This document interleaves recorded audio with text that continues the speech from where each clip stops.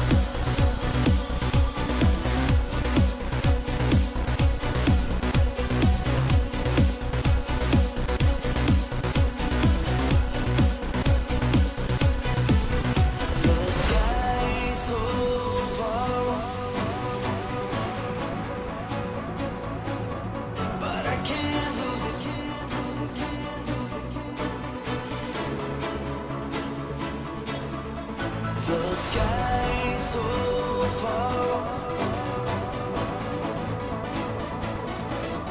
but I can't lose it.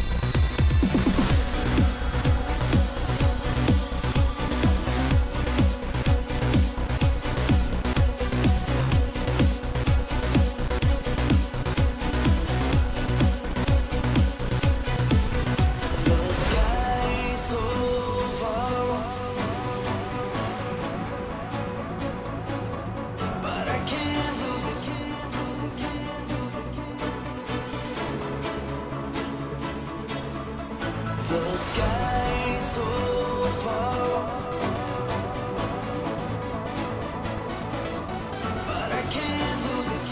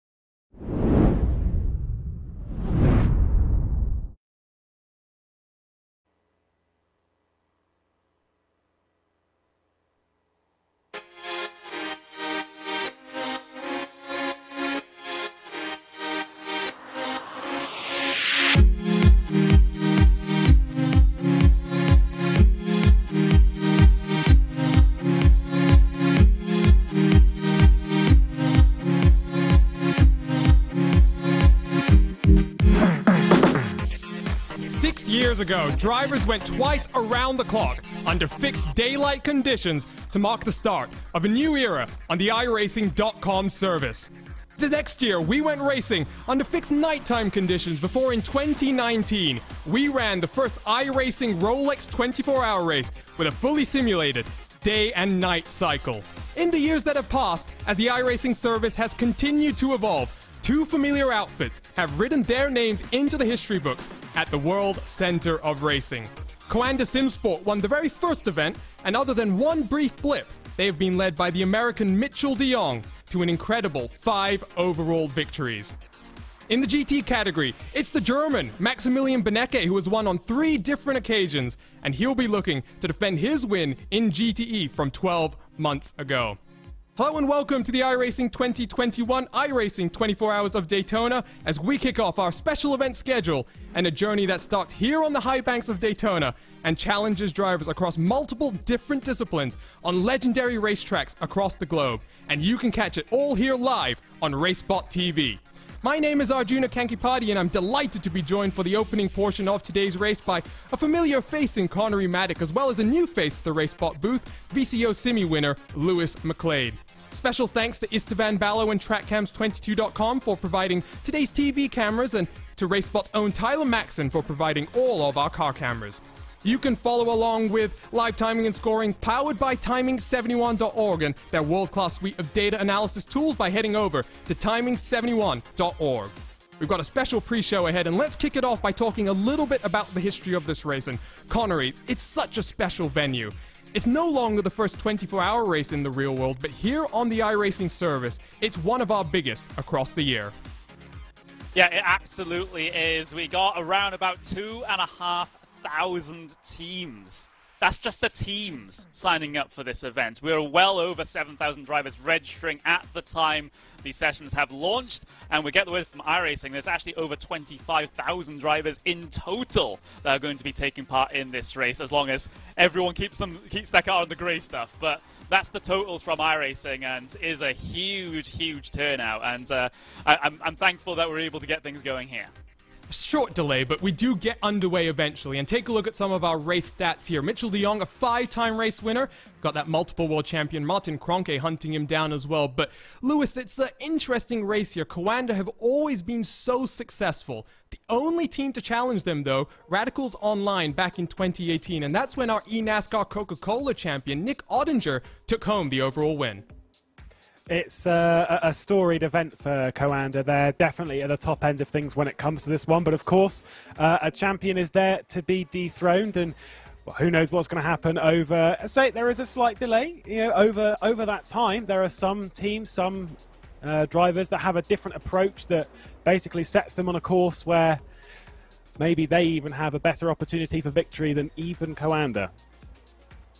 Well, thinking about someone having a better chance for victory compared to someone like Coanda sounds like a bit of a bold step, but we'll wait and see. It's a fun racetrack, and let's say hello to you then for the very first time. A lot of you have been waiting very patiently as we've been waiting for these servers to come up, and we're just about ready to get underway. And Connery, it's a long journey. Here in January, we start at Daytona, and we finish it in December inside at the Tulsa Expo Center for some dirt racing. It really is such an interesting journey that drivers get to challenge themselves throughout a calendar year.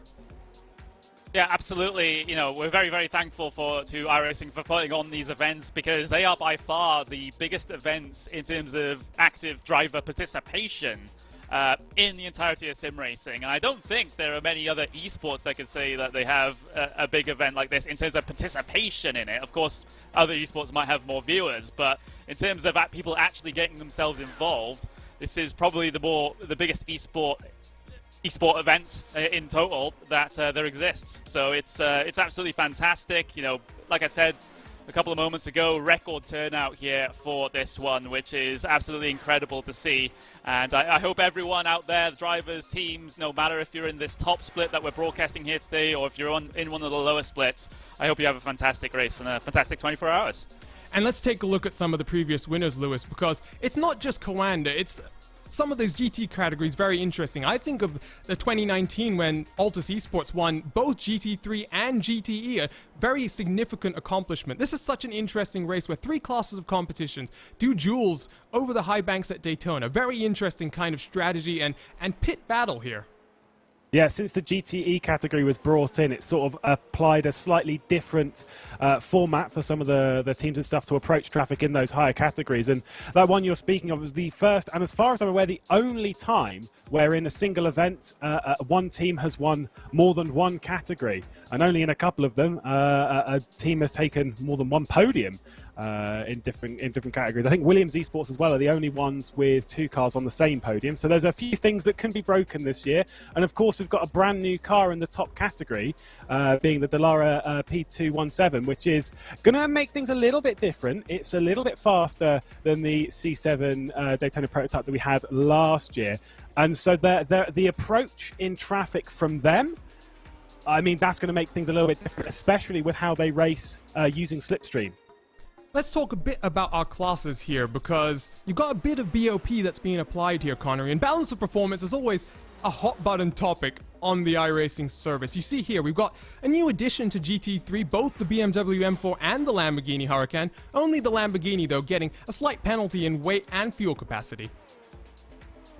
Yeah, so of course, it'd be very interesting to see how those sorts of newer cars to the iRacing service, I'm talking about the BMW M4 and of course the Lamborghini Huracán in particular, the new stars of that GT3 class, to see how they get on, because of course, you know, those cars haven't been on the service for a while. We're not entirely sure how the strategy is going to work out for those 2 manufacturers. So GT3 is going to be particularly interesting here, but you can tell that people have already tested out both cars and feel that the Lamborghini is perhaps a little bit too ahead of itself when it comes to its pace. So we have that 10 kilograms and slight reduction to the fuel tank for this event. Hopefully that brings them in line so we can get some good battles between the M4s and the Huracans. To take a look at cars on track as they work their way through practice. 5 minutes left before we get in towards qualifying. Let's take a look then at the track itself, because we had some new stuff to talk about here on RaceSpotTV, one of them being our brand new track maps. And Lewis, it's interesting that you get to use almost all of the available track here at the Daytona International Speedway. You use all 31 degrees of banking, as well as what is a very interesting infield section. When it comes to quite a lot of rovals, you like you say, you only use a bit of the oval. You don't use that much of it. Whereas here, you're doing the whole thing, basically. There's just a little bit in the middle and a little bit on the end. And you're effectively over racing. And what that means is that when it comes to the race, you're effectively in class. You know, you're gaining through slipstream. And so it's super raceable. But most importantly, you're fuel saving. You're strategizing all of the time. It's, you know, we say this time and time again about oval racing in general, but it does really apply here, even in an endurance race, that it doesn't matter how many laps you lead, it only matters leading that final lap. And using the slipstream, I think if things stay close, we're in for a pretty spicy finish. Absolutely. Long time away, though. We saw that last week in the opening round of the BMW Sim GT Cup. We're riding on board with the Dallara P217 as he works his way through turn 7 back onto the bankings. We get a look at an onboard lap here with the Artifact Racing LMP2 machine, Connery, and this is one of the most important corners. You come back onto the banking, you run all this momentum down into the bus stop chicane, and that bus stop, down 3 gears, hustle the car through the middle of the corner, slam it back down onto the power, and run that speed all the way down into turn 1. Yeah, this is probably one of the main action points that you'll see coming into this event. Some drivers looking to try and get by traffic, especially coming through the bus stop, because if you're a prototype coming up on GT3 traffic coming through there, you're going to lose a chunk of time when it comes to your overall lap time once you get to the checkered flag. And then you've got this run through the NASCAR's turn 3 and 4. This is going to be the sprint to the line if we get that at the end of 24 hours. But of course, you know, before that, you can still make moves with the slipstream gear down in towards turn number 1. And that's not the final thing that we're going to be talking about slipstream there. Of course, it's used very heavily in races like this for the fuel numbers. So that was an onboard look, and just before we get into qualifying, we took the opportunity coming into this race to talk to some of the drivers about their expectations for the race weekend. Williams Esports and Pure Sims Esports, the two teams that did get back to us, so let's go ahead then and maybe try and bring you in and introduce you to some of the drivers that you'll be seeing in today's race. Here comes a brief look at the iRacing 24 Hours of Daytona. Alright, there we go. I don't know how to start this video. I'll just go through the questions quickly. Hey guys, Arthur Lehouk here from Williams Esport. My favorite corner is the bus stop, because you know it's a fast corner. You are entering and exiting the corner with a lot of speed, and if you didn't manage to carry a lot of speed through the corner, you will be slow for the rest of the straight. So it's a really important corner for me, my favorite one, and also a really good opportunity to overtake, so I like this. I think turn 6 is quite challenging on this track because of all the bumps, and you really need to nail the line on entry to carry as much momentum as possible and have a good exit for the banking and all the back straight basically. Favorite corner at Daytona for me would be turn 1. It's a bit different from all the other corners. Obviously you come into it a lot more high speed, a bit more on edge, especially if you're having to lap traffic. So that'll be in the case for LMP2 for us, or the GTEs, you're having to lap GT3s, and for us having to do both. Very easy to pinch your brake up, it's very easy to slide on the exit. So yeah, I think that would have to be my favourite corner on the track, which is probably a bit of a different choice to most people, but I always like it because obviously if you hit it and perfectly, it's an amazing corner. If you mess it up, you can lose all your time and have a horrible moment through there, so that has to be the corner for me. My favorite corner at Daytona has got to be the bus stop. It's such a high reward, or high risk, high reward corner, and it's one of the key corners on the entire track. It's an hard race. Maybe in terms of driving, it's one of the easier special events of the year.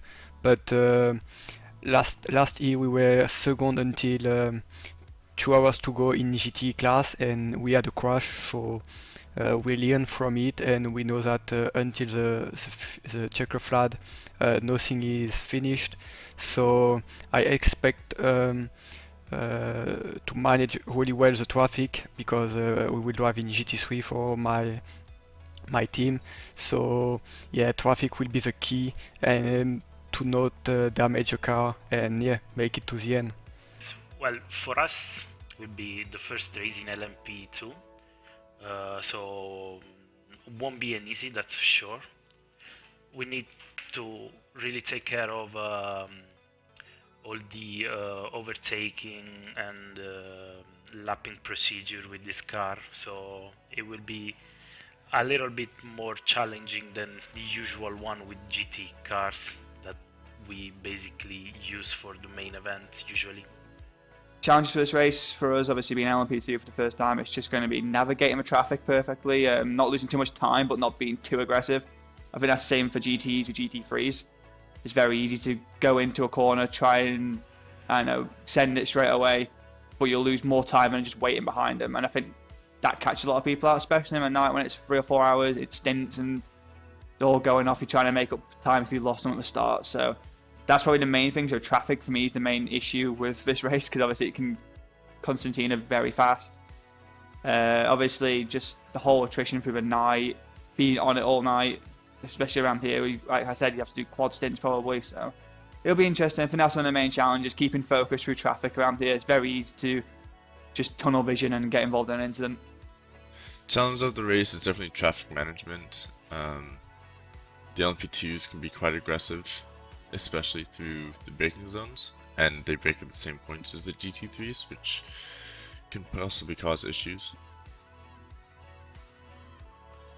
We have working really hard, so I really hope we can finish at least on the podium, if not to win it.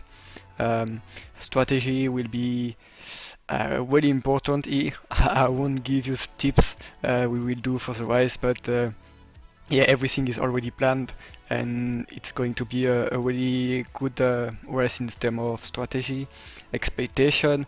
In GT3, Lamborghini and BMW are looking strong. There is like 0 difference between both, so 2 different cars, but they are all equal. so it's going to be a really good race, nice bob for this one. So I'm expecting to see more Lamborghini at front in quali, but during the race I expect BMW to be back at the top. So thanks guys, and good luck for the race.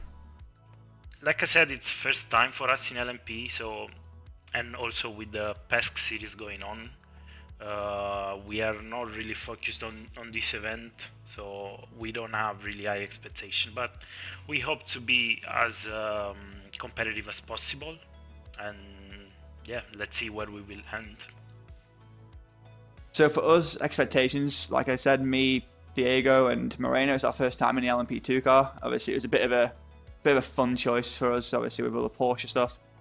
So for us, it's just finishing and being competitive. If we can come away with top 5, that's a win for us compared to like Redline and Mavana, who are very good in this car. So if we can even be close to them, I think we've done a very good job. And as I've seen in previous years, anything can happen at Daytona. Even on the last lap in 2018, the win went down to the last lap. So anything can happen. As long as we're somewhere close, I feel like even with the strategy, just keeping it clean, have a bit of fun, I still think we can be somewhere close at the end. Maybe a top 5 or maybe a top 3, depending on how the night attrition is. Some expectations for the team. I think we're going into it as, since we are a new team, we are looking for essentially just to see where we fit compared to the top guys, and just hopefully be able to do pretty well. Just keep the car clean and finish the race.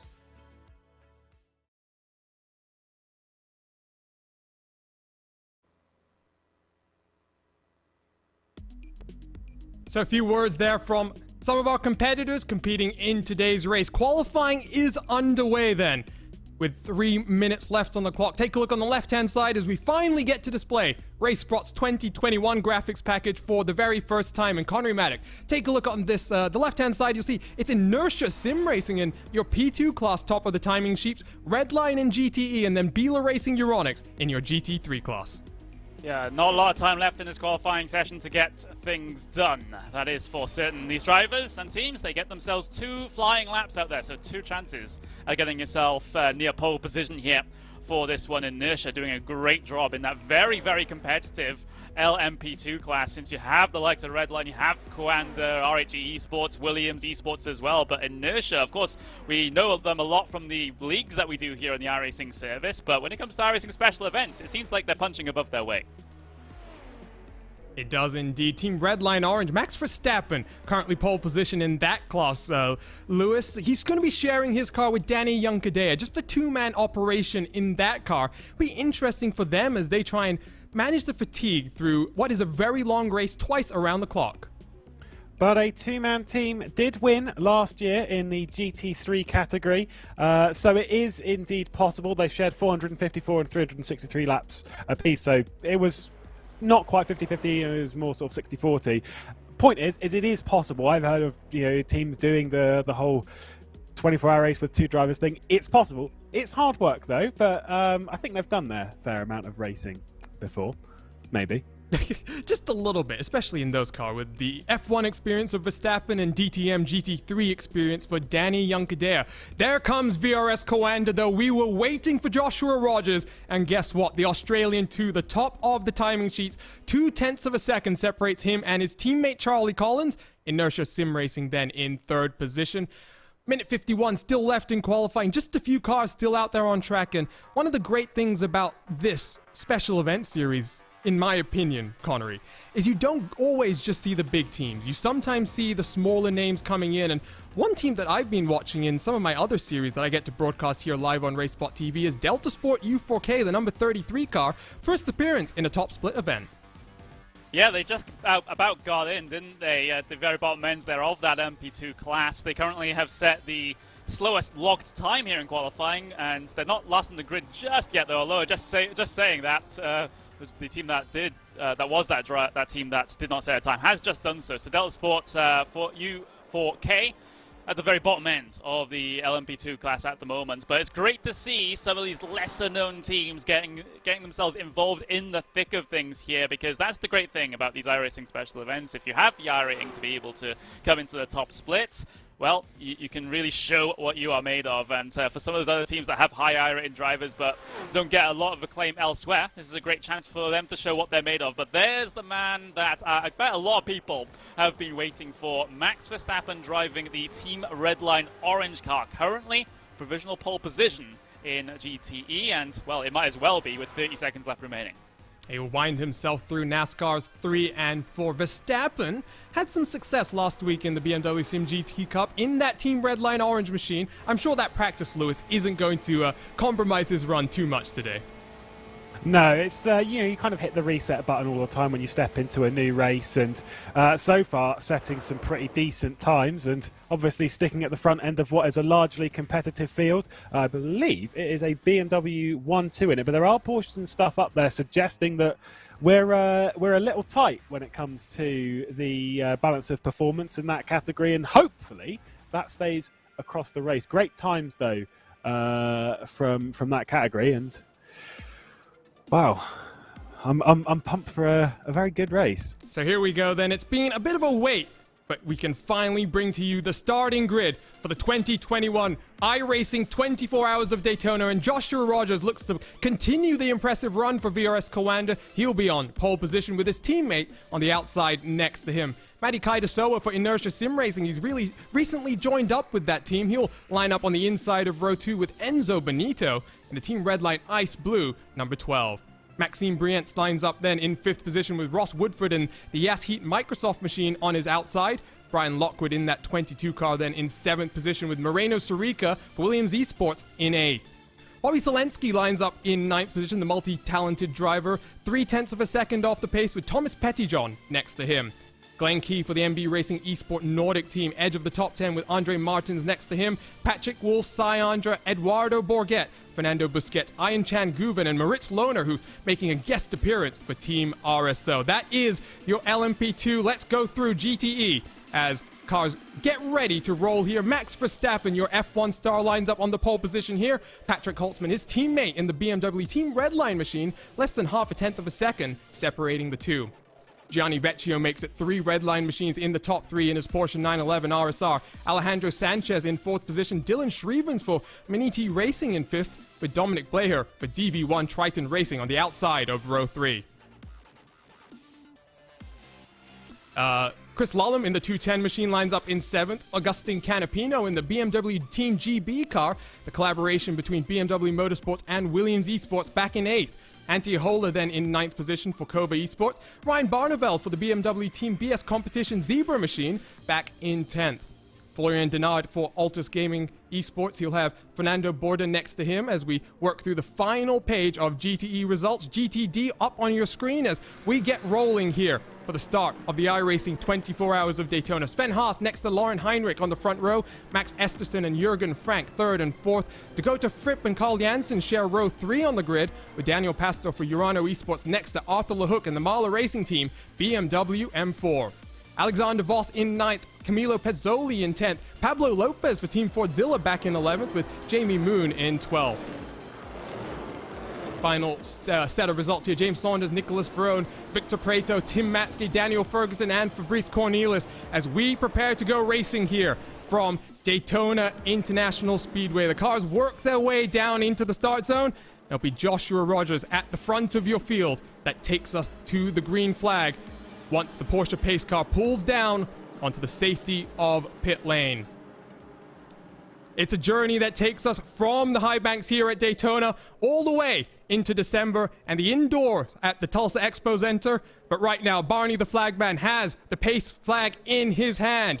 Joshua Rogers brings us towards the start zone. We go green flag racing here for the iRacing 24 Hours of Daytona and our special event schedule 3 wide as we work our way down into turn 1.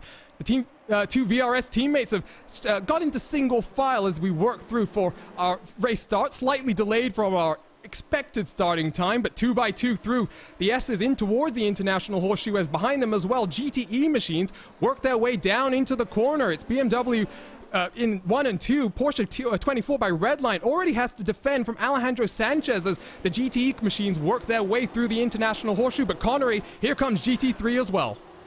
Yeah, some news and prototypes. I think the Movano and one of the Redline cars actually banged wheels coming down through turn number 1 for the first time. But you're seeing the front of the GT3 field head their way through at the moment with Biela Racing Team Euronics remaining in the race lead. Someone's off though, that's one of the BMW Sim RC. I think has had a bit of a problem there, out into the gravel through the International Horseshoe there. So it seems like this race has already taken at least one casualty as we look back to that LMP2 field, and you can see the slipstreaming going on here on the way down in towards the bus stop.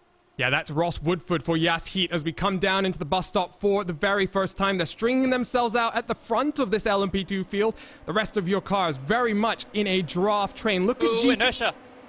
Inertia Sim Racing went wide coming through the bus stop. They've lost their position. They're dropping down rapidly. And they're losing more time as that momentum checks them up. Around the outside comes Brian Lockwood, and here comes Yas Heat as well, Lewis. Yeah, good move. They're always trying to sort of stick in the slipstream. Oh, that is quite close from Brian Lockwood coming ahead of the Inertia Sim Racing team, just trying to get himself down to the near the apron. Ross Woodford as well is going to go around the outside, just about makes it stick. No contact between the two. Nice work from him. Costly mistake on the exit of bus stop. If you pick up that grass, especially in the LMP2, just run it a little bit too wide on the exit and bottom out. That does cost you so much time. It will probably give you a 1x as well, and potentially if you push it a little bit too far, a slowdown for your troubles. So let's take a look at GTE as BMW Team Redline down into 4th. Max Benecke now has defenders around the outside. Here comes Maniti Racing. Gianni Vecchio has also been shuffled down the order as he defends from DV1 Triton Racing, but the F1 star out front now 1 second clear as Benecke has Alejandro Sanchez in front of him. Sanchez is a Porsche Tag Heuer Esports World Championship competitor, Connery, doing a great job as look in the background, they're getting very, very feisty.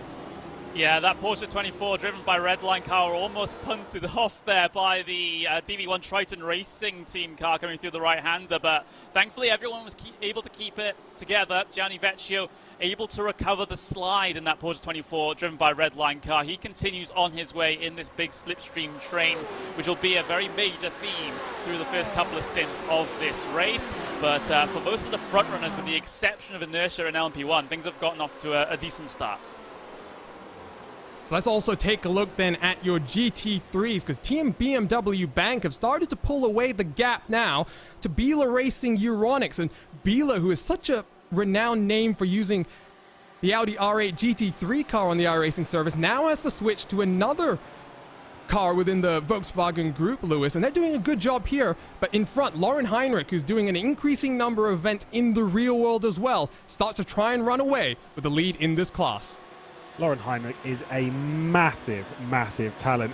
Don't quite know where they've switched positions on this lap, but Lauren Heinrich has retaken the lead at some point over the course of this lap. So he's gone to the lead of the GT category. And so I think it might have been a mistake from Sven Haase, because he's dropped back quite a little bit into the clutches of Van der Waal Sim Racing Blue behind, who are a team that, if you've watched a lot of the Daytona 24 on iRacing, you would probably know, because they have a fair few podiums to their name. Here's a man, Alexander Voss, who on a little bit of research has been a runner-up in 2 different classes, in GTE and GT3. Has been runner-up 3 times, although not for a few years. And he's now in the Zebra-powered BS competition car. What can he do as we work through the kink with just 5 minutes done in our race clock? It is a 24-hour endurance race, but sometimes I feel like teams have to remind themselves, Connery, that it is also, in some ways, a sprint race. There's no safety cars here on the iRacing.com service on the road side of things, and that does mean if you start losing time early on in the race, it's very difficult to catch it back up later on.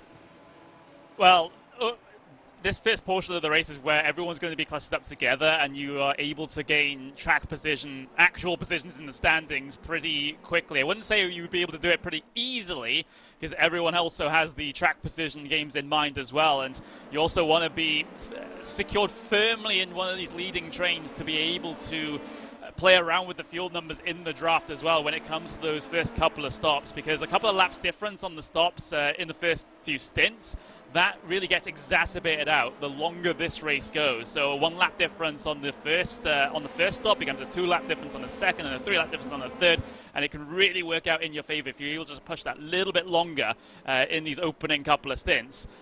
It'll really help you out towards the end of the race. Back onto the banking we go. Maxime Briant right behind Enzo Benito in the Team Redline Ice Blue car, but unfortunately, they're starting to lose the tail end of the 2 VRS machines in front. Joshua Rogers has a 1 second gap to his teammate Charlie Collins. You then have to go 2 more seconds down the road to find Enzo Benito. There go the Coanda cars through the bus stop chicane, and here comes the second train of cars. This is almost like a peloton at this point, Lewis, where your top 2 runners are basically running by themselves, and then you've got the entire rest of your LMP2 field stacked up in one line. It's not ideal for the rest of the field to be dropping off a VRS Coanda at this point. We know how strong they are at this event. The event last year in 2020, they ended up leading 864 of the 872 laps. That translates to 99.1% of all laps completed at Daytona last year. They are a very, very strong team. I'll get into some more stats on that as well a bit later on, because there's one coming up that I think you might like. Nevertheless, focusing on the here and now, I will say, as much as VRS Coanda Sim Sport have a 1-2 at the moment in the LMP2 category, curiosity is that they've got a couple of other cars in that as well, but a little bit further down the order. Bobby Zelensky's only 9th place, and the other one being Ian Changuven, who's only 17th, so things maybe not going so ideal for the rest of the VRS Coanda Sim Sport squad. So while that's happening in the LMP2 class, Coanda trying to defend their victory last year, here comes Max Verstappen. He's got a rather angry Alejandro Sanchez right on his tail, and look at this. Look at the pressure that Sanchez is managing to apply at this point, Connery. Verstappen may be saving those tires a little bit more as we jump on board with MSI Esports and their red BMW, but they've managed to pull out 1.5 seconds to the 2 cars behind, and at this point in time, if you're Sanchez, you're feeling pretty confident about your car. Yeah, absolutely. You have to be in no rush to be able to make this move as well. You've got a very, very long time in this race. It might be more beneficial here for the MSI Esports car just to sit behind and just use Max as a bit of a fuel-saving opportunity here in these first couple of stints. That's exactly what I would be doing if I was in that MSI Esports red car, but you've also got to be aware of those cars behind, third and back as well, because if these 2 cars can't go, can't continue to extend that gap, then they're going to be swallowed up by the rest of the pack quite shortly. Absolutely, and there they go through the bus stop chicane. Verstappen gets a little bit of that pressure release as Sanchez saves that fuel down into the braking zone. Reminder as well, if you want to follow along with live timing and scoring, head on over to timing71.org, where you can use our partners and their world-class suite of data analysis tools. I'm trying to pick up a car that's pointed in the wrong direction there. Is that? And that's turn 3. That's not where you expect to see cars making mistakes. Let's take a look at a RaceSpotTV replay for the first time today then and see what happened to the Yas Heat machine. It looks like the Yas Heat Microsoft car, number 23, Ross Woodford behind the wheel of that. Little bit sketchy, a little bit close. Oh, they get contact from behind. The number 5 car, the Movano Sim Racing machine, has made contact there, and I did spot some quite significant damage to the rear end of that Yas Heat car. They were kind of crabbing, we call it, across the racing circuit, so the steering alignment is not there for them, and well, what a way to have problems in the first couple of minutes of your 24-hour race. And they're back down on pit lane as well, Lewis. So, I mean, you talk about having problems. That's their race done for the rest of the year. They'll have to regroup and try again in 12 months' time, effectively. Yeah, I think he got a bit of a knock for good measure coming round. It's curiosity now as to whether they have the endurance racing spirit of, no, let's just get to the checker flag, which is very, very hard to do after only 10 minutes to have it spoiled in such a way. It was a very odd incident, it must be said. A bit of a shame there for Ross Woodford and, of course, for the rest of the squad in that team. I see Johnny Gindy's a part of that, who's won the Skip Barber e-racing competition winner a little bit last year as well. And there's some. It's a shame for that lot to have had it cost so early, but unfortunately, it's kind of one of those things. It's one of those racing deals. You just kind of got to bite your bottom lip and get on with it. So here we go then, 10 minutes done. First retirement from the race, and out front still VRS 1 and 2, but Charlie Collins is beginning to close on the Australian Joshua Rogers. Rogers, who of course resides in the Coanda team house. And Connery, I'm curious. I'm not exactly sure what the mood and the atmosphere would have been in that team house with the 4-hour weather delay, as we're going to call it for the remainder of the broadcast. I have a feeling, though, given what year 2020 was for that team, it was probably a fairly celebratory mood. Yeah, possibly. You know, these sorts of events, the stakes aren't too high for them. You know, there's no prize money at the end of the day for these. You know, it's not an iRacing World Championship, which is going to be their main focus. But you know, they're here, they're representing, and of course, they want to win. All drivers want to win, no matter if there's a prize at the very end of it. They're coming up on the GT3 traffic now. They catch it in an okay spot, at least the main group of it. Coming through the tri-oval down in towards turn number 1. But the bigger issue will be catching the traffic in the infields. And, of course, at the end of the lap, in the bus stop as well, because you can lose a lot of time there. And you can see those Coanda cars now having to deal with the BMWs and the Lambos on the way into the International Horseshoe. On board with Charlie Collins, the new addition to VRS Coanda, as he gets past one and now tries to find his way past two more. Past the Lamborghini. Can he get past the BMW? Oh!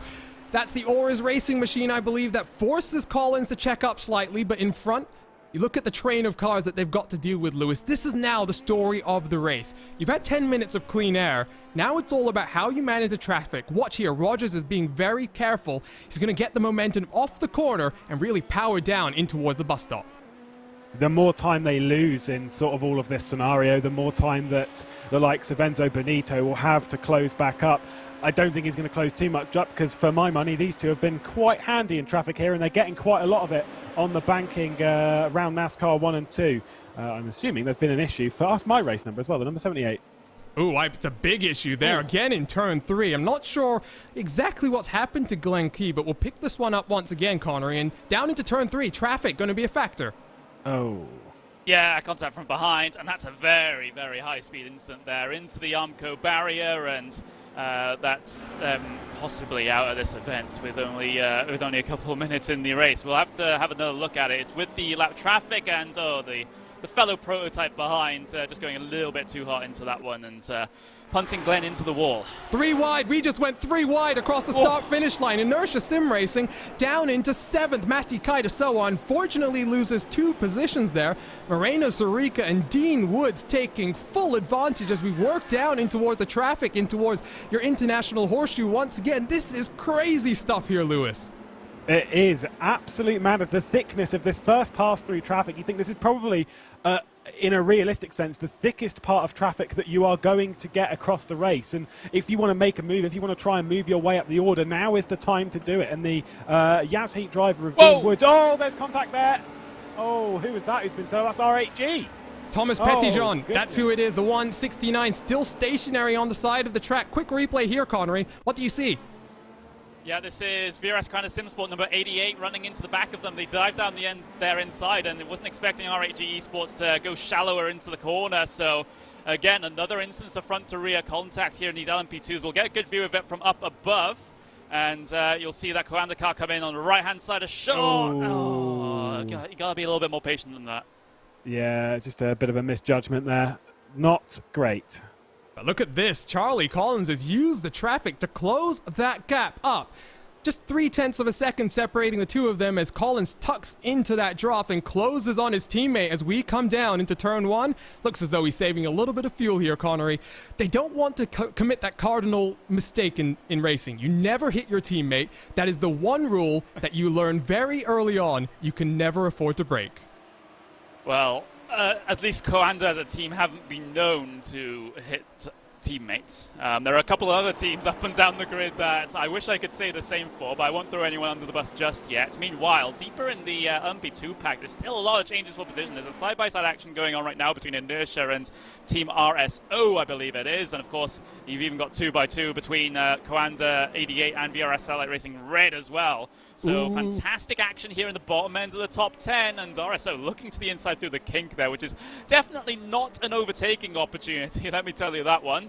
But as they head into turn 5 now, still all line astern, but all this squabbling is costing these drivers in this pack a lot of time, considering they're about, 5 seconds away from P6 at this point?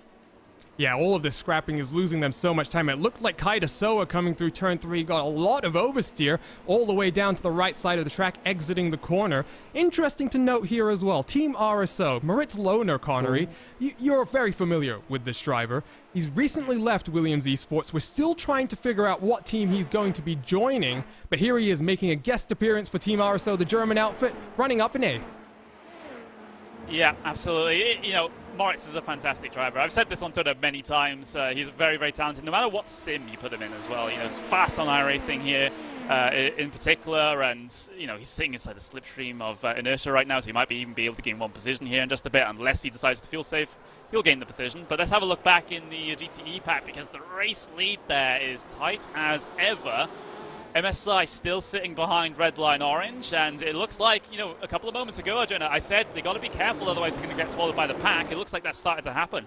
I think traffic has played a bit of a factor here, as the LMP2 cars are now completely clear of the entire machine, as far as I'm aware. The GT3s, they'll now come up on GTE very shortly. Here comes Sanchez, just pokes his nose to the high side, maybe scrubs a little bit of the speed off, but here comes that momentum. He pulls himself to the high line. Is he going to try the move down into the bus stop chicane? He's got the momentum. Verstappen holds to the inside. Sanchez tucks back into line. We've got a fight here. We're only 15 minutes into this one, Lewis. It's bizarre, because I'm kind of sat there thinking, why isn't Alejandro Sanchez staying in the slipstream a little bit more to sort of gather more slipstream? Oh, it's going back up and back down the banking. Max Verstappen being very, very defensive here. If I was MSI Esports Red, I'd be almost just sat in the slipstream trying to gain it, but here he is going to go around the outside. He's on the outside into the tri-oval. The harder they fight, the more BMW Team Redline and Maniti Racing GTE are also a part of this. The number 1 car on the outside into turn 1, not going to do it exactly the same as the previous lap, and drops it behind Verstappen again. Wasting time, wasting fuel. Why are you doing it? Well, now it's a one group of 8 cars at this point in time. BMW rather, Team BS Competition, they're in 8th position. They're only about 1.5, maybe 1.7 seconds behind Max Verstappen in the number 72 car. Max Benecke, though, in that 3rd position, he's been flashing the lights over the last couple of laps, Connery. I have a feeling the German is feeling a little bit frustrated at what his teammate is doing, because it does appear as though Verstappen might be saving some fuel out front and backing the pack up. And that seems to be irritating his teammate just a little bit at this time.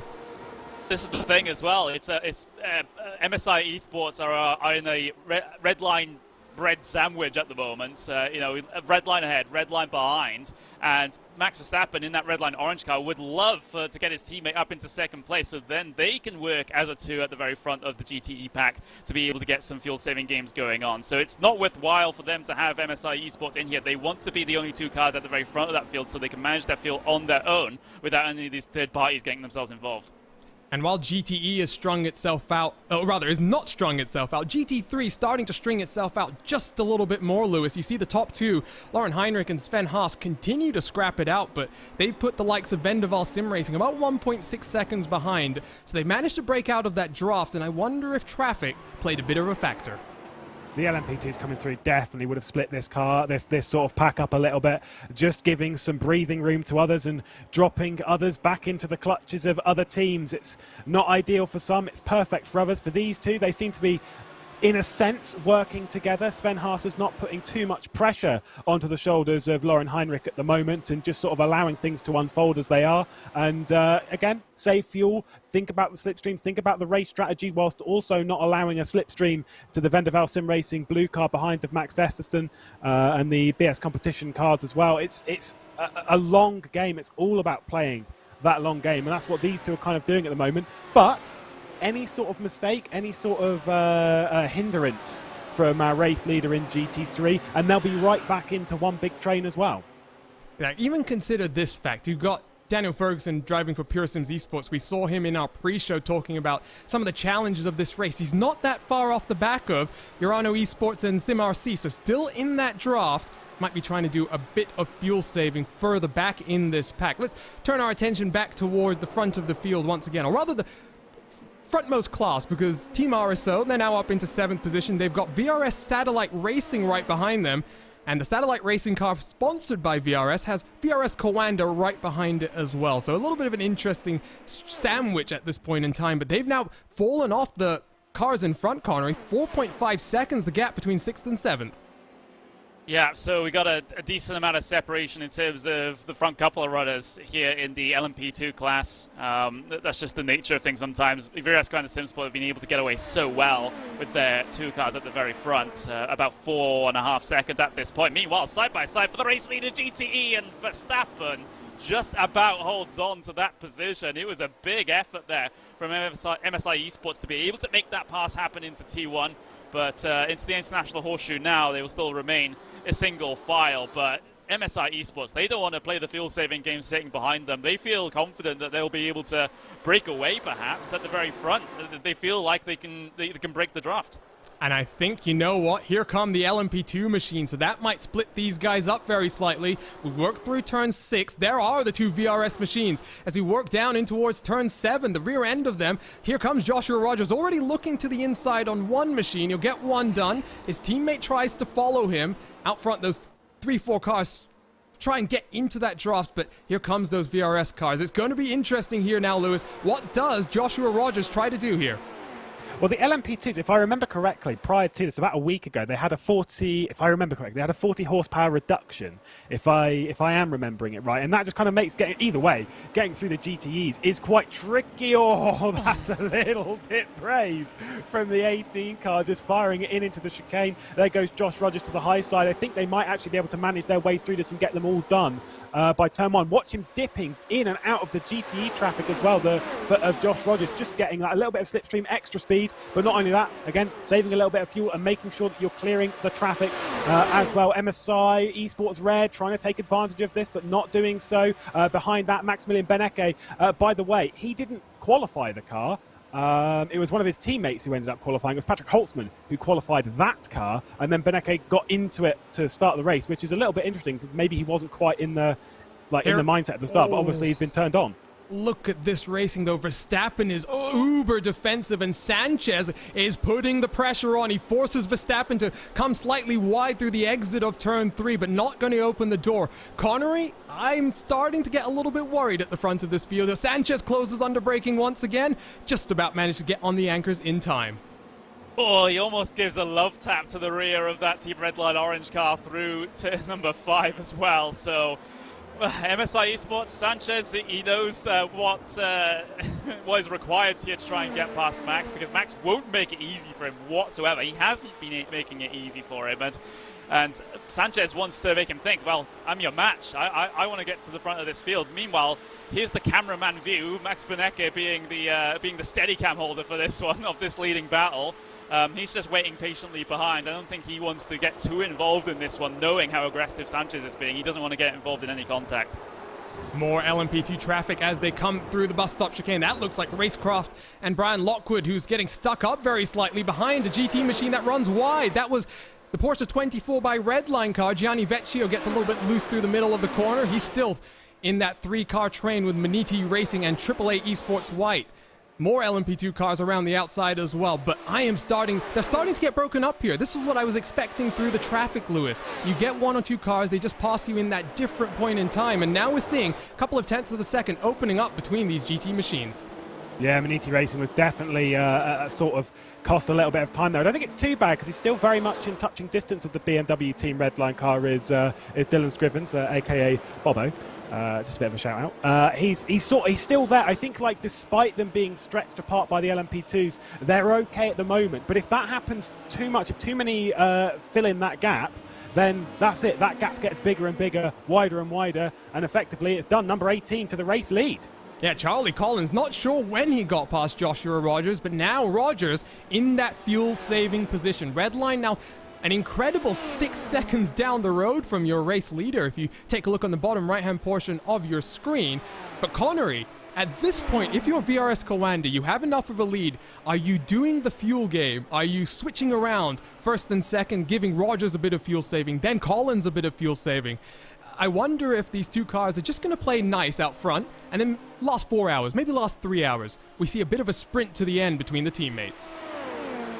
Yeah, Coanda are known for being a cohesive unit. They make decisions together. There are no single mavericks, as part of the team that say, don't worry about the team. I want to try and gain this position. They're all on the same page when it comes to a lot of these things, like Coanda. So if there's a team plan coming into this, that's going to be what the plan that they execute, at least in my opinion. So right now, we have that number 18 Coanda car leading, but I wouldn't be surprised if a couple of times throughout this stint they just share the honors, so to speak, just to get the field numbers in the right place.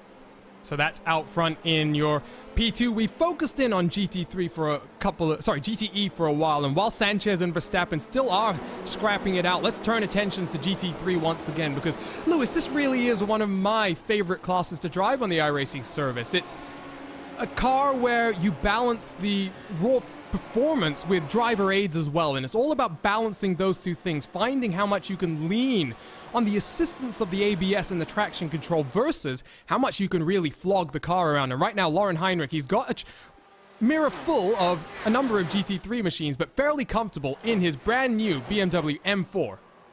We were talking about this not too long ago, I think less than 10 minutes ago, about how the GT3 categories spread apart and they're gapping each other now. Bam, we are back to a bit of a line here. 6 GT3s altogether, basically, for the race lead. They are all coming back together. I agree with you fully about like the assists and stuff. They make it approachable, not easy. It doesn't make it easy, and that is one thing that people do need to sort of like be like, oh well, you know, it's easy with the two of them, as we've got a battle for the podium behind. It's BS competition on the outside of Van der Waal Sim Racing Blue. Nothing happening there for Alexander Voss, so he's going to stay in line at the moment, looking for his first Daytona class victory at the moment, after having finished runner-up in the first, I believe it was the first 3, if I remember. There might have been a break in between, but certainly around that kind of period. Oh, that's a bit of a dive, though. That is not ideal. Van der Waal Sim Racing Blue are sent packing down at the International Horseshoe, and BS Competition move up onto the podium. That was a bit of a questionable move. Well, we'll get a replay in a second. It actually looked as though it was the Mahler Racing Team BMW that really set this off as we jump on board here with Max Esterson in the Van der Waal Sim Racing car, down in towards turn 3, and it's going to be contact from behind. Here you'll see, though, Connor, it's that late dive from Arthur LeHook first. BS Competition tries to defend, and Voss, unfortunately, makes that contact. Yeah, it's basically 2 drivers looking for a move simultaneously going down into the horseshoe. So it looks like one's defending from the other, but it's just, you know, they're all showing the nose coming down into there, and there's only so much space for you to be able to do that. Meanwhile, in this GT3 pack, you're starting to see the 2 leaders in class for LMP2 start to head their way through. My word. Some of these lapping procedures are brave, I think was the word Lewis used to describe those 2 leaders at the moment, and I just am scared that they'll run out of luck at some point. Well, they are the best in the business. Joshua Rogers, obviously a World Championship winner. He's also won many other series on the iRacing service. Charlie Collins, one of the bright lights in our Porsche Tag Heuer Esports qualifying series, has moved over from simrc.de into the VRS Coanda team and making a very, very impressive debut here. And what is one of the team's standout events throughout the year? Let's turn our attention back here. What's happened to Max Verstappen? He's managed to find half a second to Alejandro Sanchez as the traffic comes around. Top 3, though, very much broken apart here, Connery. Yeah, the traffic has really disrupted the front couple of positions here in GTEs. You can see those gaps even just visually as you look at them coming in towards turn number 1 here. So I think that's kind of the reason why MSI Esports were being so aggressive with Red Line Orange before that whole traffic happened, because, you know, what's it cost him? Like half a second, if not more.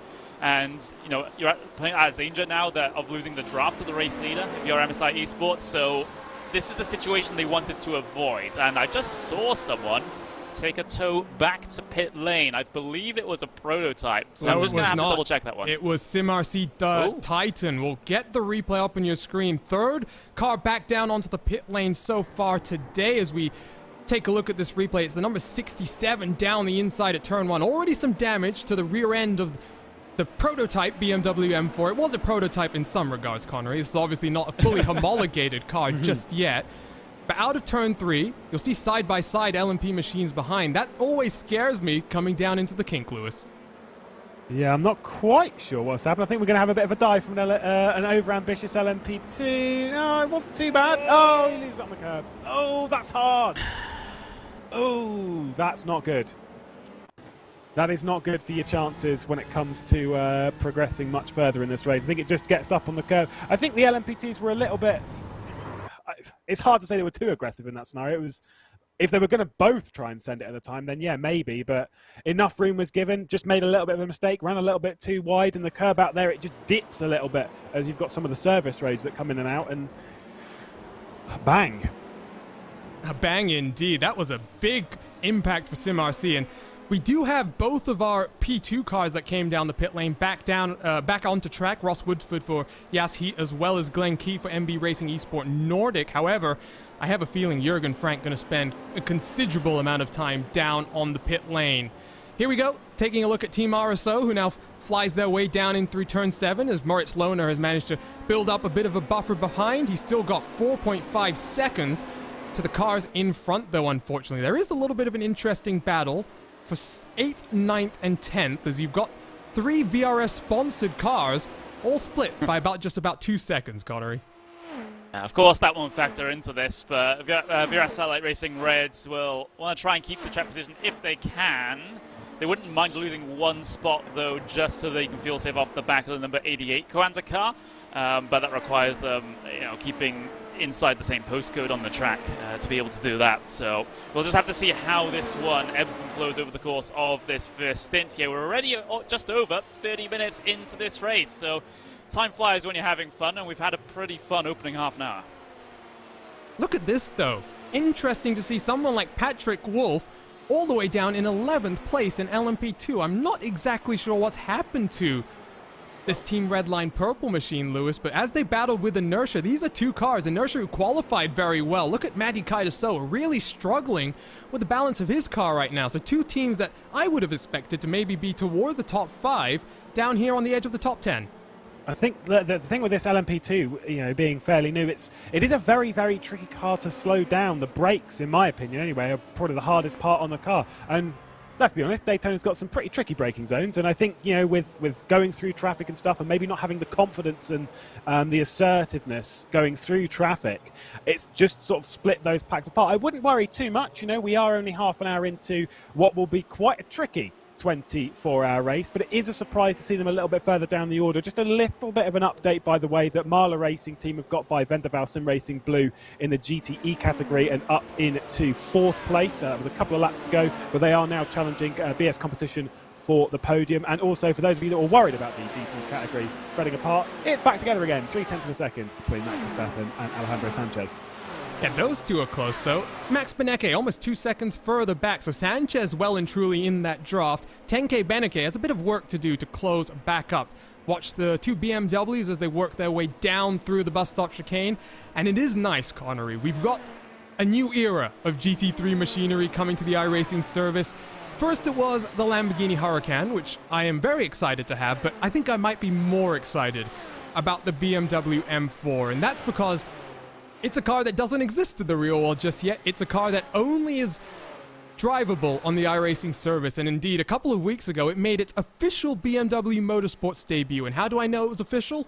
Well, BMW tweeted about that. So this car has officially debuted then in international racing competition. Here it is on the iRacing service. We'll get the final version when it gets homologated in a few months' time. Yeah, it's great to see that we can get some of these cars that, like you said, they don't exist right now in the real world. A similar sort of thing happened with the Indy cars on iRacing as well. So, and even the aero screen as well. We had the aero screen for the Indy cars in before they had it in the real world as well. So I get the feeling that a lot of manufacturers are using, sim racing as sort of a test bed for, their prototype cars or their cars that are just about to launch to see, just try and promote them and see how they race. Well, it's funny you say that. We're at Daytona International Speedway. What sporting body, what motor sanctioning body is most known for working with iRacing? Oh, that's right, NASCAR. It's been an interesting 2020 for the iRacing service, Lewis, because there's a number of projects that they had the opportunity to collaborate in close, very close work with the NASCAR team. We had a few different layouts at this very track for the NASCAR cars when they came here, where we got the addition of a new chicane. We also had the Auto Club Speedway, which is being converted from a big, wide open facility to a much smaller kind of a circuit. That was completely done on the iRacing service first. So we really get that opportunity to test things out here and try and see if they will even work in the real world. Well, that changed to the final chicanes. We'll see if the Malak... I don't think it's going to go for anything on BS competition. No, it's probably going to sit behind and just use the slipstream. The final chicane that was added here was added before they did the road course race in NASCAR around here. But I'm pretty sure, if I remember correctly, when they did the NASCAR road course race around here, with that final chicane, they didn't have any practice nor qualifying. So they weren't effectively able to properly try it out. So the only way that you kind of... the best way to really feel it out was we're in some really thick traffic here as the GTEs are hitting the GT3s now. The best way to do it was on iRacing, and why not?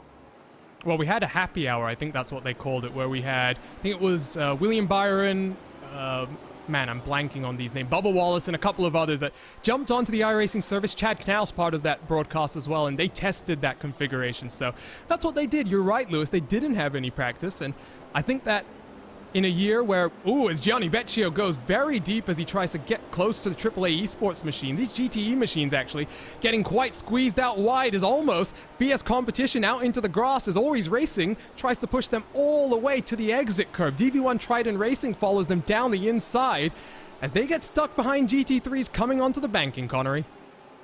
Yeah, elbows out here in the infield, but finally they are on the banking, so the GTEs will be able to use their slight straight line speed advantage, try saying that twice as fast, to try and get passes done on the banking, but it's not as pronounced as it is between, say, the prototypes or the rest of the GT classes. So it's going to be much tougher here for GTEs to deal with GT3 traffic because their lap time deltas are just so close. And it requires a little bit more, well, I wouldn't say force on the part of the lapping GTEs, but a little bit more encouragement for those GT3s to maybe give the line on the inside.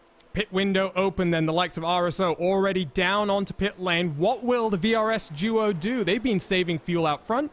As they work down into the bus stop chicane, it's still Charlie Collins leading the Australian Joshua Rogers. It's going to be interesting here, Lewis. How many more laps can they go? They're already 1 lap longer than the rest of the 4 cars that have come down pit lane. Can they extend this 1 lap further? If they can get it closer to the 40 minutes, a bit of a flash of the headlights there, and yeah, I was going to wonder if that was a bit of a signal there to drag them both down pit lane. They both want to come down pit road together so they can stick. Oh, that was a little tight from Mr. Rogers there. I don't think he would have been speeding on pit lane, but it was pretty close. A very aggressive pit lane entry. I think a couple of cars were going a bit longer. Williams Esports going a lap longer. Yeah, Moreno Sarica doing a good job on the fuel saving. Here comes Enzo Benito and Brian Lockwood almost touching the contact there. VRS cars in the background as well. Bobby Zielinski, Einchan Guven down onto the pit lane. Movano Sim Racing, though, they're also able to go 1 lap longer here. Maxime Brient takes the number 5 car around for 1 more lap here. So we wait for Joshua Rogers and Charlie Collins to get service done and head back out to the track. It's looking like, Connery, about 30-second pit stops when it's just fuel in LMP2. Yeah, no need to change the tyres at this stage of the race. You know, you're only about 40 minutes in, and so it's not a very high tyre degradation track either, so you can afford to just take the fuel in this first stint and get back out there. That's exactly what the 2 VRS kind of sim sports cars at the very front have done. They negotiate their way through pit exit, and pit exit can be particularly tricky here at this track. It's a very narrow, winding road to try and rejoin the racing surface, and I've seen so many cars either hit the sausage curb on the left-hand side or hit the wall on the right-hand side, and sometimes even both in previous Daytona 24-hour races. So I wouldn't be surprised if we see the same again, maybe if not now, but maybe in a couple of stints' time when the fatigue starts to set in.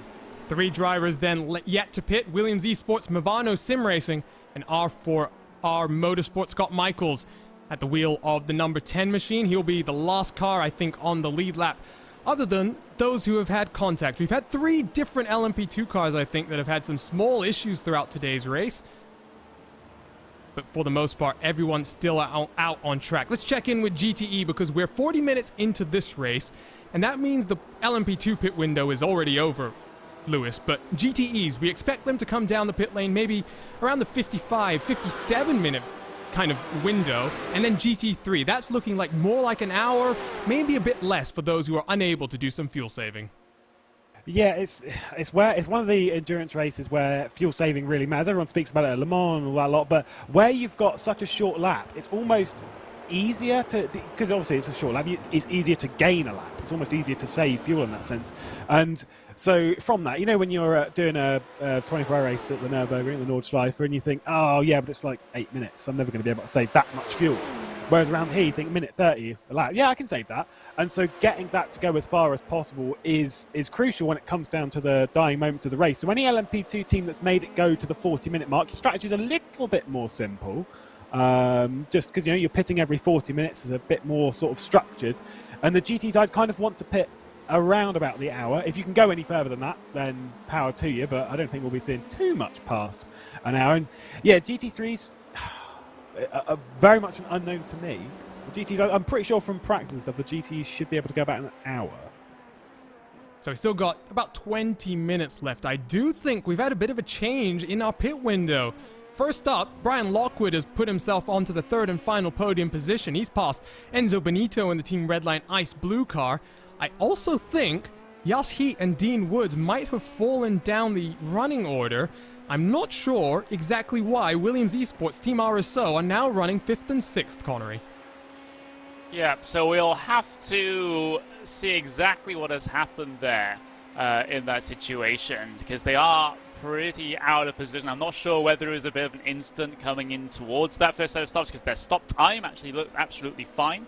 So I don't think that was a problem for them. So that one has to remain a little bit of a mystery at the moment, while we have to go back and look at exactly what has happened to the Yas Heat machine. But right now they still have a drafting buddy of Team RSO there, and they're going to use that to its full advantage on the way down towards the start-finish line. No moves going to happen here, I don't think, into turn number 1 this time around. So the field-saving games continues, at least in LMP2, on their second stints, as well. The stops come fast and furious here in these LMP2s, and that is intriguing in of itself, because you have a little bit more leeway in terms of the strategy sometimes, especially towards the end of the race. But we are a long way from that point. Bit more of a mix-up in this pit window as VRS Satellite Racing back to the tail end of this train of cars that's scrapping for 8th, 9th, and 10th. Syandra didn't expect to make it into the top split, and that's why you don't see the wonderful VRS Satellite Racing livery adorning the Dallara P217. But Satellite Racing recently announcing that partnership with the Virtual Racing School, which will see Satellite Racing demoing the VRS hardware, the sim racing hardware, at the physical track, because Satellite Racing is one of those teams that straddles the lines between virtual and real-life motorsport, and that partnership, an opportunity for VRS to promote its hardware to a new audience. So 17 minutes left till the top of the hour then, and what will be our first RaceSpotTV fan immersion. Ooh. What has happened here? Thomas Pettyjohn involved with Vendaval Sim Racing, BMW, and the Team GB car, which is being operated by the Williams Esports outfit. Looked like a big issue then for Thomas Pettyjohn, Lewis. Yeah, that was second issue, same place if I remember correctly for Pettyjohn. Let's take a look. I think it's a little bit of thick traffic and maybe a misjudgment coming up towards the GTE R8G car around the outside of the Lamborghini through the kink into the second head. Oh, he's not going to hit his teammate, is he? Oh no, he's going to receive a bop from the from the Lambo. Now the thing is, when we saw contact on the rear end with Ross Woodford's car a bit earlier on, we saw quite a considerable amount of damage and that he was crabbing quite a lot. I'm curious to see if Pettyjohn's going to really not have a comfortable car right now. Well, there are 2 Vendaval Sim Racing cars. That's what I've just learned. Unfortunately, I went to the wrong one. So let's take a look at this on board with Max Esterson, as he's just, I think it's that checkup from behind. Pettyjohn's being very careful to not hit his teammate there, right, Lewis? You never want to do that. I said it very, very early on. Just the concertina effect, the accordion effect. Everyone's coming together into quite a tight space, and there's only so much room for so many cars. And you know, obviously, if you're braking from that point and then it goes back to that, and you've got to remember that the GT3s don't particularly have the greatest brakes of all time, and it just got caught out. That is a real shame though for Pettyjohn. So it's Grosjean and Pettyjohn, and the joke has been Big Jean, Little Jean. Unfortunately, the Little Jean has made the mistake this time around. And Thomas Pettyjohn still out there on track, but now 18th in class. We're watching second place Biela Racing and Sven Haas, who's having to defend from the R8G BMW that's trying to put a lap down. He forces himself down to the inside. I don't think Sven is going to take too kindly to that, but He'll get back into that draft right now, but you'll see here, Connery, because of this traffic, once again, Lauren Heinrich, 1.2 seconds clear. Yeah, doing a fantastic job there to try and extend that gap. I just want to say, though, I've been talking talking with some of the teams in the background here while this has been going on. A lot of them seem very, very unhappy with how aggressive some of the faster traffic is, and I honestly, we've seen it. You know, we've seen brave moves down into the fast stop. We've seen brave moves into the kink in turn 5. You know, that has been happening, and some of those drivers are saying, well, we've got 23 and a quarter hours left remaining. Why are we going so aggressive? And you know, so that's the overall feeling, at least in the GTEs and the GT3s at the moment, about how the racing has gone so far. But you know, can you blame them? Well, you always like to complain about traffic, right? Because it's never your fault, is it, Lewis? It's always the other car's fault. That's the way traffic works. Traffic's it's one of those things that it's a love-hate relationship. We all like endurance racing with traffic and stuff. Otherwise, it's boring to do 24 hours of a racetrack by yourself. When you've got traffic, it keeps you awake, keeps you alert, keeps you a part of it. But then at the same time, you're always like, oh, I hate traffic so much. And it's that sort of juxtaposition of liking the company, but then also how everyone drives quite aggressively.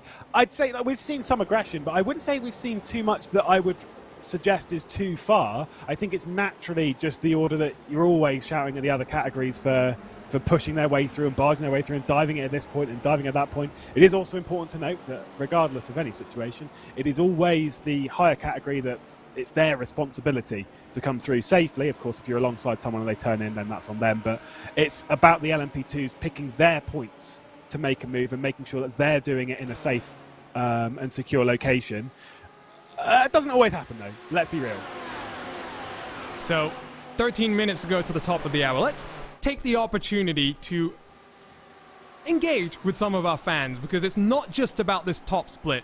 Part of the reason that we had this slight weather delay was the fact that an incredible number of people tried to sign up for this event. We had 1,600 teams 12 months ago. Today, over 2,500 teams attempted to register for this race, and some of the numbers the iRacing staff were giving us were absolutely incredible. But one person who's taking part in the slightly earlier race is Tanner J. Watkins, who was host and organizer of the Open Wheels 500. We were very excited to broadcast that live on RaceSpotTV. He's got 7 hours left to go in his race. 6th place, 11 laps down. And Connery, this is what Daytona and the iRacing special events are all about, in my opinion. It's not just about this top split where we see some great racings. It's about the community, about people sharing this experience with their friends and really making the most of what iRacing has built for us to enjoy.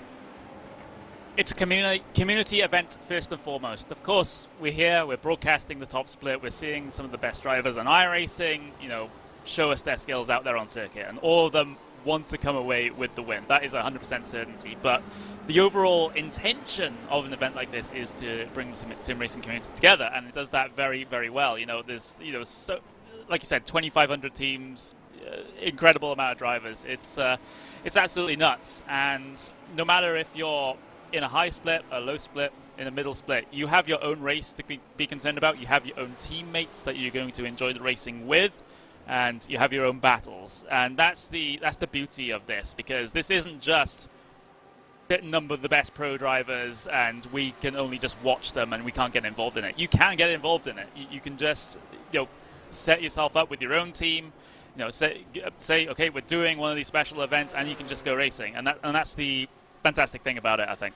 Well, the line is always, every day is race day on the iRacing.com service. Updates on social media as well from the likes of SimRC and Williams Esports. Remember, you can use the hashtag iRacingDaytona24 to stay involved throughout the entirety of today's broadcast. 24 hours of uninterrupted coverage. Just took us a little bit of time to get there. Biela Racing around the outside of Max Esterson, who continues to drop down the running order, now down into 10th position. And at one point, I'm fairly sure that car was in 3rd spot. On a little bit of contact we saw, Lewis, between him and BS Competition. Yeah, it is not going well for Max Esterson. We saw a little bit of issues earlier, but for them to drop back, and yeah, I'm pretty sure they were about 3rd or 4th, and then got moved down bit by bit, and through especially the last little while. I think it's where they had that contact with Petitjean that it's dropped them down this far. Because other than that, I don't think they have a big enough issue, but it's just where the GT3 category, and same with all categories, where they're so close, even losing a couple of seconds through that, yeah, you're going to lose a lot of positions. The thing is, the important thing is that the race is most certainly not done for them, and they are very much a part of it. The worry would be if they've got a little bit of damage on the front end, which may affect their straight line speed until they get it repaired. It will give them longer pit stops until that's done, which isn't ideal. But the day's not done yet. It's not done yet, indeed. You were talking about that endurance spirit, and we're already seeing it from some of the cars that went 4 laps down very early on. So Yas Heat, Microsoft, MB Racing Esport, good to see them sticking it out on track. Here we go, though. BS Competition. They might have had to make a little bit of contact with Vendaval Sim Racing to get onto the podium, but challenging Sven Haase, and then now 1.8 seconds behind Lauren Heinrich. This is an incredible job from Lauren Heinrich to use the traffic once again to build up a little bit of a buffer, Connery. And a driver doing more and more races in the real world. He's not driving real-world BMW race cars. He's racing in the Porsche 911 Cup car. He's quite taken to this virtual BMW, and this M4 seems to really fit his driving style. Yeah, it really does. You know, fantastic to gain that position on the start to get up into the race lead. His fellow BMW runners have also had some decent luck further down the field as well. You got BS Competition, who were up 6 spots, and a couple of others gaining a huge amount of positions further back through the field as well. So it seems pretty good right now if you're a BMW runner in the GT3 class. But of course, that can all change very, very quickly. This is endurance racing. You know, just when it seems like things are getting a little bit settled in, shall we say, things can start sparking up all over the place again. So it's that's the sort of racing that we expect to see in these sorts of these iRacing special events, excuse me. But we are looking at the battle for P1 in GTEs at the moment, because Verstappen is still having to hold off Sanchez. Well, Verstappen's having to hold off Sanchez. His teammate Beneke has just let Dylan Shrevens pass. Beneke down into 4th as Dylan Scrivens, now in that Maniti Racing number 20 machine, up onto the podium, tries to hunt down Sanchez and Verstappen in front. Quick update. Sorry, Lewis. Quick update for P2. Scott Michaels in the R4R Motorsport car had a bit of an issue going through the bus stop. He's now back down onto pit lane. That was what I wanted to say. What were you noticing, Lewis? It was one of the collector's items, a lesser seen issue. It was a mistake from Beneke. He just ran wide at T1, overdid it on the brakes, and because I was wondering if he let him buy in the slipstream to sort of get in behind Dylan Scrivens and sort of just catch himself a little bit of slipstream. We'll see it here, and basically it's the final part of the braking zone. You've got a few bumps there, especially if you're running towards the outside of the circuit. We'll see it a lot if we see some side-by-side to this section, where when they're running on the outside line, watch at Max, he's a little bit offline there, bump, and he's just can't quite get that front end in. The rear end's constantly trying to step it out. Of course, they're running quite loose setups in a sense, because it's effectively the faster way, and it's just that scenario didn't work for him, and he's cost himself a position.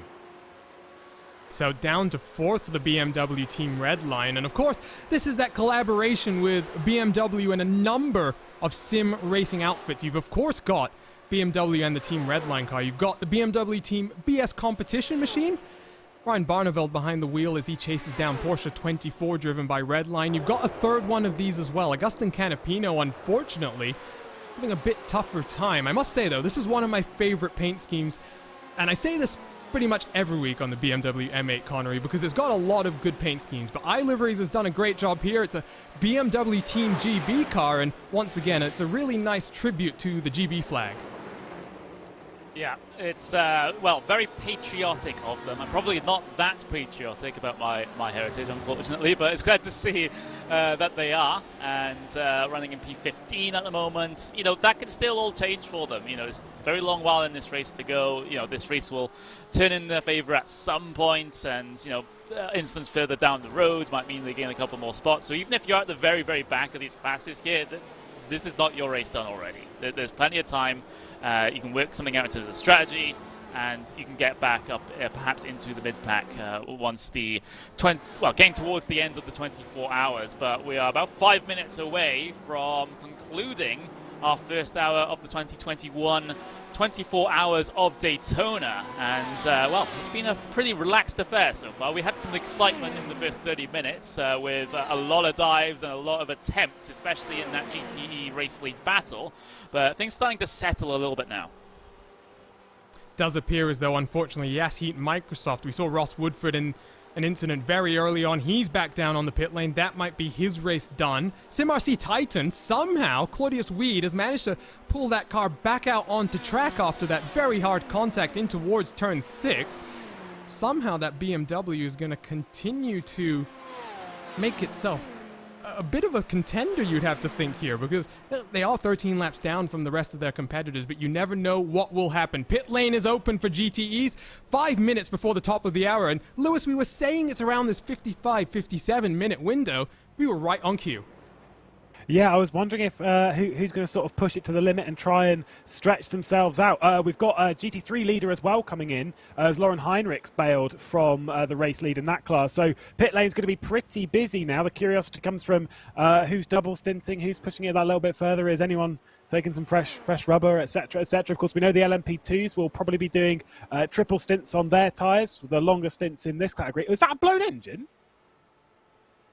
There was a puff of smoke. Did Gianni Vecchio just blow his engine? He's still stuck. Alexander Walters, Simone Maria Marceno, a number of cars rolling off the pit lane. Gianni Vecchio still stationary. Gone. Oh. It's gone. He blew it. He absolutely blew it. Blew the engine, and we'll get a replay of it. I think it happened a little while after he got stationary here. We'll have to watch exactly what has happened here, because this is a pretty weird one, all things considered. We'll just have to wait and see if there was any trigger as to why this has happened. And well, what a way to cause you a very expensive repair bill. Wait, let's listen here. Listen to the engine. He's still stationary, hasn't revved just yet.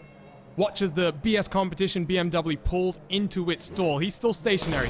Engine's revving. Instantly, that engine blows.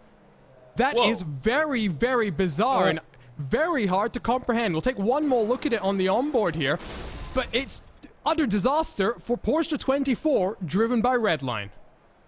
In all my years, I have never seen that. How'd you blow an engine stationary? I don't get speechless often, but that is a speechless moment. I don't even know what to say. Well, he revs it once, and then an instant later, the engine gives, and Vecchio is stuck on pit lane. So, big drama there. Come back to live pictures, because the rest of the GTEs file their way through the pit exit now. Alejandro Sanchez to the lead in GTE. Max Verstappen 7/10 behind. Max Benecke almost 4 seconds behind at this point in time. Connery, we're into the pit window and things have gone haywire.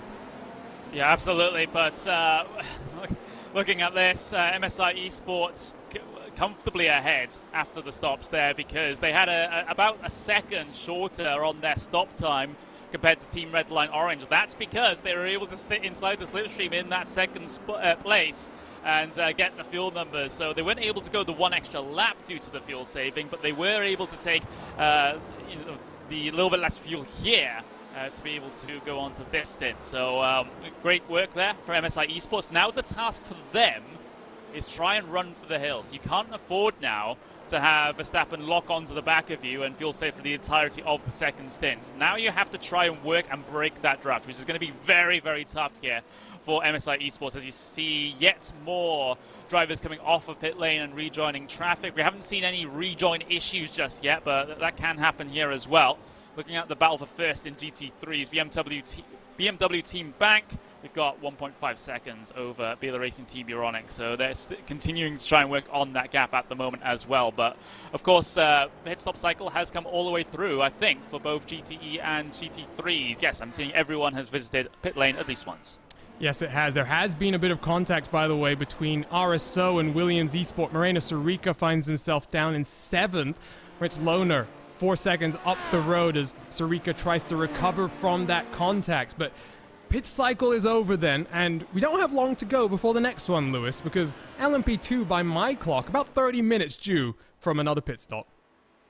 Yeah, they sort of pit around about between 35 and 40 is the pit window. So we're sort of expecting them to come in some point in the next sort of basically between 7 and 17 minutes. Yeah, it's quite a big window for them. Depends on how much fuel saving they're doing. Depends on what they're able to achieve going through traffic. Because in a sense, the thicker the traffic, the more fuel you save if you're playing it smart and sort of just lifting off and counting yourself in and just being a little bit more careful, a little bit more smooth. I would assume that at the moment VRS Commander SimSport are hitting their stride going through traffic. They've got 7.8 seconds lead. There's only 0.3 between the two of them, and so they can really afford to take the time through the traffic that they need to. After that GTE pit stop, we're currently riding on board with AAA Esports, I believe. This is Chris Lullen we're on board with. Maniti's ahead, and we've got Team Redline, BMW Team Redline ahead of this with Beneka still behind the wheel. And these three are all very, very close, but they're all quite a way off the leaders, though, which is a bit of a concern at the early stage. 4 seconds off after the first round of pit stops. Yeah, they really have lost a lot of time, and it wasn't in the pit lane necessarily because Beneke with a 53.5 second stop was actually quicker than Verstappen in second. So Alejandro Sanchez, of course, with what was a monster fuel-saving stint in the opening hour of the race, now leaps to the front in GTE, and this is the battle then for the third and final podium position. So 1 hour done with our opening round of the iRacing special event calendar, and one of the biggest events of the year, the 2021 iRacing 24 Hours of Daytona. And that means, Connery, it's usually time for a little bit of RaceSpotTV fan immersion, and there was a bit of fun that we had in the weather delay before this, where we saw Williams Esports and BS Competition engaging in a little bit of Connect 4 fun. So I think we should go on board with BS Competition. I'm going to let you choose, though. GTE or GT3? What are you feeling? Let's have a look. They're GTE, currently in a little bit of no man's land, so they got no one interesting ahead of them that we can also watch on the cameras. But in their GT3 class, I believe they have Bila right ahead of them, and they do. So this will be the more interesting perspective. So I would go on board with the GT3. I tell you what, then, on board with Alexander Voss as he chases down Sven Haase. Here's a Sven Haase actually gets a bit loose. That's going to promote Voss up into second. We're going to continue, though, with the RaceSpotTV fan immersion. We'll stay on board with Alexander Voss. Instead, you'll get a lovely shot in the rear view camera as Sven Haase tries to claw him down.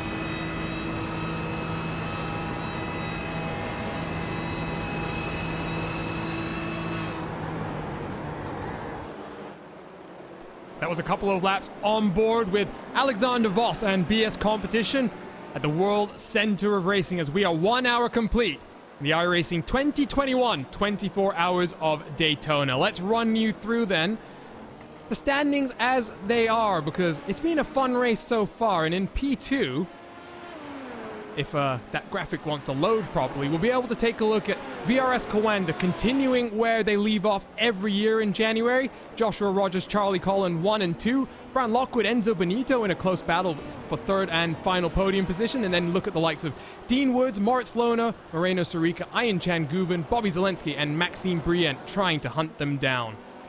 Got a big class here, a number of cars already involved in issues, the likes of Scott Michaels, Ross Woodford, and Glenn Key.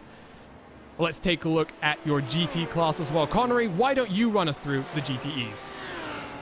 Alejandro Sanchez, after getting the jump in the pit stops over Max Verstappen, puts that MSI Esports car into the race lead for the moment in your second fastest class of the day. Team Redline Orange drops to P2. BMW Team Redline, though, make a Redline 2 and 3. Maniti Racing in P4. AAA Esports P5. BMW Team BS Competition in P6. TV1 Triton Racing, Kova, RHG, and Altus Esports round out the top 10 in that class. And then you see the final runners down to P16, with Gianni Vecchio being the only retirement from that class. You also see Jan Sentkowski, who's making a debut, or rather a guest appearance for Alpine Eagle Racing. Usually drives for the Team Heusinkveld outfit. GT3s, last but not least, Lewis, run us through this one.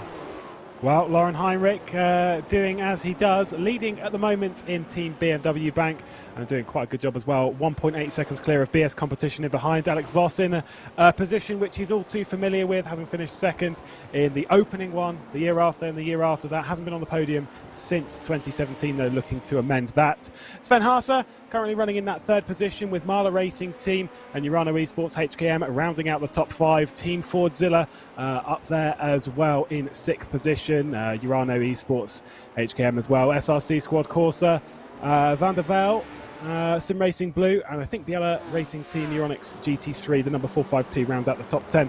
Pretty stacked grid of retirement. A little bit further down with, well, actually they're not retirement, I think they're still going, a Sim RC Titan. The number 76. I'm pretty sure we've seen them crawling around down at the back end of the field, though, desperate to get to the end of the race. Daniel Pazda as well did receive some damage on the rear end of his BMW a bit earlier in the race, so he's not had the greatest start to the 24, but nevertheless is still going. Not sure exactly why Moritz Lohner is down on the pit lane here, because I don't think they're due for a pit stop just yet. Lohner, the only car that has decided to come down the pit lane, Connery. I wonder if Moritz might have had a little bit of an issue with some of the other competitors out on track. I'm not entirely sure. There are 21 laps in the stint. We saw the vast majority of the LMP2s get 24 laps on the stint. So he's coming down a couple of laps early here. Maybe they've been counting back from the end of the race to see if they can take a short stop here and gain a little bit of on-track advantage. He's taking tyres and he is off and away. It's stationary time of around about 48.6 seconds on the pit lane. So might have been a penalty as well. That lines up with 15 seconds with a penalty. So I'm not sure what that would be for, though. That would be a very early penalty. There is a drive-through or stop and hold. I'm not sure exactly what it is for crossing the incident count, but that would be very early. AAA Esports down the inside of Maniti Racing into turn 1. Can they get through up into 4th? They'll come side by side through into the S's. Maniti Racing loses out on some momentum, and Chris Lullum now tries to challenge Maximilian Benecke, and these drivers now are about 5.5 seconds behind the top 2 runners, Lewis, and that really is catastrophic. We talked about this being a sprint race. Unless something major happens to Alejandro Sanchez or Max Verstappen, these guys are really in a very tough spot now. But we have said before that Verstappen is in a 2-car team. Oh, that's a little bit of a pinch there from Josh K. Rogers in the middle of traffic. Oh, he is playing it so dangerous and sketchy. Diving it down the inside of a GT3 and a GTE. Charlie Collins as well coming through. That was a very risky moment from our top 2 in the P2 category. Oh, they've got to be careful, because we were talking earlier about some of the comments that we'd received suggesting that some of the prototypes and even GTEs and the GT3 traffic have been maybe a little bit of a touch too far. That was just about pushing it and maybe taking a risk that was just not needed. You are 22 hours, 47 minutes and 30 seconds left in the race. I agree with you there, Lewis. That was a big one, and you never want to say that you maybe need to calm down just a little bit, but these guys, up until about a lap ago, they had a 6-second buffer. Brian Lockwood has managed to close in over the last couple of laps. I wonder if these guys are getting stuck behind traffic and the aggression and the intensity is starting to build. Well, look, what Coanda are doing right now is putting their cars into a position where the other car needs to make a decision not to have a crash. That's currently what is going on at the moment, because the lap traffic has been very, very compliant with them, but there might come a stage in this race where drivers will start to become less compliant because of how aggressive they're being, and they'll get into a bit of a tangle. So it's very risky. I don't like seeing what I'm seeing right now with the lapping procedure, and I think it's going to end in tears sooner rather than later unless they just calm down. Well, Connor, you're an experienced iRacing league commentator as well. There's a certain league that I've competed in the past that some of this traffic is reminding me of. It's called Sports Car Open, and sometimes we do see very similar things in traffic as, oh, that's Racecraft Esports, like contact with Maniti Racing in their GTE machine. That wasn't such a risky pass, just losing the momentum through the middle of the corner, and that's going to be a slight damage there to the rear end then for Brian Lockwood. The TC, I think, just kicked in a little bit. The problem with the P2 is that there's a little thing about the P2, and what some of the drivers have said is that you've got to have the right foot as if you're driving a V8 supercar. And it's not because there's too much power and you're going to spin off the corner. It's because the traction control kicks in so early that you've got to be very, very feathery on the throttle just to make sure that it's not kicking in and slowing your X. And I kind of think that that's what it was a bit there, just rushing onto the throttle and just not having the acceleration and power and grunt, of course, with the P2s.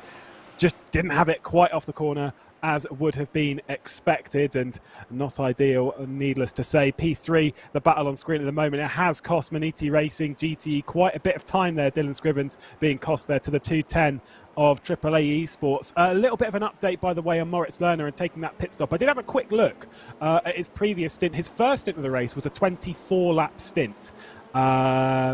And then this one was effectively a 20-lap stint. So we came in a few laps early, as we've got AAA almost looking down the inside there, just going through traffic. So it was a few laps shorter. Who's that BMW on the grass? Who's that BMW on the grass?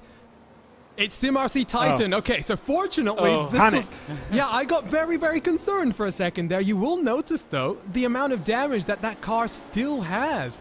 And Connery, they spent 22 minutes on pit lane. I wonder if there's been a subsequent contact for SimRC Titan. Yeah, I'm just going to cycle back to see exactly what has happened here. Ooh, the leader's coming up on them. That's the leading number 8 Coanda car. The 18 dives down their inside as well, so both the Coandas are by just fine. That's P1 and P2 in LMP2. And it looks like what happens here is he just drives straight up onto the grass. He does. Okay, so he's just trying to let everyone by. I think he knows how much of a danger he is at the moment with the car that's still so damaged. Of course, here in iRacing, you can't get 100% all the damage repaired by normal means. You need to have like a fast repair to be able to do that. But we don't have any of those available here in this race. So your crew can only repair your car past a certain point, and after that, you're basically having to deal with what you've been given, and sometimes it's still multiple seconds, maybe tens of seconds off the pace of the leaders. So I think SimRC Titan have to be careful here, because right now, with how fast, or rather how slow they're going, they're a bit of a danger to everyone else on track. And usually in the real world, you'd be given a meatball flag for that one and asked to bring it down towards pit lane. I have a feeling that some of their competitors might be sending them the virtual equivalent of those messages, but pit lane a busy place once again as P2s make their way down onto pit lane. Inertia Sim Racing and Matti Kaitasoa slots himself down into the box. He actually comes a little bit short and has to come a little bit further forward as well. Brian Lockwood, we're waiting for him to drop off from the pit lane and roll. Looks as though, Lewis, these P2 machines are triple stinting the tires right now, and as the temperatures come down and we continue to head into the pitch black of night, we might start seeing cars extend those stints on tires. Yeah, we as a team, so I've part of a team that's got LMP2, as I'm sure literally everyone is at the moment. We're all part of teams, blah blah blah, boring. But I'm pretty sure that the discussion was it was triple stints. You could, if you were brave and maybe a little bit stupid, get a quad stint out, but realistically, you're talking triples through the day, and then towards the evening, there is a potential of maybe doing 4 stints on the tyres, but it's still looking as if triple stint on the tyres is more of the ideal scenario, as we've got Enzo Benito, who was closing in a little bit. It was only a little bit, but I believe he got the gap from about 8.5 seconds down to about 7.2 to the 2 VRS Commander Sims. Of course, a little bit of that is traffic as we're on board here, just sort of lifting off. I believe we're on board with Urano Esports HKM behind Fordzilla. Yeah, we are indeed. Just lifting off a little bit there again, saving fuel. But yeah, Benito was closing back into the 2 Coanders. Maybe there's a little bit of pace in the Team Redline Ice Blue car. I'm assuming they will also be tripling. So we wait then for your leaders in P2 to roll off the pit lane. Joshua Rogers stays in the car. Does appear as though Charlie Collins is getting out. Tommy Osgaard queued up to get into the number 18 machine as we wait for the likes of Rogers and Osgaard to leave the pit lane. Osgaard up on the jacks. He's double stinting, so tires being taken for the number 18 and Connery. This is a big, big gamble at this point in time. A bit of a change, given the 2 Coanda cars will not be able to draft off of each other anymore in P1, P2. They're going to be separated out because of the split decision here. In terms of the strategy, the number 18 still stationary on pit lane. This is actually a longish stop for Tommy Osgaard, but off and away 57.7 seconds, and he actually just gets pipped by his number 88 teammate on the pit lane. So he's going to end up getting stuck behind him, and Team RSO are the cars that they're just about going to rejoin behind. Team RSO going for the move, though, on the number 88 Coanda car, and they'll gain the position coming off the corner. Do they have the speed? I think they do, and the 88 will surrender the position. Great work there from Team RSO. Great job from RSO. Moritz Lohner has those tires up to temperature and pressure and takes full advantage. Tommy Osgaard, though, has a lot of work to do now. He's got his teammate in front of him, 2 seconds behind Asai Andra in the VRS Satellite Racing Machine. What can Osgaard do to claw his way up to the top of the timing sheet? Brian Lockwood then finds himself in second, 7 seconds behind Joshua Rogers out front. Interestingly, though, let's turn our attention to GTE once again here, because you'll notice something, Lewis. Max Verstappen now 3 seconds behind Alejandro Sanchez. I don't know exactly what Alejandro Sanchez ate this morning while he was waiting in our weather delay, but whatever it was, it's got him riled up, and that car is fast. I was about to panic a bit there and say, yeah, I see what you're saying here. Where's the MSI Esports red car? Worried that something had happened in a very negative way, but no, he is way down the road, has been pulling away rapidly, and like you say, a 3 and a bit second lead. Verstappen's in a little bit of a bubble by himself now because he's got 3 and a bit seconds to the car ahead, 3 and a bit seconds to his teammate behind, and it's just sort of looking a bit lonely at the moment, but you know, through traffic, through a little bit of slipstream, that 3 second gap, it can disappear in absolutely nothing. It's kind of that, don't just look at it and if I'm Verstappen right now, I'm not panicking. I'm thinking, well, it's fine.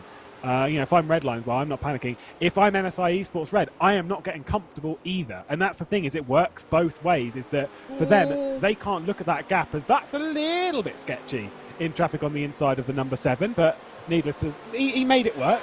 I just wouldn't be comfortable if I'm MSI Esports Red, though, because the gap can disappear. I just had my heart in my mouth there. Verstappen below the double yellow. I'm not sure Nim Cross will take too nicely to that. If BMW Team Bank that's leading GT3 wants to complain about that one. Verstappen makes it work, though. Interesting here. The interesting point here, though, Lewis, you say that Verstappen isn't going to be panicking. You know what? I might be panicking very slightly, because this is one of the interesting cars that Redline is putting out. It's a 2-man operation, which of course means that 2 drivers are going to share 12 hours if you split it 50-50, but it's Max Verstappen and Danny Juncadella. So we've got this real-world talent in the simulator, but I think that becomes more challenging for them because they have less experience in the simulator. They have less experience doing these big 24-hour races on this service. For someone like Sanchez, he's got that experience, he's got that knowledge. He is a very fast driver, and he's proving that right now. From memory, Daniel Juncadella has done an awful lot of, not an awful lot, that's a massive over-exaggeration, has done a fair amount of sim racing over a longer period. Now, he's not like this, it's not as if he turned on the simulator last year and was like, oh, okay, I'll do this for the first time, because I'm pretty sure Robert Wieseman, our old friend, used to do the liveries. If I remember correctly, it was a very long time ago though, when Daniel G'day raced in some leagues and stuff, just doing like a little bit of event here, event there. Not endurance racing though, so it's a completely different ball game. But there's still like sim racing's not a new facet to him, and obviously it's not new to Max Verstappen. And yes, of course, it is a two-man operation, but still, even then, even with it being a two-man, I'm still very much long game. I'm still not panicking. Maybe I'm looking at, we're looking at two different sides of the coin. You're a little bit on that side, and I'm like, oh, it'll be fine. It'll come to it. It'll come to it.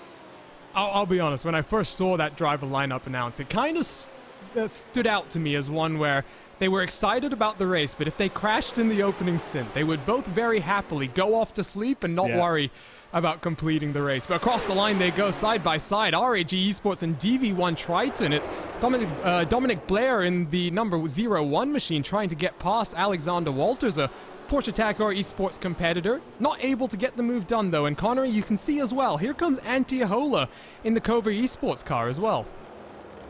Here comes your race-leading overall prototype as well. Just disrupting the battle a little bit here in amongst the thick of the GT3 class. Riding on the back of the, what is going to be the RAG Esports car, as Coanda have to go the long way around. Just about going to be able to make that one work by the time the exit of the corner arrives. But otherwise, no further disruption in that particular battle. It's a three-car tandem here inside the mid-pack of the GTE class. And these guys, they're just working on their field numbers at the moment. I'm not expecting a massive amount of battling in amongst these guys, so it's more of a trying to help out each other at this point. You can make friends in these sorts of races, even though they're not the same team. Well, it's all about finding who you can trust to save fuel around, and that's what Antiola and the DV1 Triton machine in front are doing, using Alexander Walters in the RAG number 2 car to save that fuel. And I love this Cobra team, Connery, because I like seeing more esports organizations coming into sim racing. It's great that we've got more and more of the real life teams getting involved as well, but esports is such a burgeoning industry that to get in the likes of a Kova, that's a Finnish special esports team, to get them with a sim racing outfit really does speak to the increasing growth of sim racing over the past 12 months.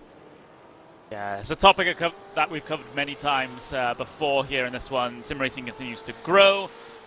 More entities look to try and get themselves involved. I mean, just look at the sponsorships for Yas Heat, for example. They've got Microsoft on board for that one, and you've also got a couple of other big multinational companies for other teams that are also getting their logos on the cars, but also you have the sort of homegrown companies as well, the likes of Huisingveld, VRS, sim racing specialists in their own right, also taking a very, very big interest in this, as they should do. But the interesting thing to me has always been these sort of more traditional esports teams that are in things like League of Legends or Counter-Strike or Overwatch or things like that, seeing those head their way over as well. G2 Esports were in iRacing for a time. I think they're still in sim racing, helping out with the Red Bull Racing Esports team in that instance. Obviously, you've got a lot of the eNASCAR teams as well, the traditional esports teams. You got Team Renegades in there, for example. So, as things go on and as sim racing gets bigger and bigger, a lot of those bigger esports teams are going to take much more of an interest here in this to add to their portfolio more than anything else. Yeah, I like that you mentioned Yas Heat as well, because like you say, the likes of Microsoft and Richard Mille on board as sponsors, I think that very much speaks to the profile of sim racing. We're on board with Team Redline Purple and Patrick Wolf. I was a bit surprised to see Paddy back in the field, but he's chasing down Syandra in that VRS satellite racing machine. And we're at that point in the race now, Lewis, where 90 minutes in, gaps have started to emerge. You've got a few of these groupings of cars scattered throughout traffic, but now it's about finding your rhythm, settling into the groove, and getting through what is going to be a very, very long night. Yeah, I think the LMP2s as well, on the next pit stop when it comes round to it, as they're getting a little bit squashed in here, is the VRS Satellite Racing red car of just sort of getting squeezed a little bit by a GTE and then a GT3 in there as well. The next pit stop, we're expecting maybe a bit of a change as well, driver-wise. as Patrick Wolf works his way past those traffic as well. And that's where you need a driver that can get in the car, and especially at this level. If you're in a lower split, you're talking, by the way, 47 splits apparently. As a bit of a note, ding. If you're in one of those lower splits, though, you can afford to sort of give yourself a couple of laps to get up to speed. At this level, no. You need to get in the car and you need to be fresh and on it straight away. And so that's where I think we may see some of these gaps come back together again, drift apart. And those are going to be effectively the money-making parts of the race when it comes to your position towards the end of it. So through the bus stop chicane for Paddy Wolf, tucks himself up behind BS Competition in their BMW M4. You did mention, by the way, G2 Esports, Connery. I was just thinking about it. They've, I think, left iRacing for the most part, but they are one of the 4 outfits that announced a partnership with BMW Motorsports. So there's another simulator out there with some GT3 machinery where G2 Esports and BMW will be teaming up for more virtual BMW racing. So it is good to see even someone like a G2 competing in sim racing. Well, I would say, at least in some esports, they are the biggest esports organization. Of course, you have the likes of TSM, you have Cloud9, you have Team Liquid as well. None of those 3, at least that I've seen, have gotten themselves involved in the very serious level of sim racing. I think they compete in some of the arcade, sort of more of arcade titles, I think, for some of them, but in terms of the sims that we know and love, iRacing being one of them, it's they aren't represented, and that's one of the things I want to see over the next couple of years. Those guys starting to get involved, because they do a lot for the legitimacy and, well, even the marketing of the series as well. Because there are some people who are just fans of that team, no matter what game they play. Well, they put out G2 in particular as an outfit, not just the sim racing side. They put out a great hype video about their new partnership with the 3 Stripes and the new 2021 jersey that they put out. I must say, the level of engagement that G2 gets is great, and it's interesting that they continue to be here in sim racing. On board, by the way, for just a few moments with Enzo Benito as he closes in 2nd place, Brian Lockwood. You'll take a look bottom right-hand portion of your screen as well, Lewis. The gap to Joshua Rogers is now up to 9.5. It's ebbing and flowing through the traffic, but for the most part, it's flowing a lot more. And Rogers is on the cusp of having 10 seconds, and at the rate we're going, maybe about 3-4 hours into this race, Rogers might already have a pit stop on the entire field. It doesn't look like the Coanda domination at Daytona is going to end anytime soon.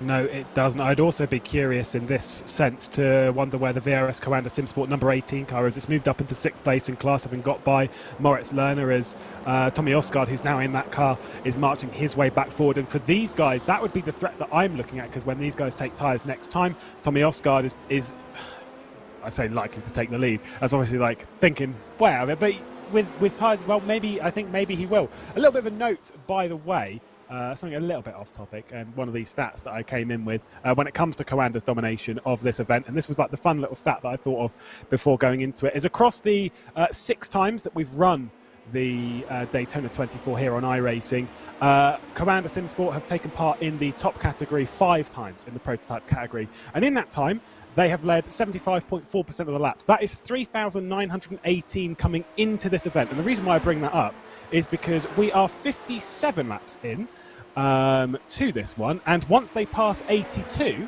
laps completed at the lead of the field, either one, it is then 4,000 total laps. Here goes the change then for 2nd position as Team Redline Ice Blue go around the outside.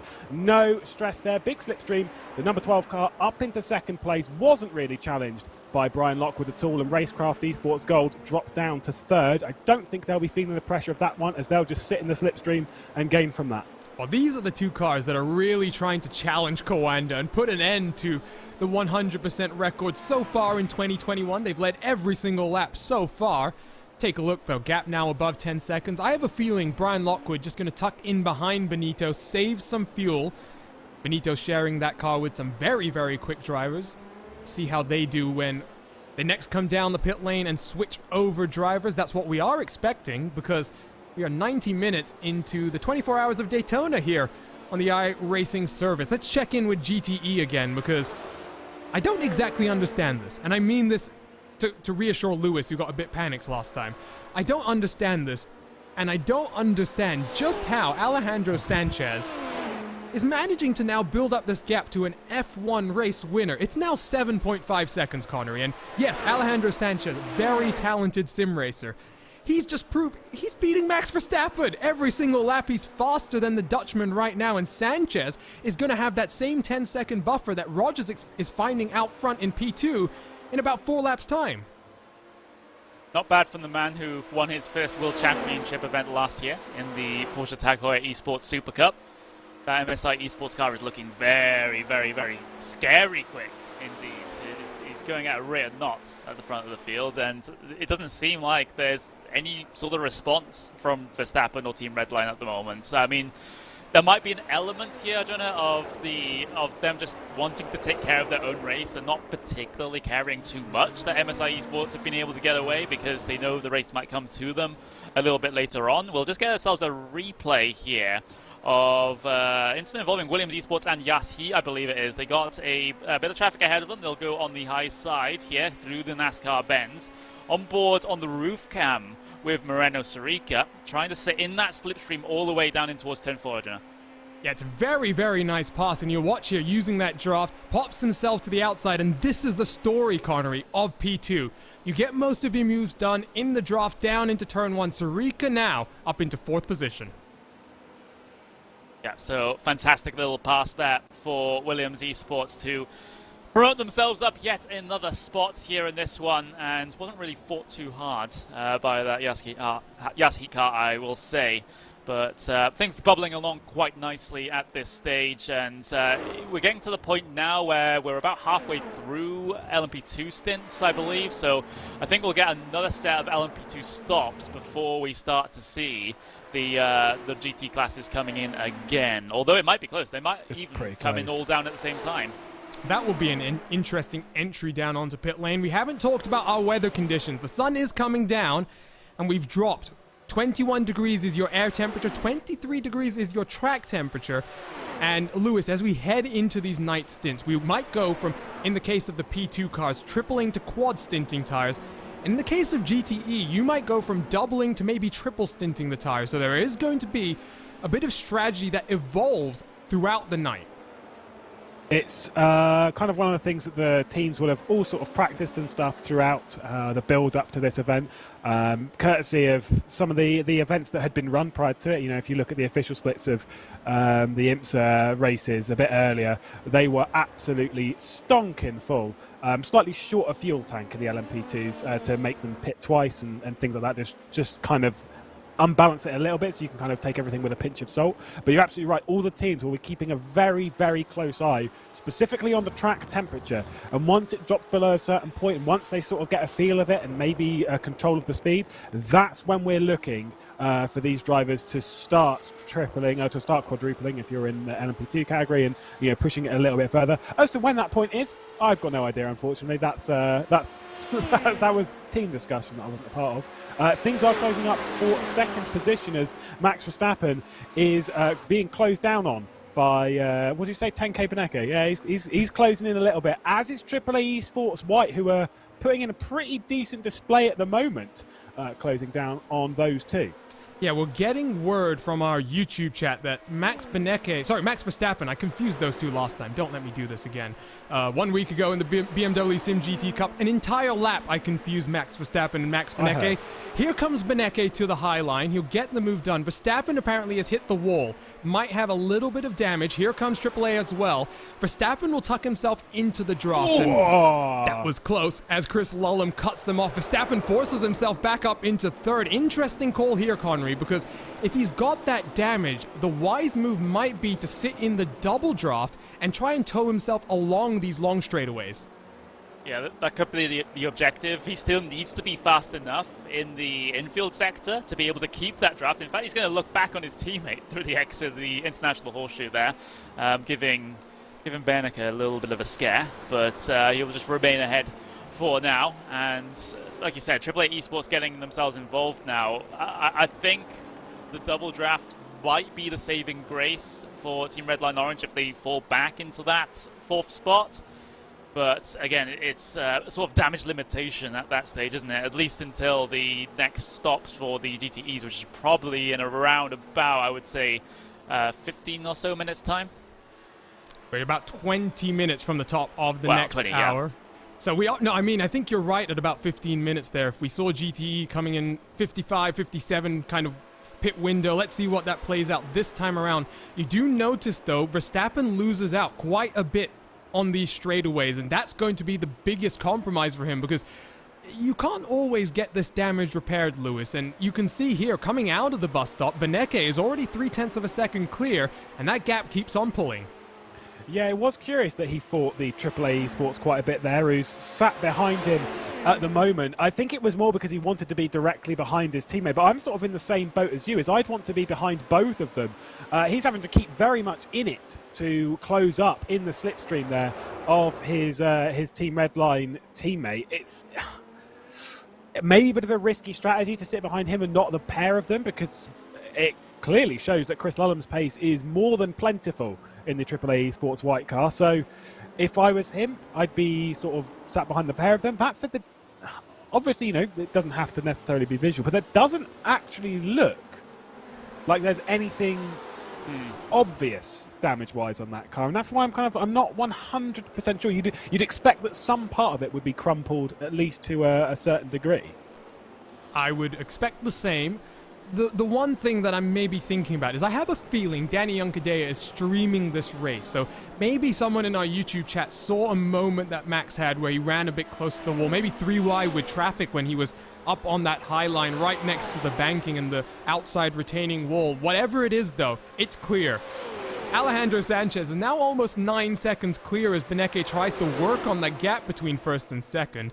Let's turn our attention over to another class for a few moments' time, because we saw Enzo Benito making that pass happen. Here comes Brian Lockwood back as we work down through traffic. Benito's going to close the door in towards the International Horseshoe, but this is what Lockwood needs, Connery. He wants to be tucked up right behind Enzo, saving as much fuel as he can as we enter the next phase of the pit window. Yeah, that's the plan for him, and well, loses a decent amount of time coming off the exit of the International Horseshoe. Not too much to worry a little bit too much, but again, you just have to be careful here through the infield, because this is where you do perhaps most of your work during the lap. I hear a gasp. Sorry, Verstappen, and I think it might have been Josh Rogers coming through. I don't know if you can grab a replay of that, but oh my, he was looking down the inside of Redline. Sorry to do that. That was close. It's fine. Yeah, I've just seen it myself. We'll get to see the replay on it.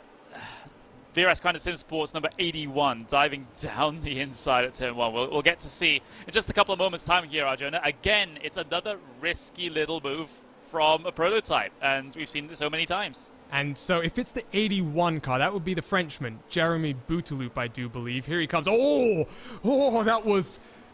that was as National Geographic might have a TV show that talks about sim racing dramas, seconds from disaster. That was moments away from a big incident. One more look at it here, Connery.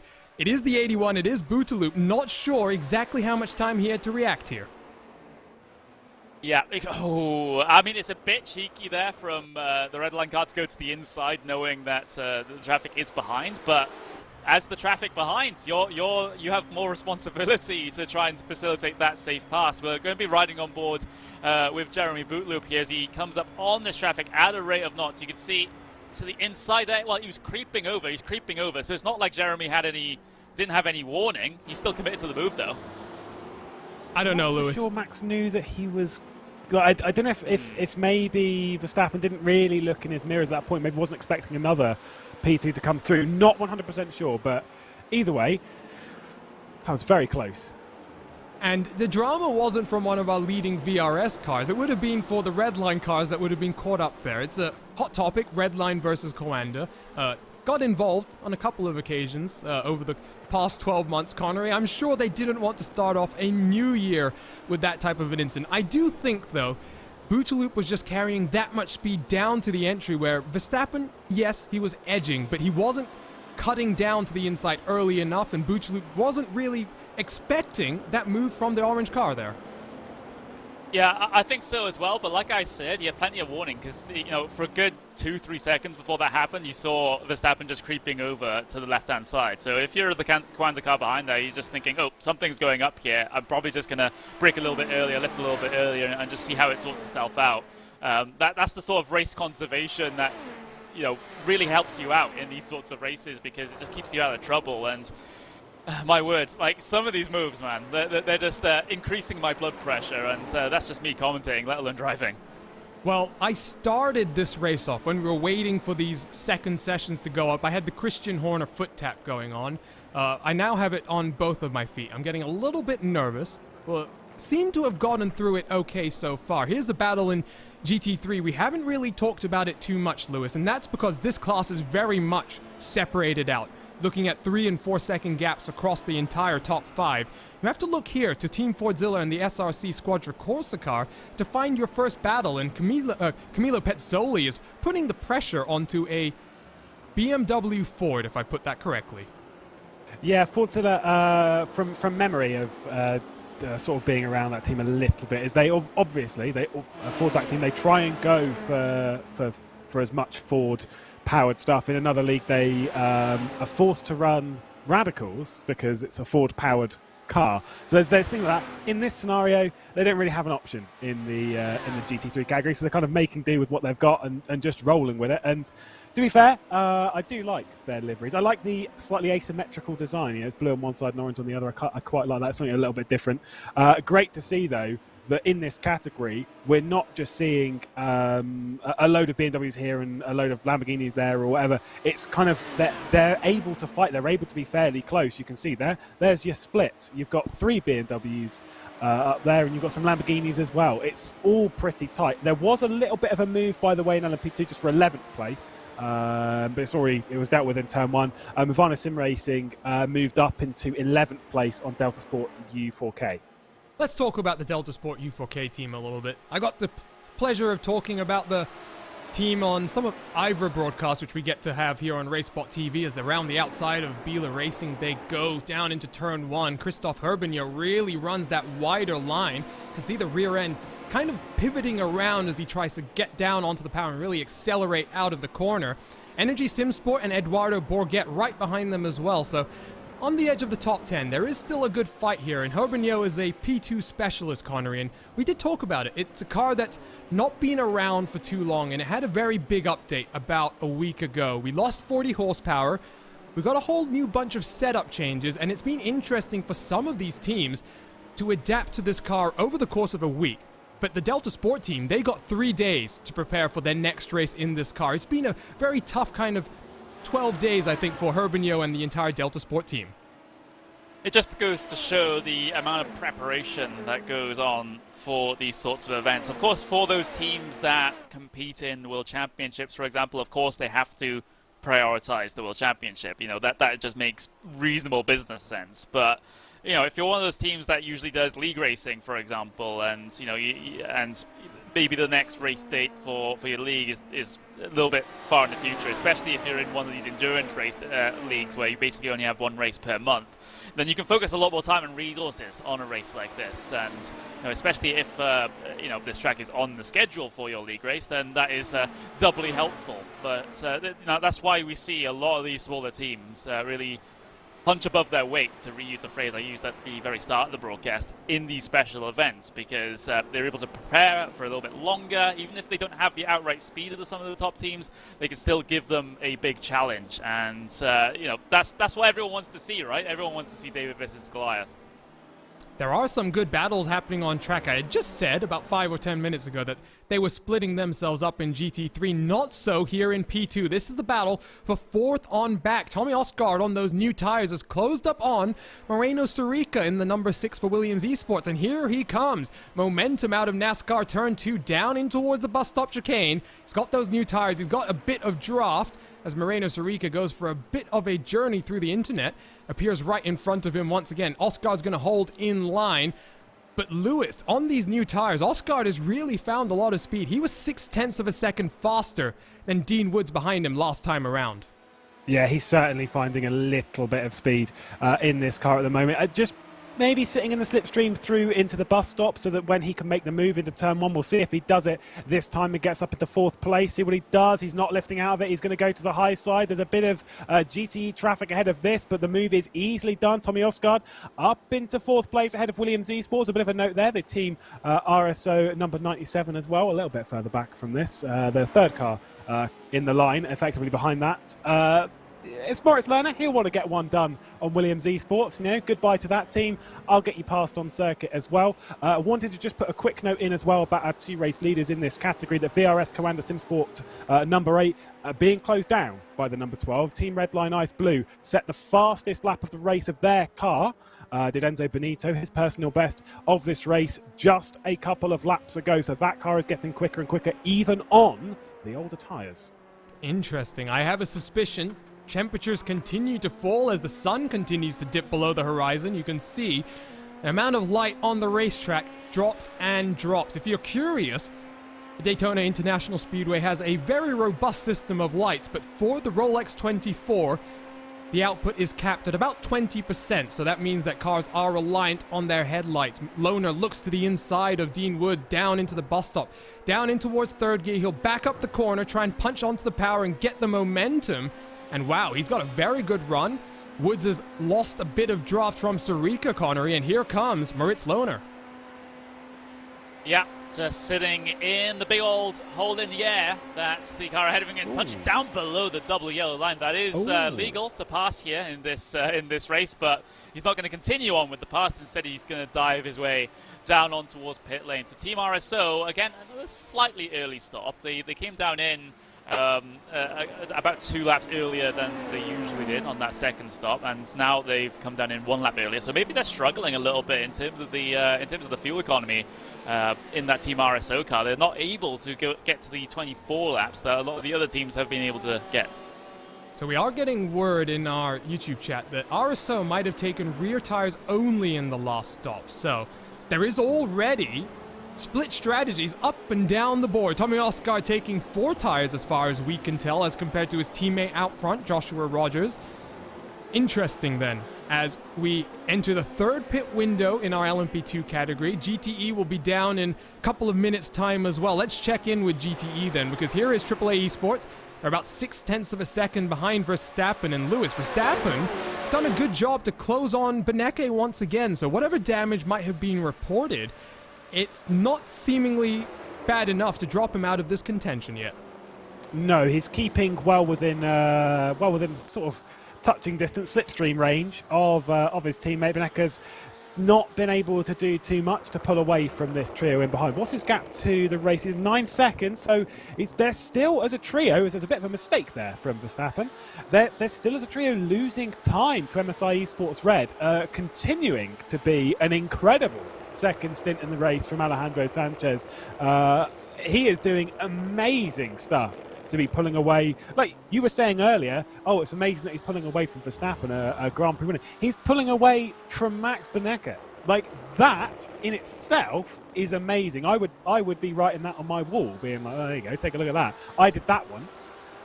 Doing incredible stuff. The race is not done yet, naturally, but still very impressive. Don't forget, Sanchez, Connery, correct me if I'm wrong here, 3rd place in last year's Super Cup. Yes, and it was a breakout year for him, wasn't it? And he beat Beneke in that championship as well. I'm just saying, I wasn't necessarily too surprised to see Alejandro Sanchez beating the likes of Beneke. I do, after what I saw 1 week ago when Max Verstappen and Danny Juncadella, as well as Jonas Wallmeyer and Gianni Vecchio, dominated the BMW Sim GT Cup. I did have quite high expectations for the Dutch driver, but at the end of the day, I guess, Lewis, story is, you can't always look at iRatings, you can't always look at past results. These races are a byproduct of people's preparations, their different approaches in the off-season. Connery and myself talked to Sebastian Job on our RaceSpot podcast about 4 months ago when he said his championship breakout year last year was all down to a very different approach that they had worked on through the winter. So this really is one of the first events where you see what the drivers have been able to improve in the winter and then display it at the World Center of Racing. It's we say about this in the real world of motorsport that yes, you do have a couple of other events earlier in the year that are effectively the start of the motorsport year in a sense. But Daytona, I think for a lot of people, the 24 is the start of the real meat of the year. This is when it begins. This is what it's all building up to. And from this point on, we're in Motorsport City until we hit sort of around about November, December time.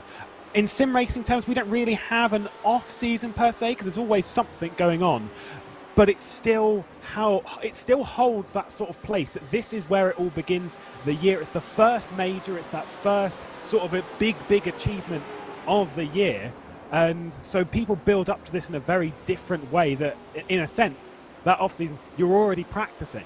You know, you're already getting ready for this race. And like you say, your preparation style may change and you may find new approaches. And I think you're absolutely right on that point of, at this point, iRating doesn't matter. You know, you can have... Verstappen. Going to the pit lane. Going to the pit lane is Verstappen.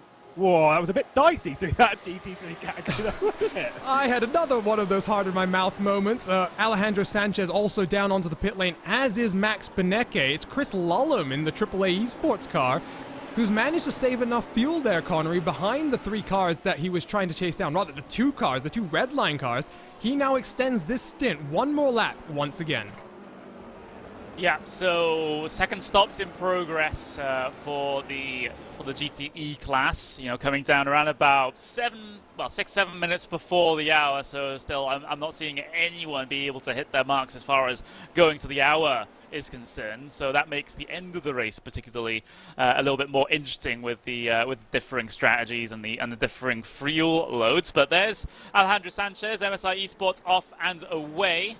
Going to rejoin traffic in just a couple of moments' time. Maximilian Benecke from Redline as well. The Redline orange car still stuck down there on pit lane. I wonder if tyres are going on that Team Redline orange car, or they're fixing some of the damage that they are rumoured to have sustained about, 40 minutes ago. I'm not sure if you noticed, Connery. Max Verstappen out of the car. In gets Danny Yunkadea. So when you change drivers, you usually change tires as well. But he's off the jacks.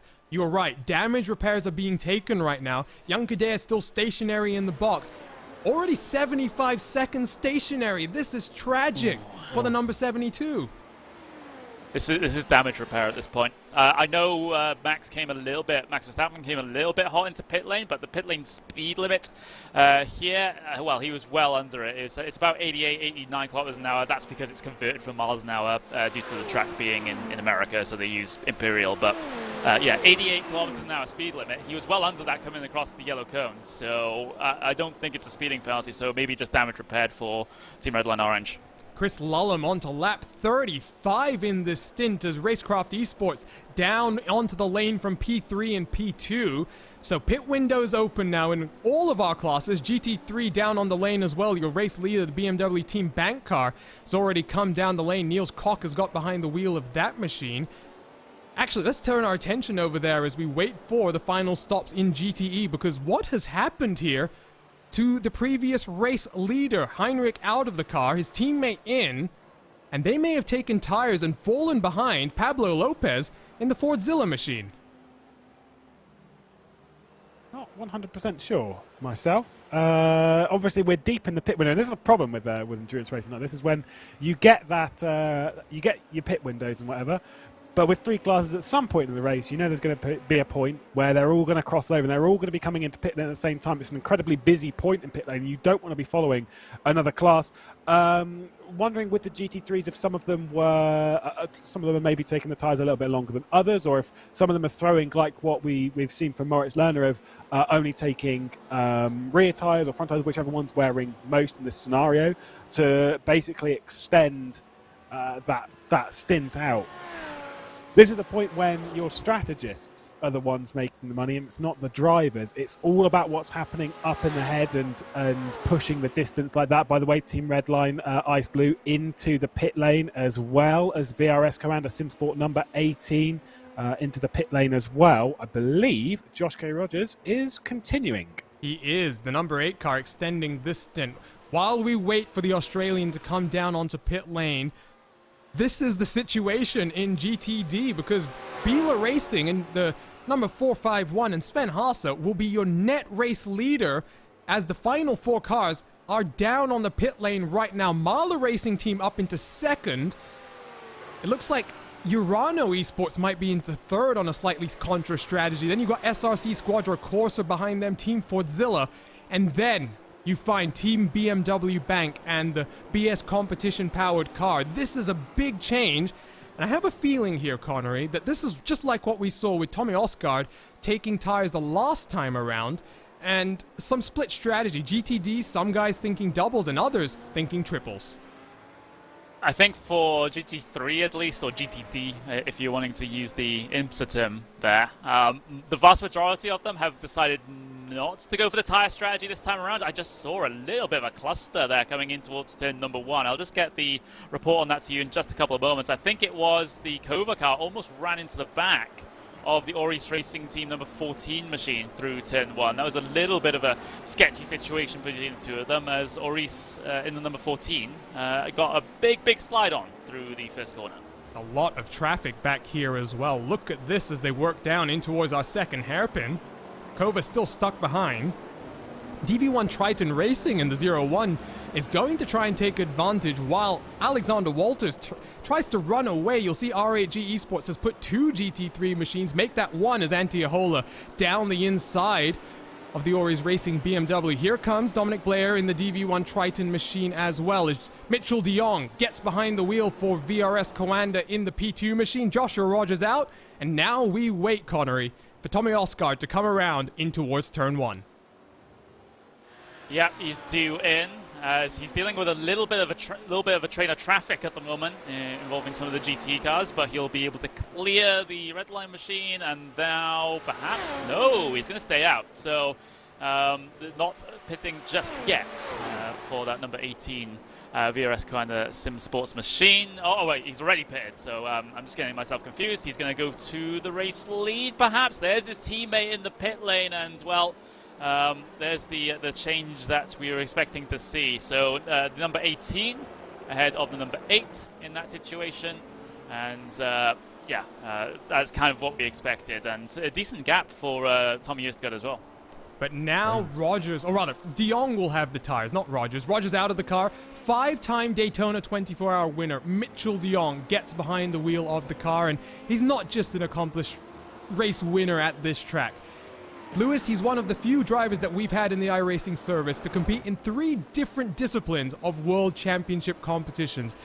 De Jong is going to be in the eNASCAR Coca-Cola Series. He's currently competing in the Porsche Tag Heuer Esports Super Cup.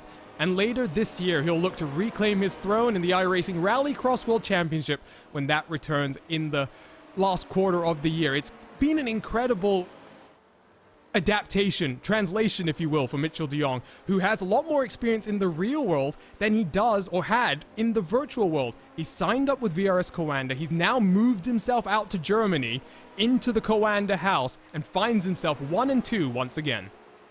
Yeah, he's an incredible talent. I will give you a little bit of my, my stats, my research and whatnot. I think he's going to be retaking the lead here. Yes, to the outside, through the kink. No worries with that one. These two aren't going to fight each other. We spoke before about how Coanda work together, and Mitchell de Jong retakes the spot that he loves so much so that across the 5 years, that he's been in the top category, they didn't do very well in 2018, so we'll ignore that one. They were in GTE at that point as well. The 5 years that he's been in the prototype category, though, Mitchell de Jong has led 95.7% of his laps, which is ridiculous, by the way, and he's going to start adding to it already. Can you just repeat that number so I can make sure it was the correct one? I heard you correctly? 95.7%. He's done 1,264 laps at Daytona, and he's led 1,210 of them. Incredible. Yes, that is. And again, just to give us more of a bit, they are now 5 laps away from Coanda as an organisation completing 4,000 laps led at this track in this event. And we're only about 2 hours into this one, so they've got another 800 or so to add to that tally. Crazy. Ridiculous. De Jong passes your GTE race leader, Alejandro Sanchez, still behind the wheel then of the number 1 MSI Esports red cars. De Jong starts to extend that advantage to Tommy Osgaard. You will notice, bottom right-hand corner of your screen, Moritz Lohner in the Team RSO machine on his very different pit strategy to the entire field. He's 7 laps into his stint as compared to the likes of 2 or 1 lap in the case of Mitchell de Jong. But in 3rd place right now, Connery, he is going to be having to get out of that car the next time he finds his way down onto the pit lane. But you never know how these strategies are going to play out over the course of 24 hours. And like Lewis said, I think it was, all of the strategy is in control of the strategy team. It's not really the driver that takes responsibility for strategy anymore. Yeah, it really is. Especially nowadays here in sim racing with these big teams. I mean, it used to be the case where maybe back in 2014, 2015, 2016, maybe you would, it'd be more the responsibility of the drivers to come up with the strategies. But now a lot of these teams have sort of background staff that sort of works on the strategy, spotters and strategists and things like that. Just like you get in the real world. So it's incredible to see the behind the scenes part of sim racing having a bit of a boom as well. I'm just wondering if we can pull up the positions gains graphic and pull up the full tower for the prototypes. That will give us a better idea of Team RSO's progress because they are up 15 spots at the moment. That is from P18 to P3 currently in the prototype order. There you can see them.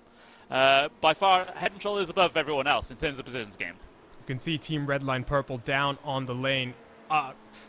Great shout out there, Connery, reminding me that we have some great new graphics to use as well. Shout out to ATVO. I wanted to do this very early on, but I think the delay kind of scrambled my brain a little bit.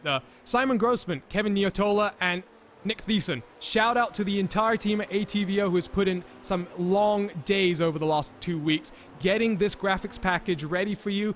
It's incredible. I don't know how excited you were, Connery, when you first saw the mock-ups about 9 months ago, I think it was, when I first joined RaceSpot. It's been a long journey to get here, and it looks absolutely fantastic.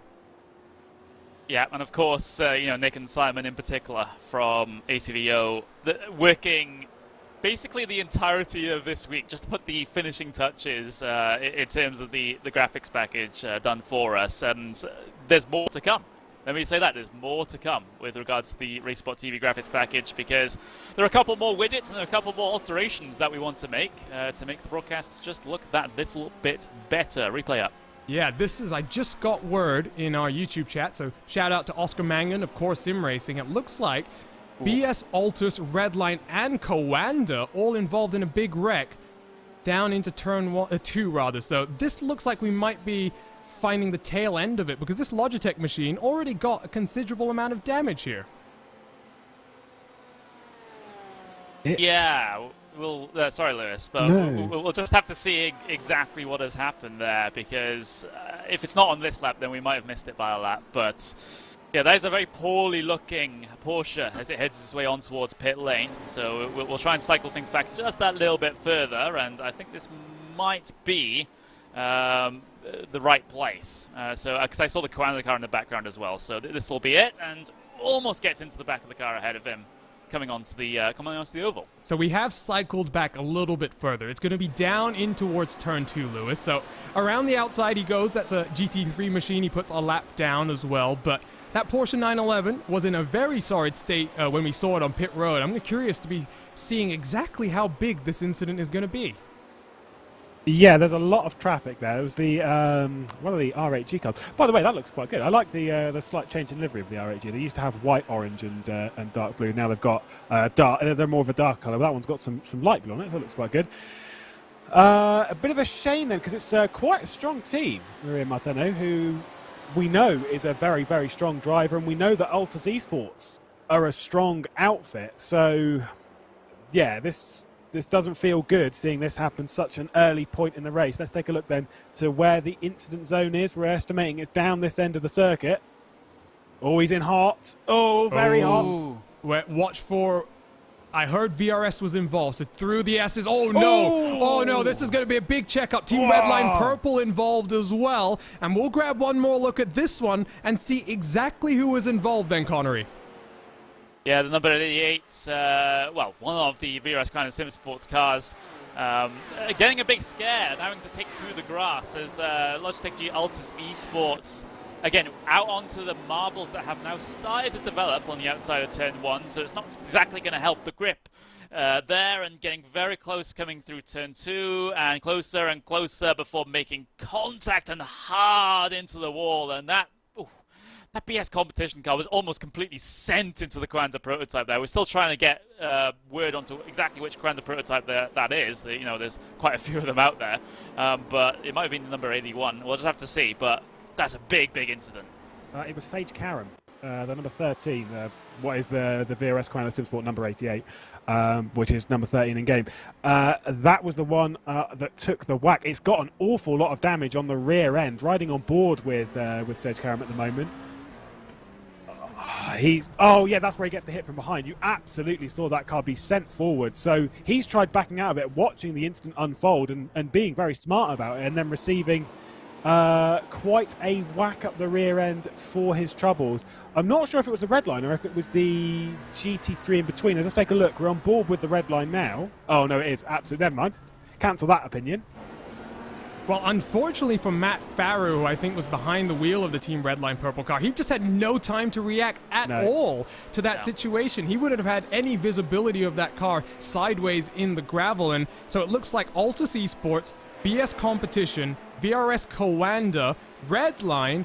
Am I missing any other teams there, guys? Don't think so. It's madness. I think that's the biggest incident we've seen so far, which, to be fair, let's give it some credit, in 2 hours, for it to have, but for that to be the big one, as it were. It's not great. It's not bad, though. So, last time we did RaceSpotTV fan immersion, it was BS Competition after they won a Connect 4 game against Williams Esports and the weather delay that we have. This time, though, I think let's go on board with Tommy Osgaard in the VRS Coanda SimSport number 18 as he's right behind his teammate Mitchell de Jong, the 5-time race winner.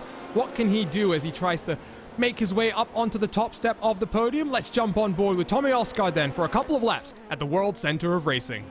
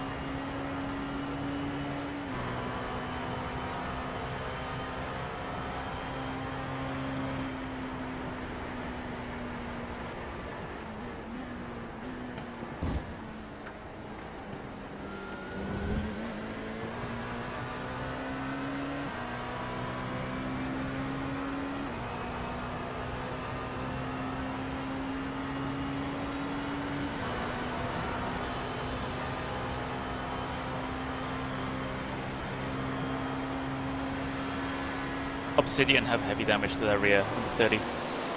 I think it was... Back live then from the 2021 iRacing 24 Hours of Daytona as we rode on board with Tommy Osgaard as he closes down his teammate Mitchell de Jong. Look at them as they work through the traffic. But drama. Osgaard making contact with Coanda's rivals, Team Redline, and unfortunately, Connery, Team Redline Orange, Danny Youngkadea, slight contact, and I believe they've dropped down the timing screens. Yes, they have. A little bit of drama towards turn number 5, I believe it was, with A couple of drivers getting into a little bit of a tangle. We'll get to see it on the replay here. We're going to be riding on board, I believe, with Tommy Østgaard as he comes up on that Team Redline orange machine. This is the run through the International Horseshoe. The incident's going to happen on the way through towards turn 5, so just this left-hand kink before we get to see the incident, see the closing speed and looking to the inside late, and ooh, just a bit of a tap, a bit of a wiggle, maybe even a little bit of action at the distance, but it's yeah, that one's unfortunate, but thankfully I don't think either of the two cars came away with any damage from that one, so it was just a little bit of an unsettling moment for the Redline orange car. Danny Juncker doing a good job to hang on to that car after taking over from Max Verstappen, but after their late pit stop, their lengthy pit stop rather, they find themselves all the way down in 12th position trying to get round Ori's Racing in their GT3 machine.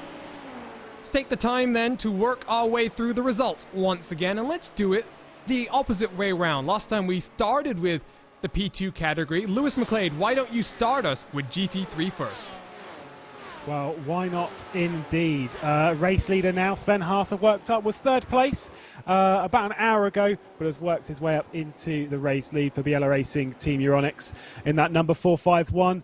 Then we've got Marla Racing Team working their way up the order as well, with Urana Esports HKM on the podium at the moment. Teams SRC, Squadra Corsa Black and Team Fordzilla rounding out the top 5. Team BMW Bank, who were leading at the previous hour, only good enough at the moment for P6, dropping down a little bit after passing the car over to Niels Koch. Lauren Heinrich did such a good job in the early stage, but I think there's just been a little bit of strategy that's sort of going against them at the moment. Then Max Esterson, who dropped down the instant with R8G, now only 7th place. SimRC Carbon Daytona are there in 8th place, and Pure Sim Esports and Aries Racing Team MRW rounding out the top 10. The rest of you runners there. Sim, RC, Titan, Daytona, are they still going? I think the number 18 car, I think they might have been, they might have called it quits at the moment. Currently 40 laps down, I believe they are out of the race now. So that is your GT3 machines. Let's take a look at GTE. Connery, run us through them.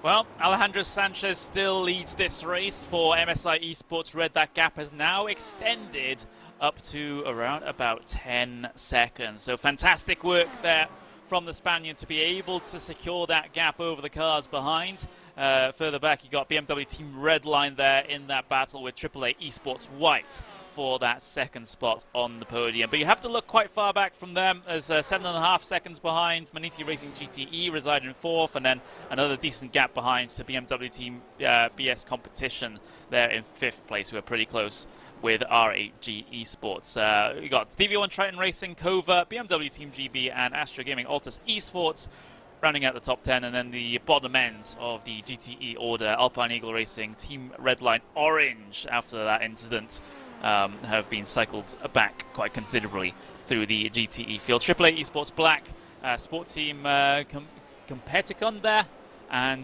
you got Logitech Altus Esports P15. Porsche 24 driven by Redline, they are retired from this event. We saw Gianni Vecchio getting in some contact early on, so that's GTE. Let's run you through P2, your leading class, and once again, VRS, it's a 1 and 2. Mitchell de Jong looks for a 6th win here at the World Center of Racing, and Tommy Oscar tries to challenge him, the VRS Coanda number 18. Moritz Lohner's on a slightly contra strategy to the rest of the field. He finds himself 3.5 seconds behind the leading duo, with Alexei Yusiakala from Team Redline Ice Blue 14 seconds behind your race leaders. Maxime Brient has worked his way up into 5th place for Movano Sim Racing. He's got Diogo C. Pinto right behind him for Williams Esports. Dean Woods and Kane Halliburton and Jeremy Bootle at Matti Kaidasoa. Those 6 cars separated by just about 7 seconds on the track. Take a look at the 2nd page, because this is our biggest class of competition. The likes of Sage Karam, Alexander Gravui, Alex Gall, Eric Goldner, and Thibaut Casabon. Matt Farrow, the car still on the leading lap. The only retirement in this class so far, Ross Woodford for Yas Heat Microsoft. So 21 hours, 43 minutes, and 25 seconds still to go. But I have a feeling if you told some of the teams that, they might not believe you, because they have been driving at a breakneck pace, Connery, and there's been a few moments where I think we've very seriously worried about how the traffic was going to play out. I still am, kind of, because this is the point in the race where, well, the beginning part of the race is where the drivers are most alert and where the drivers are the least fatigued. But as we head into the middle portions of this race, things start to change somewhat, even with the, even coming into the night. Of course, it's not as big of an effect here at Daytona as it is at some other... Ooh, someone's off. I think that's one of the Racecraft esports cars that has, prototypes that has just gone off. There towards the end of the infield section, interrupting my point quite rudely, I will say, but it was contact with Team Fordzilla. So we'll get a replay of that one, but returning to my point though, coming into the middle of this race, we'll start to see a lot more mistakes start to set in, and that's the concept of silly hour in real-life endurance racing. It does happen in sim racing. We've had many silly hours, sometimes hours on end in the middle of the race, so it's more like a silly quarter of the race, but you can see the replays of the content right now. So drivers do have to be a little bit more careful during the middle of this race now, because people aren't going to react as fast. That was just a bit clumsy from Team Fordzilla, trying to come across back onto the regular racing line, and Kane Halliburton drops down to 10th, and for a car that was at one point up in second position, it's a big loss. It must be said as well, they are on a slightly different strategy to the cars in front. Halliburton has gotten into that car the last time around, taken a fresh set of tires. A lot of the contenders in front of him, though, Lewis, they have only taken fuel the last time around, so he's lost about 30 seconds in the last pit cycle. Yeah, it's kind of one of those things where the LMP2 strategy is about as open as you get. It's especially with it being a car that we're not too familiar with in a sense of strategy and going longer distance on it. So there's a lot of things you can throw at it realistically that will get you to the checkered flag, and they're just throwing slightly different things. As here's AAA Esports White lifting out of it at the moment behind BMW Team Redline, so not really trying to push it. Still the same drivers that started the race. Chris Lullen for AAA Esports White behind Max Benecke, and no move happening there. 10.1 seconds off of the race lead, but in that LMP2 category they're a bit wide open, so you've got that strategy, that sort of movement, that ability to do something like what Moritz Lerner's doing and only take rear tyres, and we expect them to take 4 tyres on the next stop, which we'd expect in around about 10-15 minutes time for Lerner. It's one of the joys of it, but it does mean that if you get spun down the order in the sense of what Kane Halliburton's had there, it's not the end of the day, because as long as there's no damage on the car, you can still go that distance. So out of turn 7, 2 BMW M8 make their way. Maximilian Benecke the first onto the banking, and all 31 degrees of it as Chris Lullen closes him down. Let's jump back in this category to the battle for 5th, 6th, and 7th. It's just having a bit of a swap around, as I think BS Competition and Ryan Barneveld have had a small mistake in through that second hairpin. He's lost out to Kova and Antiohola, as these 3 cars have LMP2 traffic making their way through. And interestingly, not sure what's happened to Tommy Osgaard here, but Connery, here comes Moritz Lerner. Yeah, I think this is more Moritz Lerner being an absolute weapon out there than Tommy Osgaard going any slower. RSO have been very, very good in the opening portion of this race, and now the pressure is piling on to the rear of that number 18 Coanda car. They're trying to force the issue on the traffic through the bus stop, but again, it's just a compromised line there for Coanda, and now RSO, Moritz Lerner, all over the back of the number 18 Coanda machine. And I have to wonder if this pass is going to happen down in towards turn number 1, because Moritz Lerner has been so quick in clear air that I think he'll be able to easily pull the gap required to break the draft. And here we go, heading down to the inside through turn 1. I think he let that happen. Tommy, the last lap before this was half a second slower than his teammate. He's lost about 6 seconds on this previous lap. Let's pull this one back and see if we can figure out what's happened to Tommy Osgaard. So here we go. Jumping on back, we pick up the number 18 across the start-finish line down into turn number 1. I wonder if BS Competition and VRS Coanda trip over each other here. Oh, no, they got stuck behind Kova going slow through the S's. You can see this. He's trying to look away. He's out onto the grass. Still no way through. Trying to go around the outside of Kova and having a horrible time inside the traffic here. That's where a lot of the time was lost there for Coanda 18. And then they get stuck again behind the next car up the road. And actually, we'll watch this one run through.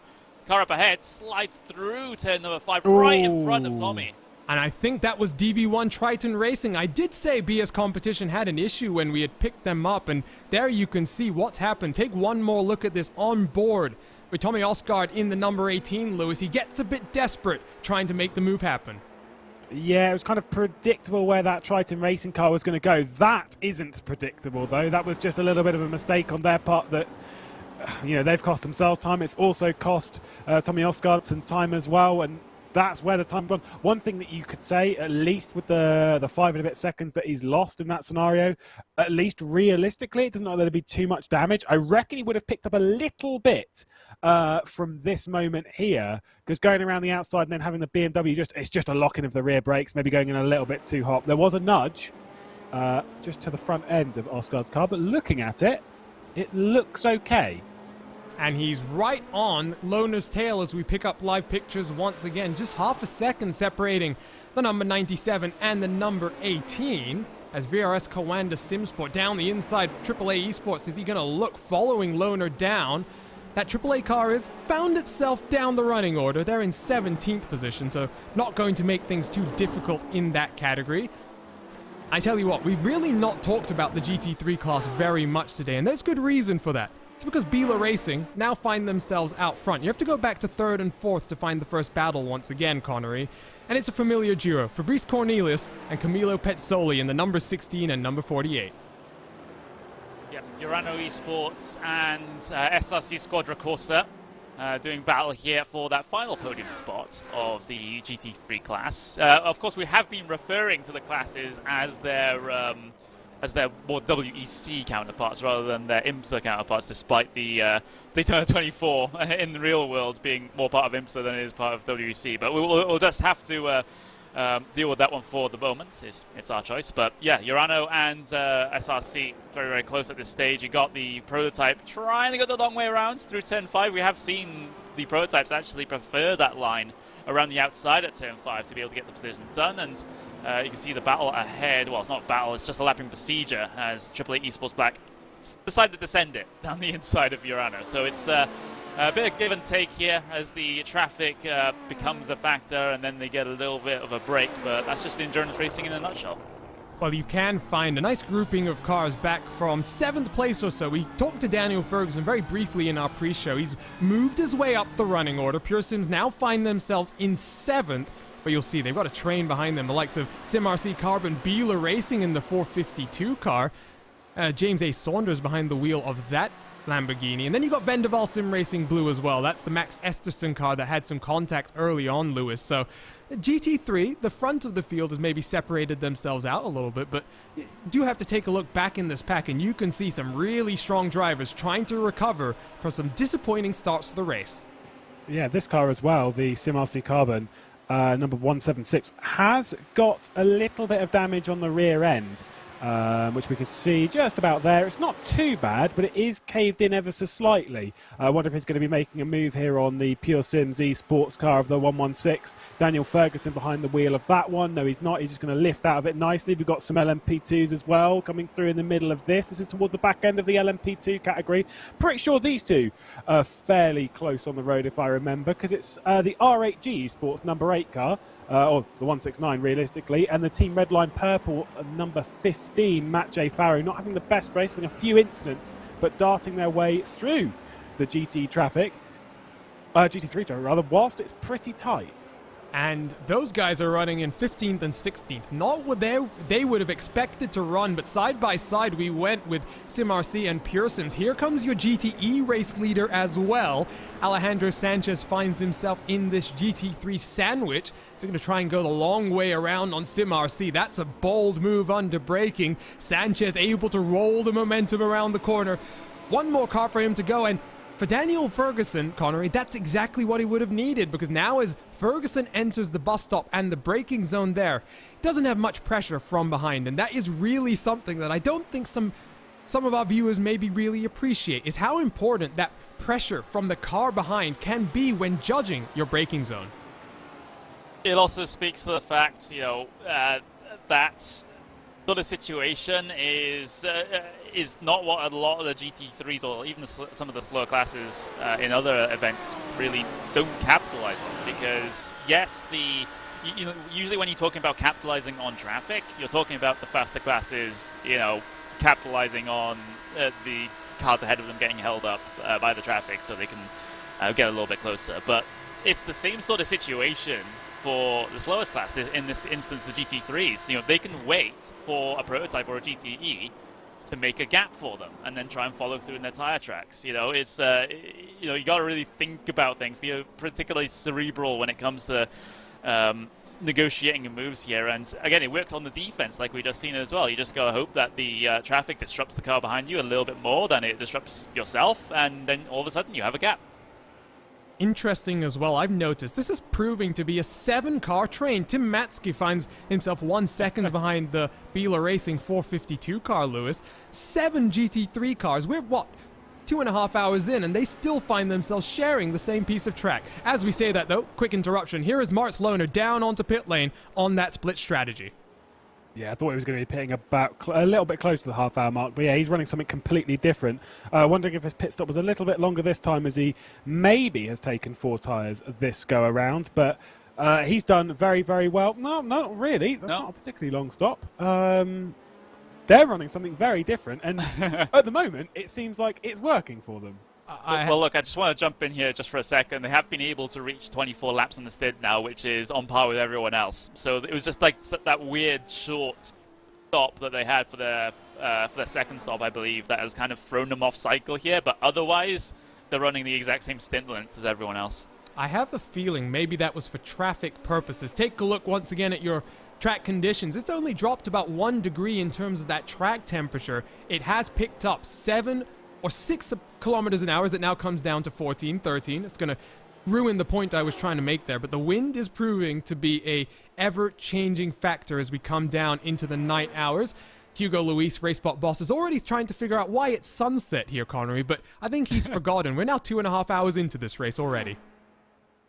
Yeah, we absolutely are, and we are in sim time. We are just past 6:15 in the evening, and obviously iRacing does model the latitude of the racetrack, so therefore the seasons can affect things. So you get sunset a little bit earlier during the winter than you do during the summer. That's all modeled. So yeah, it sounds about right given the time of year. The in-sim date is the 30th of January, at least from what I can see. So yeah, that's the date of the real race, because the real race happens in about a week's time. So it's yeah, it's maybe we should, Hugo is too used to living in a country that's nearer the equator. So, coming out of turn 7 on board with Movano Sim Racing and Maxime Brient, dock maker for Craig's setup shot as he works down onto the banking. You see the light starting to be reflected in that windshield. We did mention 20% is the capacity that they use for the lighting system here to make the cars more reliant on their headlights. Down into the bus stop very early. Maxime Brient on the clutch, it sounded like, saving that fuel. Now, Lewis, I'm not exactly sure how familiar you are with fuel saving on the iRacing service. I'm not exactly sure how much benefit you really get by using the clutch. For the most part, I think the strategy is typically just lift and coast. Yeah, it's from memory. It was a long time ago when I actually tried fuel saving once, and I was like, oh yeah, no, I'm not very good at this. It's more based on your throttle position and that sort of luck. So I'm not too sure that clutching in is going to make that much of a difference. But we sit here and we say that. You'd almost kind of say as we're a little bit tight in traffic. I think we're passing that 7-car train of GT3s. We certainly are, and a couple of GTs in there for good measure towards the top end of that category. It's the Team Redline car with a AAA Esports one as well. So we've got quite a lot to juggle through here. Lifting and coasting normally is enough, but they wouldn't, like I say, they wouldn't be clutching in if there wasn't some sort of gain for it. At least that would be my logic in this scenario. But as far as everything that I've been told, it's all about your throttle position. It's all about lifting and coasting and sort of carrying the speed through the corner. Well, you say that. A YouTube person in our YouTube chat, Francisco Quinque, has just pointed out a very good point, and I can't believe I didn't realize this. If you use the clutch, you don't have that engine braking, right? So it just helps you to lift off a little bit earlier, because the one thing I've found, Connery, is that if you're not using the clutch, you definitely find yourself dropping speed down into the braking zone, and as a result, you really have to balance how early you try and get off the throttle to let the fuel saving come versus how deep you want to go, as we see Dean Woods making the move there on Maxime Brient. Yeah, so yes, he passed Movano Sim Racing. That's for P5 out there. And P2's, gets quite close to the Team Vodzilla car that had a bit of a moment on the exit of the bus stop. But yeah, the whole clutching thing, I guess it's fortunate that the clutch wear isn't modeled in iRacing, because otherwise these drivers would be absolutely destroying them if they were real race cars. But yeah, I mean, you operate within the parameters you're given, I suppose. Something's happened to Danny Young-Kadare. We jump back to a replay here. He's coming down out of pit lane for Team Redline Orange. The two-man outfit where F1 race winner Max Verstappen and Danny Young-Kadare sharing that car, and he pulls off the track very early. Connery, I have a feeling that the damage that these guys have got very early on that race has meant that they've really struggled in the recent portions of this race, and as a result, looks like Young-Kadare retires that car. I'm just going back and having a look at it because I want to see how long or otherwise the initial stop was for them. We're currently watching the AAA Esports white car get itself involved in a little bit of an altercation back there. But yeah, I'm just currently focusing on trying to see what exactly has happened here to Team Redline Orange, because I would have thought they would continue on with it, but obviously if they feel it's not worth their time, then they would retire the car. But I'll have no news on that in just a couple of moments. So that's a big change there. And I did say, Lewis, that when you have these two-man teams, it becomes difficult, right? Because you get fatigued much earlier on. You have to balance your stints in a much more elaborate kind of fashion. And even for a team like Redline, where they would have had multiple people assisting them on strategy and spotting, an endurance race, especially at Daytona, where you have to find this kind of a zone to be in the rhythm, it can be a very fatiguing kind of a stint. So maybe we're just seeing there the perils of trying to just have a two-driver lineup. Yeah, mentally, we speak of this quite a lot in sim racing terms, because obviously in comparison to real world, we don't necessarily have the physical endurance, the side of it in the real world, but we do have the mental side, and I wonder if that's kind of the stress a little bit and around here, and maybe they just kind of didn't really fancy running through the race, but I'm sure Connery will fill us in.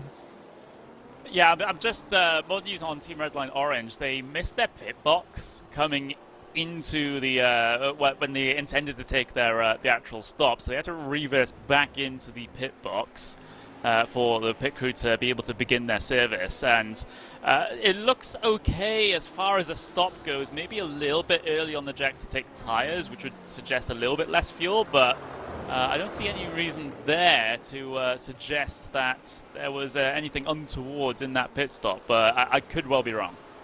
So Team Redline Orange, Young-Kadare still on the lane.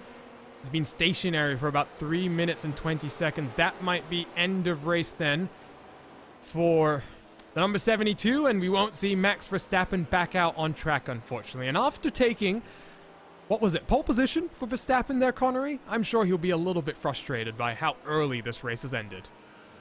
Yeah, it's been a good couple of issues for Team Redline associated GT cars at this point, so it's a bit of an awful time for them, and I don't see that Team Redline Orange car coming out anytime soon. In fact, I think they've dropped from the server, so yeah, Danny Young-Kadare had disconnected, so I think that's it. I think that's Team Redline Orange done, so we won't be seeing any more from Young-Kadare or Verstappen in this one. So that's unfortunate, because they were going along well. Of course, they had their issues with the damage, and they were trying to manage things in the background there, but I think it just wasn't really quite working out in their favor, and they felt like if they're just going to be lapping around in last place for the entire race, then that's not a constructive use of their time. It goes against the usual endurance racing spirit, but you can imagine their time is quite valuable. Yeah, well, look at that for the 72 and 911, 13 positions lost through the course of the race. Their hopes now lie with BMW Team Redline. Benecke has been in that car since the start of the race. It's an old German team. I think he's sharing that with Jonas Wallmeyer, and I forget the third driver in that car, but expecting Benecke then to get out of that car the next time around. Let's take a look at your positions gained, not just in GTE. Let's take a look at GT3 as well, because you got some big shakeups here, the likes of Urano HP, which is already out of this race, and then you look at your top 2-3 drivers. You got Mahler Racing Team, 6 positions gained. SRC Squadra Black 7 positions gained, but importantly here, I think Pure Sims Esports, Lewis, 11 positions gained, and they're still in touch, I think, of getting a podium position. Yeah, they're under a fair amount of pressure, though, in all of that scenario, because they're part of that sort of 7-8 car battle that we saw a bit earlier on here. They are running. You can just see there the whole row of cars in behind that. And that is all for position as well. So they're under a fair amount of pressure behind. I'm wondering if they're running a little bit of something strategically different, a little bit to have moved them up, same as we saw from Moritz Lerner a little bit earlier in the LMP2 category, who, by the way, when coming through this category last time, was nearly involved in a bit of a crash between the two Van der Waal sim racing cars that are at the back end of this queue, both blue and red, the 141 and the 142. Which have switched their way around. LMP2 pitters. That's Tommy Osgaard, so this will be, I think, his second stint on these tires, 33 seconds stationary. He'll come out right in front of that GT3 battle, still holds on to 4th place overall. We now wait for Viras Coanda and the team Redline Ice Blue. In fact, Ice Blue has already come down out of pit lane, got their tires up to temperature and pressure, and up into 3rd position here. So, change then. On the podium, it's now Alexei Usiakula that's found himself in front of Tommy Osgaard, Connery. Yeah, having a look at the stop times, actually Team Redline Ice Blue, they were slightly slower on their stop time, so they've been able to do that on the out and in laps here. Fantastic work from the Team Redline boys, and they've gotten themselves, what, that's about a 7.5 tenths of a second advantage over VRS Coanda Simsport 18 at the moment. Not quite enough to completely break the draft there back to Tommy Osgaard, but a great outlap, great in-lap for Team Redline Ice Blue, puts them up into 2nd place at the moment, and your race leader's in right now. So your VRS Coanda Simsport number 8 car, piloted now by Mitchell de Jong, is finishing its pit stop, and they'll be off and away. 33.7 seconds there, so basically all within about 0.1 or 0.2 second difference as the lights continue to illuminate the track, as the sun is now well below the horizon, and we're racing under nighttime conditions here in the iRacing 2021 24 Hours of Daytona. Mitchell de Jong now leads by 11 seconds as that gap continues to come down, and he takes his tires back up to temperature and pressure. Tommy Osgaard, though, the big loser in this pit cycle, another big loser potentially. I'm wondering if Dean Woods has managed to fall further off the back of this pack. Williams Esports is 9 seconds behind 4th place, and Dean Woods is an extra 4 seconds behind Diogo C. Pinto. So I wonder if the Yashit Richard Milcar has lost out in this phase of the race. Pink's just picked up traffic a little bit as well, like a little awkwardly, because they were on the either end of the that GT3 train that we'd seen. So yeah, I think traffic's just not gone the way of Dean Woods, as it does in endurance racing. You know, it goes your way, it goes against you, it goes your way, it goes against you. Sometimes you just have those few laps where it's just you're just like, oh my god, I can't believe I've caught a GT3 in the bus stop again.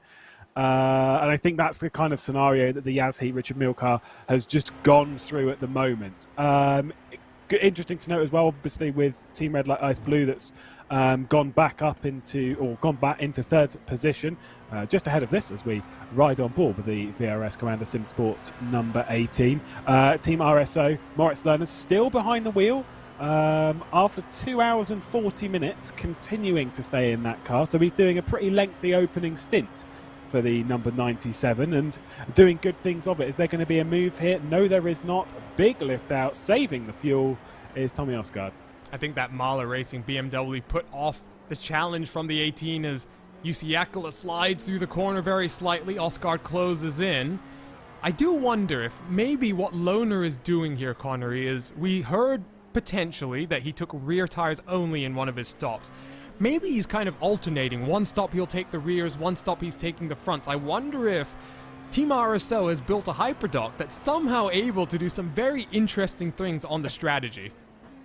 I mean, it's certainly a possibility. We see new things, quite often here in iRacing as to what strategy the strongest, and those sorts of things. So I wouldn't be surprised if they have found a little something that gives them a bit of an advantage here in this one. I will just sort of be cautious about saying that for the moment, because we're not entirely sure if that is the case. Maybe Team RSO, I was going to say maybe Team RSO, want to come on and try and explain things, but they'll want to keep that secret, I'm sure. So into the bus stop they come, and it's looking very, very good for them in this race.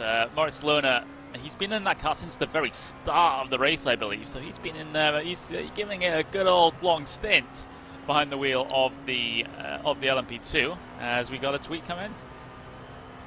Oh, we do indeed. I was taking a look at our Twitter. I didn't even realize it's popping up on your screen. There's Christoph Herbigno, part of Delta Sport U4K. He's talking about the strength of field in today's race because, Lewis, 7,500 is our average iRating. It is incredible, the progression that iRacing has had over the last 12 months, given the influx of new members.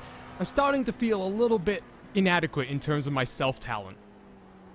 Yeah, I mean, I don't think I'd be fitting in on this grid anytime soon. That is above the... I've looked at various other bits. I've looked at the records and stuff previously. The highest in a single category was GTE last season. The strength of field in that was 6.4 or 6.5k realistically. Now the interesting thing with that, of course, is that this is basing it the strength of field there.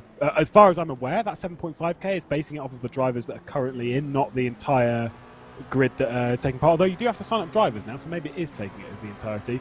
Either way, that's really high, and it's a sorry but no from me. I know in the IMSA races that were building up to this, Yuri Kasdorp was he tweeted about how he'd won a race. I think it was something in the same region, about 7.5k strength of field, and he won in that race and was obviously very proud of it. So a few other updates as well. There's the Yas Heat team. They're using all types of emojis in their tweets. Maybe I need to learn a little bit from them. There you can see the Microsoft team unfortunately out of the race. The Richard Mille sponsored team still in 6th. There was another tweet that I saw here, Connery, and that was one from our good friends at MSI Esports who are having a very comfortable race out front right now. I have a feeling, though, that gap is continuing to extend. At what point, if Alejandro Sanchez gets out of that car, he's got some very talented teammates, but so does Beneke. I think the third driver in that car will be Patrick Holtzman. So that's a car filled with 3 World Championship competitors. What can MSI Esports bring to contend with the might of BMW Team Redline? It's a very good question. I can't actually currently see the roster for any of the teams right now because of the way I have my iRacing set up for broadcasting for a little bit later on in the race. But Alejandro Sanchez, I would say, is by far and away the MSI Esports Red's best driver. So it's good right now as Sanchez is able to stay out there logging laps. He's in a decent amount of clear air as we speak right now, so he's not being disturbed too much by anyone. But as soon as he hands that car over to someone else, can that someone else keep up with the pace and the baseline that Sanchez has set? If not, then BMW Team Redline and AAA Esports will be closing in and eating into that 11-second gap. My expectations is that Salva Talons would be the next driver into that car. So let's see how Talons is also a Porsche Tacor Esports Super Cup competitor can do, taking over from Sanchez. You can see up on your screen as well. If you request to get a shout out on the broadcast, we might just do that. That's RaceSpot's own Dylan R. Coyle. And remember, you can stay involved using the hashtag iRacing Daytona 24 as we now close in on about 3 hours done in our race. We enter portions of the broadcast where things start to slow down very slightly. But nevertheless, we can have some fun with this. And I don't know about you, Lewis, but usually in the middle portion of our endurance races, we usually interact with just our YouTube chat. Now that we can bring Twitter into this as well, I think it's going to be a lot of fun. Oh, this is the part where we need, we need the fan interaction. We need what you're saying. Sat back behind the scenes, wondering, if you've got a little bit of information as well on the team, we'll appreciate that. Naturally, though, we all have to be very on edge because this is the part of the race where everyone, like you say, everything calms down, everything just has a little bit of a breather.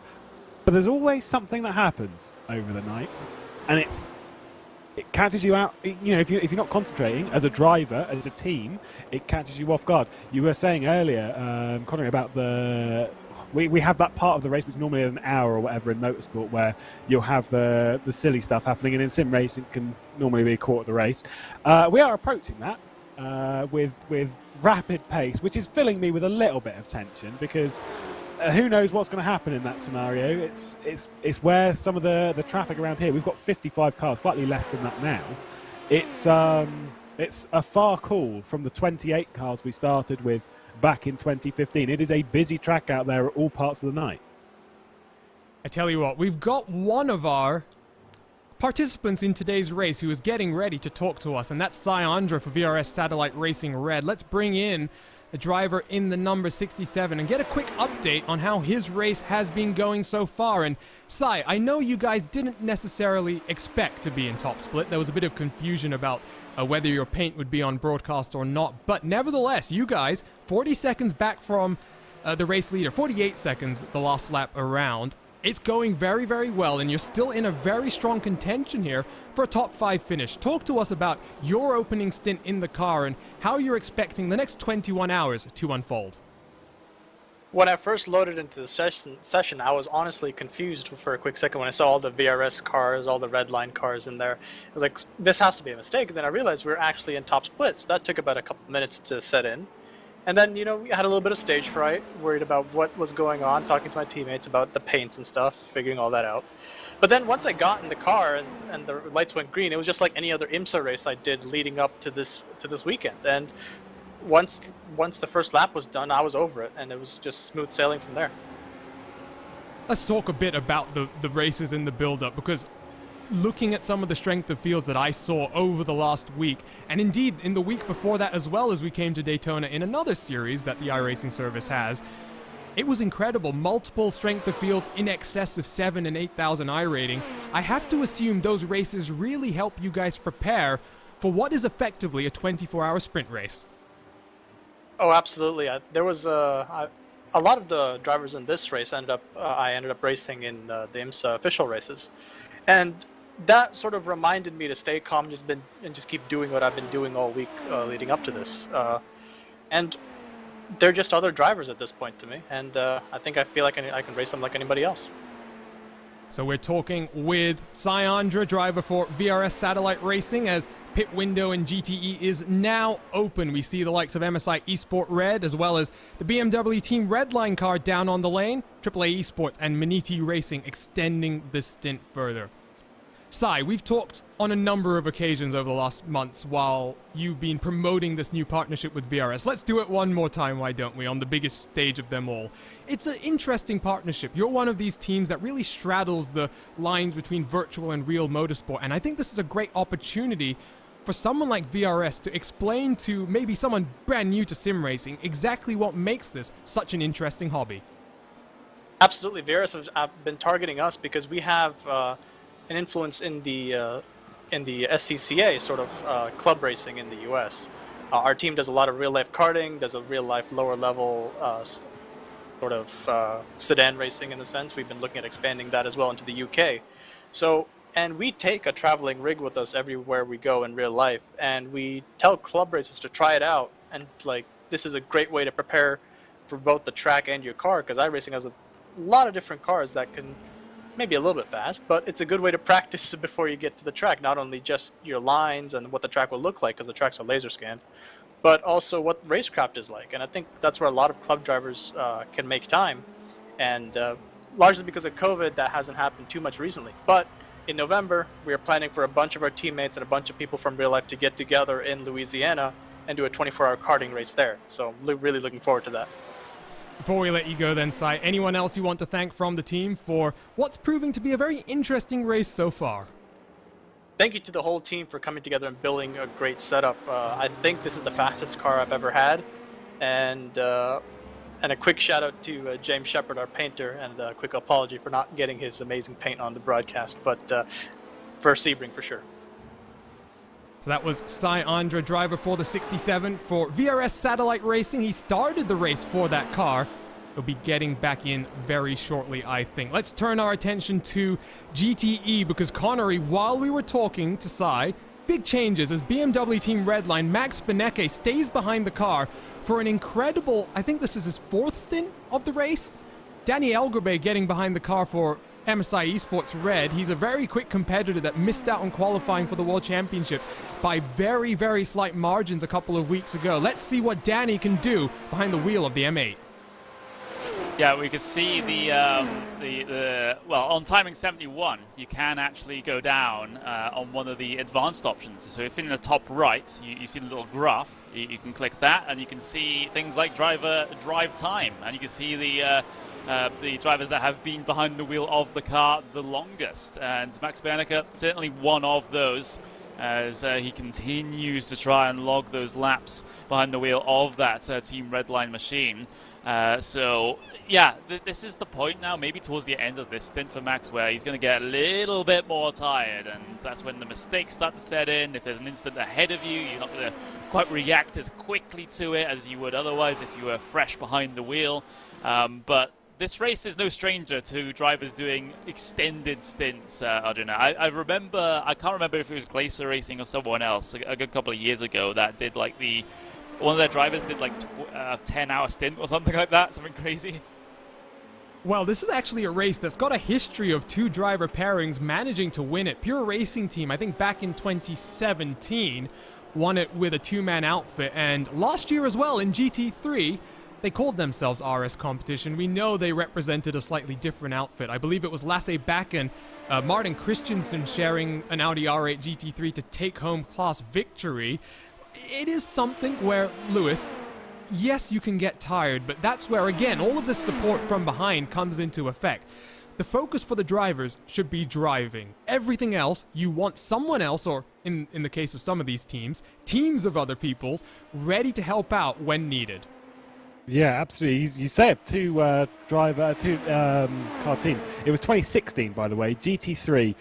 Pure Racing Team, like I say, ended up winning that. The interesting thing that I thought when I went back from that, because I did look at stint times and stuff like that, or amount of times in the race. I didn't look at exact stints. We've got a little bit of a change of position here as Delta Sport U4K get by VRS Commander Sim Sports number 81. So position done there. They're not too far away behind Inertia Sim Racing as well. So maybe a position change and moving their way up in the top 10. The laps completed in that class was 810. The interesting fact, though, is that 610 of those were done by one man, which was Patrick Pickler, who did 610 of the... So there was only 200 to his teammate, and he did 610. That is massive. That's around about 18 hours in the car across a 24-hour race. That is absolutely insane. I know people who have actually done this race solo, and yes, they're doing it for charity, but still absolutely incredible. Pit stops underway for GTD. It appears driver and tire changes underway for SimRC Carbon as Marvin Strell gets behind the wheel of the 176 for the first time. Pure Sims pulls off the lane. David Baker behind the wheel now after taking over from Daniel Ferguson. And it looks like, Connery, in GTD, triple stints were the name of the game for the first portion of the race. I wonder if now that we are well and truly into the night portions of the race, are we going to start seeing some of these quad stints from these Lamborghinis and BMWs? I mean, quite possibly, but the track temperature doesn't have that far to drop anymore. Of course, it can't get any lower than the ambient air temperature, and the air temperature right now is 21 degrees Celsius, track temp 22 degrees Celsius, so it can really theoretically only drop one more degree. Of course, that air temp is going to come down as we get deeper into the night, so therefore the track temp can follow. But I see it says partly cloudy on that graphic there, but right now in my sim it's turned to mostly cloudy, but that doesn't really affect things at the moment since we have no sunlight, but it just goes to show that the cloud cover is changing, so that will come back into effect towards the end of the race once we get to the to dawn, and we'll have to see how high the track temperature can climb in the latter portions of the race. But right now it's still a pretty warm track considering the night hours. Well, there's been some big shakeups then in GTD, because SRC Squadra Corsa Black, Emmanuel Petri has gotten behind the wheel of that car at some point. Doesn't appear as though they spent too much time down on pit lane, and now they lead your GT3 class. Driver change has been done. Niels Koch has found himself promoted back into second position here, Lewis. I am very confused at what's going on here. I got it. They did not take tires on that stop. So 41 seconds on the stop for SRC, 42 seconds for BMW Bank, although that is still an interesting gap that they've been able to swap around. Everyone else on this stint at least has taken tires, which is why they've fallen back a little bit further. Yeah, it's interesting to see them ahead of BMW Team Bank, though, I will say that. I'm just going to confirm here, Connery, because if they didn't take tires, that means Emanuele Petri is driving on tires that have done 3 hours of racing already. That is absolutely insane. Not exactly sure how that's going to work out. The gap is 6 seconds. I wonder if we were talking about hyperdocs, maybe the number 48 car needs to submit their setup to the dock inspectors. I'm not sure exactly what they're doing here. I can actually check their stints here, because that's the wonderful features of Timing 71. There's another plug to our timing partners. Yeah, I'll double check this one. While you're checking that, Lewis, take a look here. MSI Esports Red, and now behind Maniti Racing. They've come out on fresher tires. Somehow the last few laps are not going very smoothly for Danny Elgerbe. No, a bit of a change of driver there, of course. To say Elgerbe gets behind the wheel and maybe not quite working out. I'm assuming their pit stop on this one has been longer than the 3 cars ahead. Has everyone actually pitted? That's another one that I need to check on Time 71. But yeah, I'm not 100% sure, but they've certainly lost a fair amount of time. And obviously with this, our 2 race leaders at the moment in GT, being AAA Esports White and BMW Team Redline, are also not separated by very much at all. Actually, they definitely have stopped, because we had that conversation about Benecca doing another stint. So MSI Esports Red taking tyres, obviously with that driver swap, and dropping way down into the pack. And Chris Lullum has done the same thing as Benecke then. So both of these guys out front, quad stinting as far as we can tell. Dylan Shrivens in the Maniti Racing number 20 is doing the same. I think Danny Elgerbe might have a little bit more pace then. 0.7 of a second advantage for Elgerbe over the number 20 the last time around. He's already found himself 0.3 of a second behind some of that other traffic potentially. Actually, now the gap's ballooned back up rather to 3 seconds. Interesting phase of the race then, Connery, because we're seeing split strategies across all 3 of our classes. Yep, we are, and it's basically confirmed. I'm only seeing pit lane times of about a minute on the stops for SRC Squadra Corsa Black. So yeah, those tires are pretty old at this point in the race. They haven't been off the car since the very start. So it's a strategy gamble for SRC Squadra Corsa Black in particular, but it seems to be working out in their favor for the moment. But we'll just have to monitor this closely, because especially towards the end of this next stint now, they are going to be struggling for grip. It won't affect them much, of course, through the NASCAR bankings, but through the middle sector, they're going to hemorrhage a lot of time. Update from Josh Thompson and Williams Esports. First stint for Moreno Sarica in the books, and unfortunately a small incident has cost them 9 seconds. They're still running, though, in 5th position, right behind Tommy Osgard. And yes, there may be slightly different strategies at play here, but Diogo C. Pinto is really putting the pressure now onto Osgard. And Lewis, Lewis, I'm not exactly sure what's happening for Tommy right now, because he's fallen down my timing screen. His lap times have kind of fallen off kind of a cliff. Last time around, he was a couple of tenths slower than his teammate. He was 0.9 of a second slower, though, the Moritz Lohner in 2nd place. So a bit of give and take right now for the VRS machines. Yeah, so the number 18 was the one that was effectively the first driver in the LMP2 category to change driver, with Charlie Collins dropping out of the car and Tommy Osgard taking over. And I'm considering that from that, maybe Osgard's not changed his tyres too often, or maybe he's running them a little bit further than others had, and that's what's kind of costing him the pace here. Either way, it's costing him quite a lot at the moment. As you say, the number 6 Williams Esports car is applying an awful lot of pressure to move itself into 4th place, although it must be said, not rushing the idea of getting by the VRS Coanda Sim Sport car.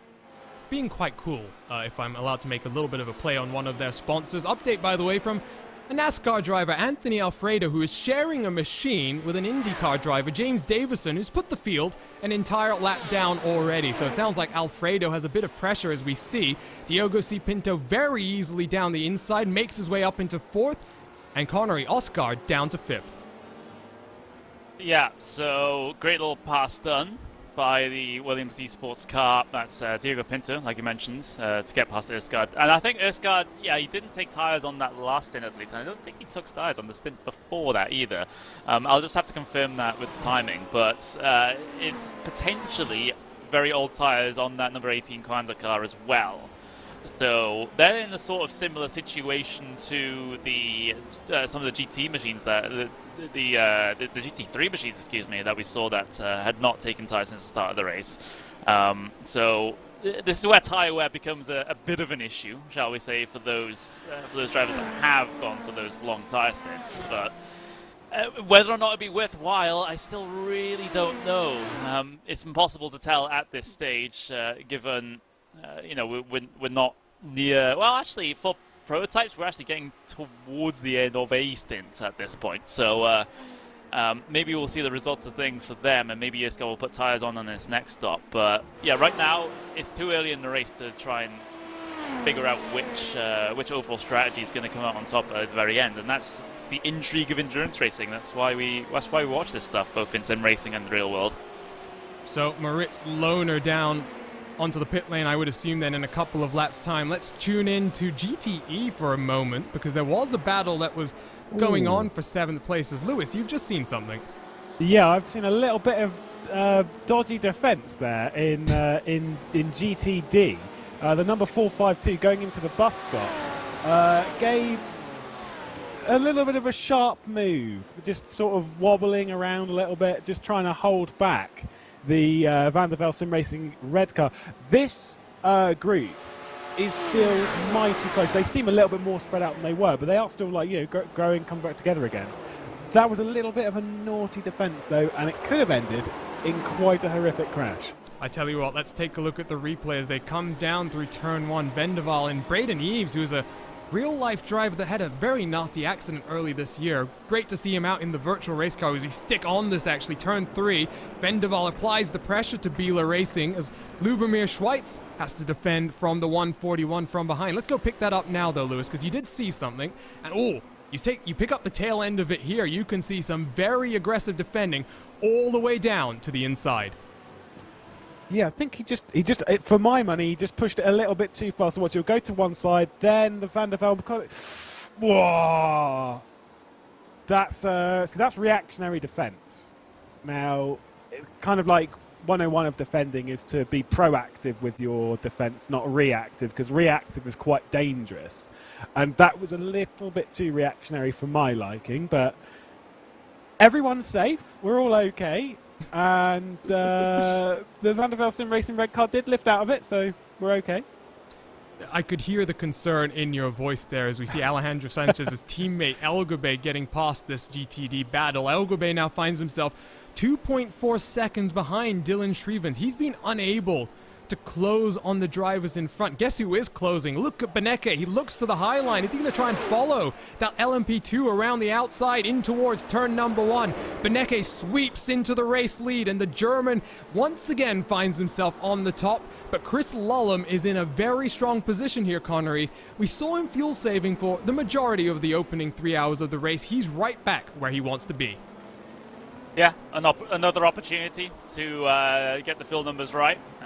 That's just the ebb and flow of this sort of racing. You know, it's less about those active side-by-side battles on circuit and more the battle in the pit lane here, especially at Daytona, where, like we've already mentioned so many times, perhaps a little bit too much during this race, the fuel-saving games are probably the most important thing. It's a similar situation to, of course, the 24 Hours of Le Mans, you know, coming down the Mulsanne Straight. Lots of fuel-saving opportunity there. But if we go to like a 24 Hours of Spa, for example, there's less opportunity there to get things done in terms of the strategy. So therefore, you tend to see a little bit more on-track passing there than you do at some other circuits. But that's an entirely different topic, which I'll leave the night crew get onto because they need their content. Yeah, they need stuff to talk about. Martz Lohner down onto pit lane for Team RSO. Are we going to see a driver change? He's 3 hours into this race, and it doesn't appear as though he's handing that car over. Interesting call then, Connery. I mean, if you have a driver like Lohner that's still going so quickly, you might as well use him to the fullest extent, right? But of course, the danger is always fatigue in these sorts of races. Thankfully, the LMP2 stints are considerably shorter than the stints of the 2 GT classes, so he can get out there and go for another 40 minutes or so, and he'll be absolutely fine. But if he at the end of this stint, if he comes down in and still remains in the car, that's when I start to get a little worried, actually. So incredible job right now, and we should maybe try and speculate a little bit on where Lohner's future lies. I'm not sure if either of you guys have been able to squeeze it out of him, but he's been very, very tight-lipped about this next step. He left Williams Esports at the conclusion of last year, and now a multiple-time race room champion tries to find a new home to compete in for this year.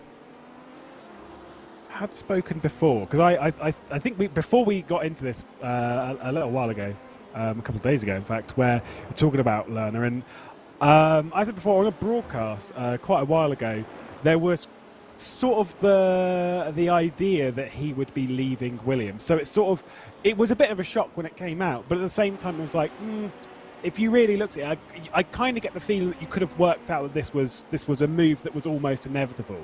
I don't think he was.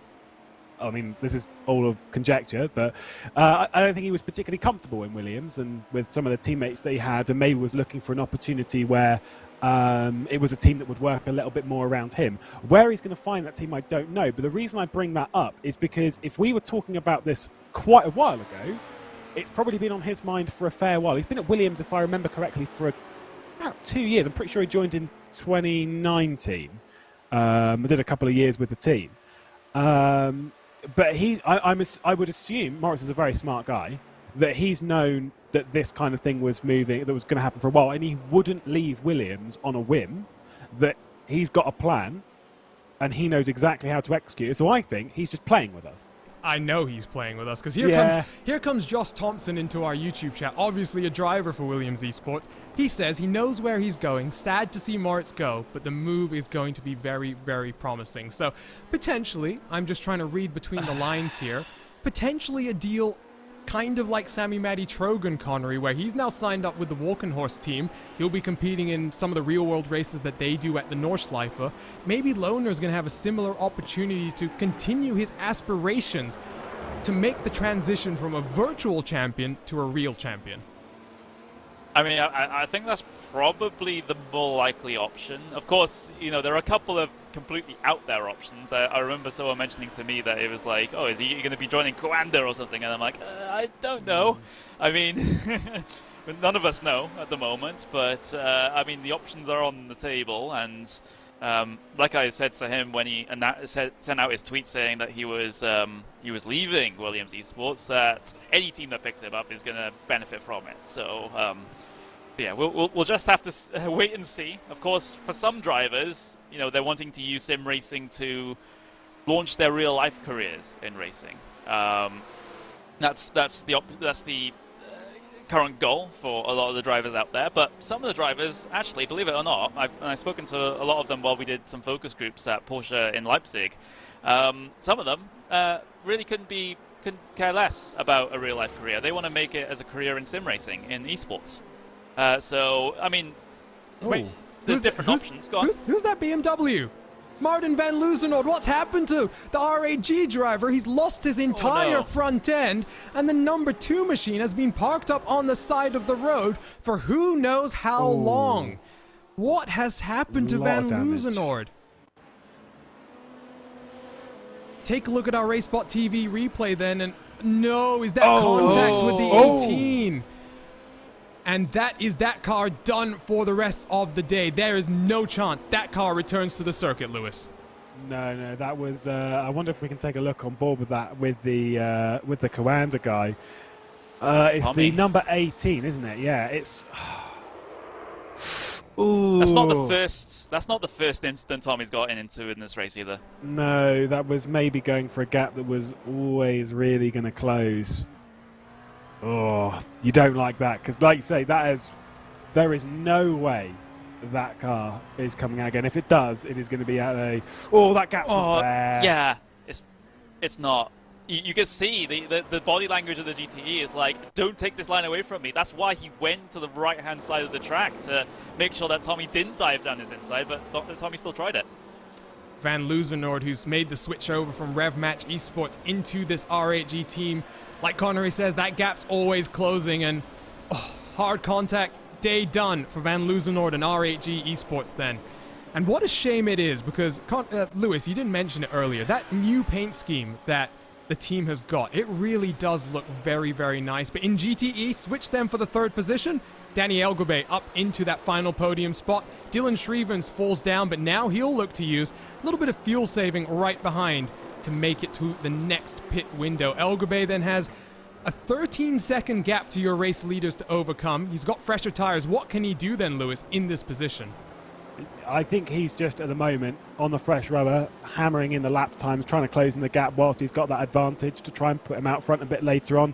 Then Scrimmers, who's dropped in behind Bobo there, is he's no stranger to endurance racing. In fact, I commentated on him in an endurance race a year and a half ago at a LAN event in Denmark, and the way they did their strategy, they were they flew under the radar until the very last moment, and they ended up winning the overall race. And Klaus Coander were there as well, by the way. So it wasn't a weak field.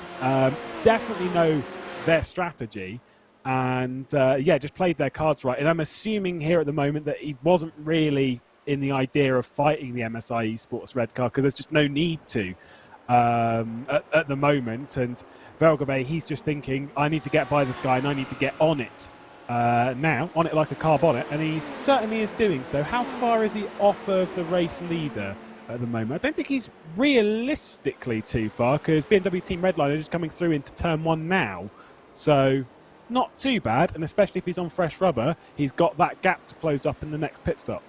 Yeah, 13 seconds for Elgobay as he works on Beneke and Lullum in front. Pit stops open then for the P2s. Kane Halliburton down onto the lane for Racecraft. Thibaut Casabon for R8G in the 169 LMP2 machine. I do have something for you, by the way, Lewis. I was requested to ask you a question here, and and that always means that what the viewers want, we like to oblige here on RaceSpotTV. When are you going to send me one of your bacon sarnies? Who asked you this question? Is Aidan Millward? No. You can see up on your screen right now. Oh. Okay, yeah, no, I could look over. That would be a very good thing. Ossian, one of the people that I was commentating with in that event, Ossian Puaka. I did. It was bacon and egg, actually.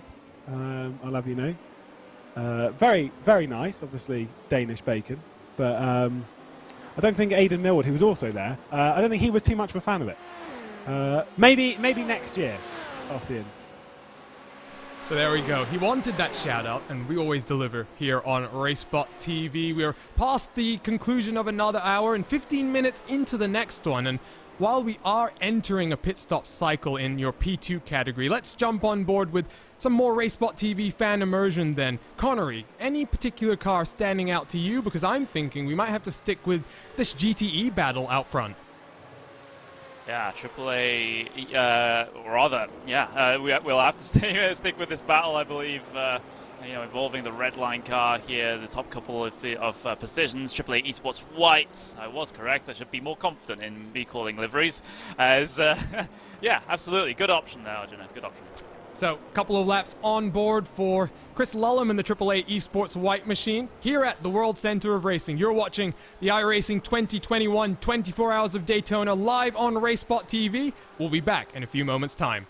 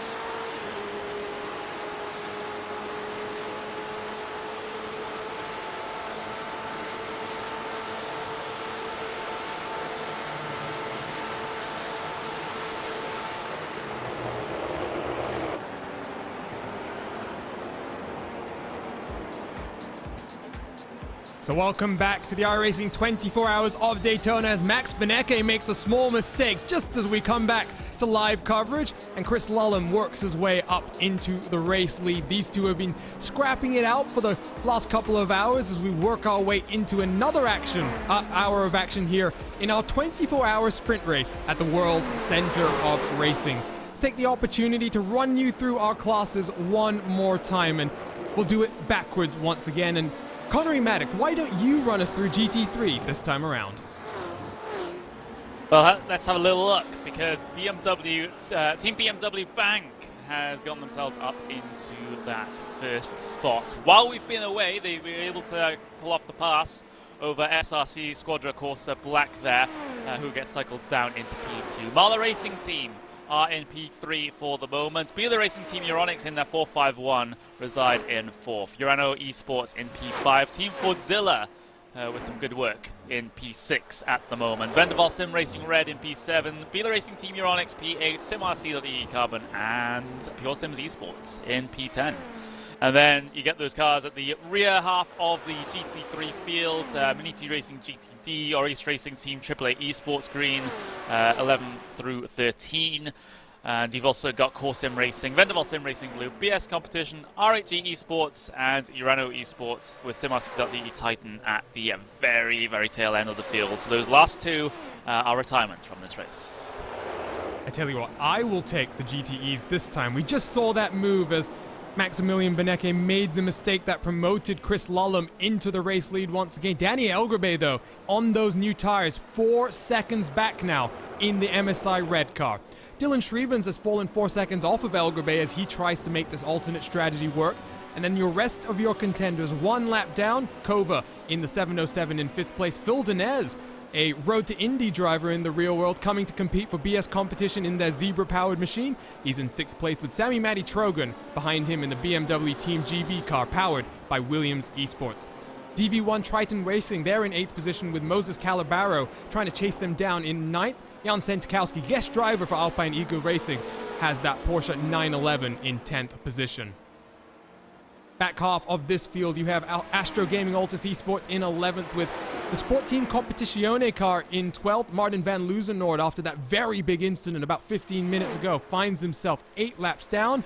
And a couple of other retirees, Danny Yunkadea, Simone Maria Marcheno for the second Altus Esports car, and Alexander Thieb, Porsche 24, driven by Redline. Next up, it's P2. Lewis, why don't you run us through the prototypes? I will indeed. VRS Commander SimSport continuing their domination of this event after 127 laps, nearly 3.5 hours at the front of the field, and they have recently passed their 4,000th lap led in this category. Mitchell de Jong doing his work, continuing to add to the tally and pushing it above 96% of laps led here at Daytona, adding to it and moving himself forward. Team Redline Ice Blue in 2nd position with Alexei Yakala behind the wheel of the number 12 car. Moritz Lerner on a differing strategy, been in the race since the very beginning for Team RSO in the number 97 Williams Esports. He'll be glad to be beating them. Just behind him, the lone Yaz Heat rounds out the top 5.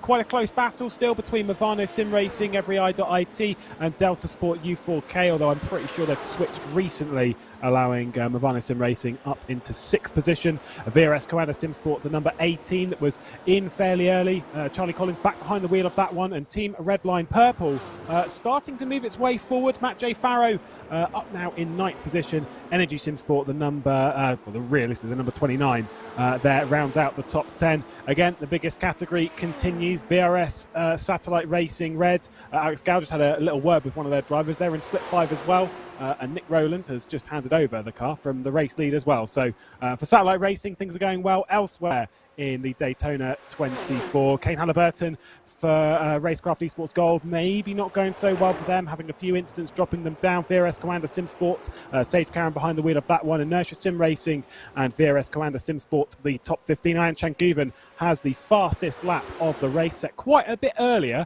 and I was a little critical of his qualifying, but has done very, very well. RHG Esports and the rest of the category there, hashtag R4R Motorsports, the last of the real runners sort of up there. Everyone else has had quite a lot of issues.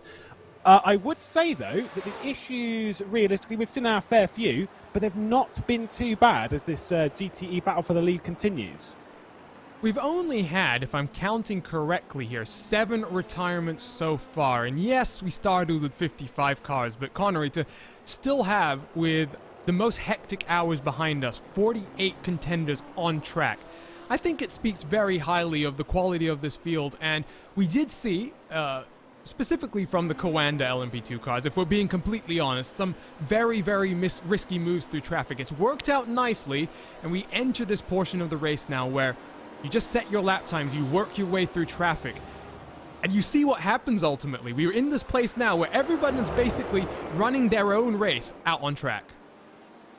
Yeah, that's reflected in the track map as well that I can see on my screen. It's basically everyone is in their own piece of real estate at this point, or rather the vast majority of teams are. Everything completely spread out. There's no barren portions of the racetrack right now either, so it's fairly homogenous in terms of the traffic here, which is good for the faster classes, I suppose, because you're only picking off 1 or 2 cars at a time instead of a huge train of slower traffic. But we have seen in endurance events previous that sometimes just trains of traffic can spontaneously develop. Just how the race works out, and sometimes they can come out of nowhere and really give the prototype drivers a bit of a situation to think about, shall we say. So look out for that maybe in the middle portion of this race. But for now, everyone's just logging their laps out there and making sure that they are in a good spot for what is coming up in a couple of hours, coming up on the graveyard shift for the Europeans at least. Yeah, that's true. You can't even think of any particular portion of this race as a true graveyard shift, given the global nature of the iRacing service. Watching a battle between 7th and 8th place BMW Team GB, Sammy Matty Trogan defending from DV1 Triton to work down in towards the bus stop chicane. They round those 2 GT3 cars without too much of an issue. Here comes a P2 car down the inside. Is he going to give these guys something to think about? He'll slot himself back into line. And the Williams-powered Team GB car continues to defend from DV1 Triton Racing.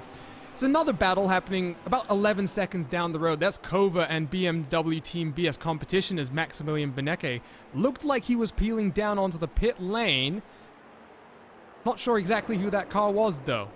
It was Urano Esports, Sebastian Schmallenbach. So one of Benecke's former teammates there, Connery, but now represents Urano from 5th down onto pit lane. Yeah, and I'll have to see if anyone decides to head their way in as well at this stage, because we are starting, well, in about 10 laps time actually to come to the end of the GT3 stints. It's just a bit of, Urano Esports are a little bit off cycle compared to everyone else at the moment, and sort of by a third in terms of time. So around about 20 minutes, they're off cycle compared to the rest of the GT3s. So they won't have any friends onto pit lane here at the moment, but yeah, we'll just have to see how it goes for them a little bit later on, because it's always so difficult being off cycle like that, because it makes it more difficult for you to compare yourself to some of the other teams, because you never have a representative gap out there on circuit. So you're talking about that pit window. 22 laps so far for Biela Racing Team Euronics. I'm seeing Oscar Mangan for Core Sim Racing. He's done 25 so far, so like you say, you never really want to be that far off your strategy unless you have something rather sneaky in your back pocket. Not sure if that's exactly what Urano is trying to do, as they find themselves 22 seconds now behind R8G as they come out in 17th position in class. So that's going to be Schmallenbach now down to the end of the leading lap. Let's turn attention back towards one of the VRS cars who's in a good battle with Delta Sport U4K and Alexander Gravui. The 33 car defends from Charlie Collins, newcomer to VRS Coanda. And this, can you believe it, Lewis, is a battle for 7th and 8th. It's a bit weird seeing the car that qualified in P2 all the way down now in 8th position. But the thing is the LMP2 category is so close. Charlie Collins has seemed to fit in, by the way, at VRS Coanda Simsport really, really nicely. Like I say, slapping it in 2nd position in qualifying. Last year, I mean, they might be a little bit disappointed. They've got 4 cars in LMP2. Last year, they had a 1, 2, 3 in the prototype qualifying this year, only a 1-2. I say only, it's a massively tight category, and they've done the business once again. Again, I'm trying to look at it from a positive standpoint, that realistically this number 18 car that is trying to attack the Delta Sport U4K, who I think are a little bit off strategy. They're up quite a few positions, having started 20th towards the back end of the LMP2 category and are now running 7th.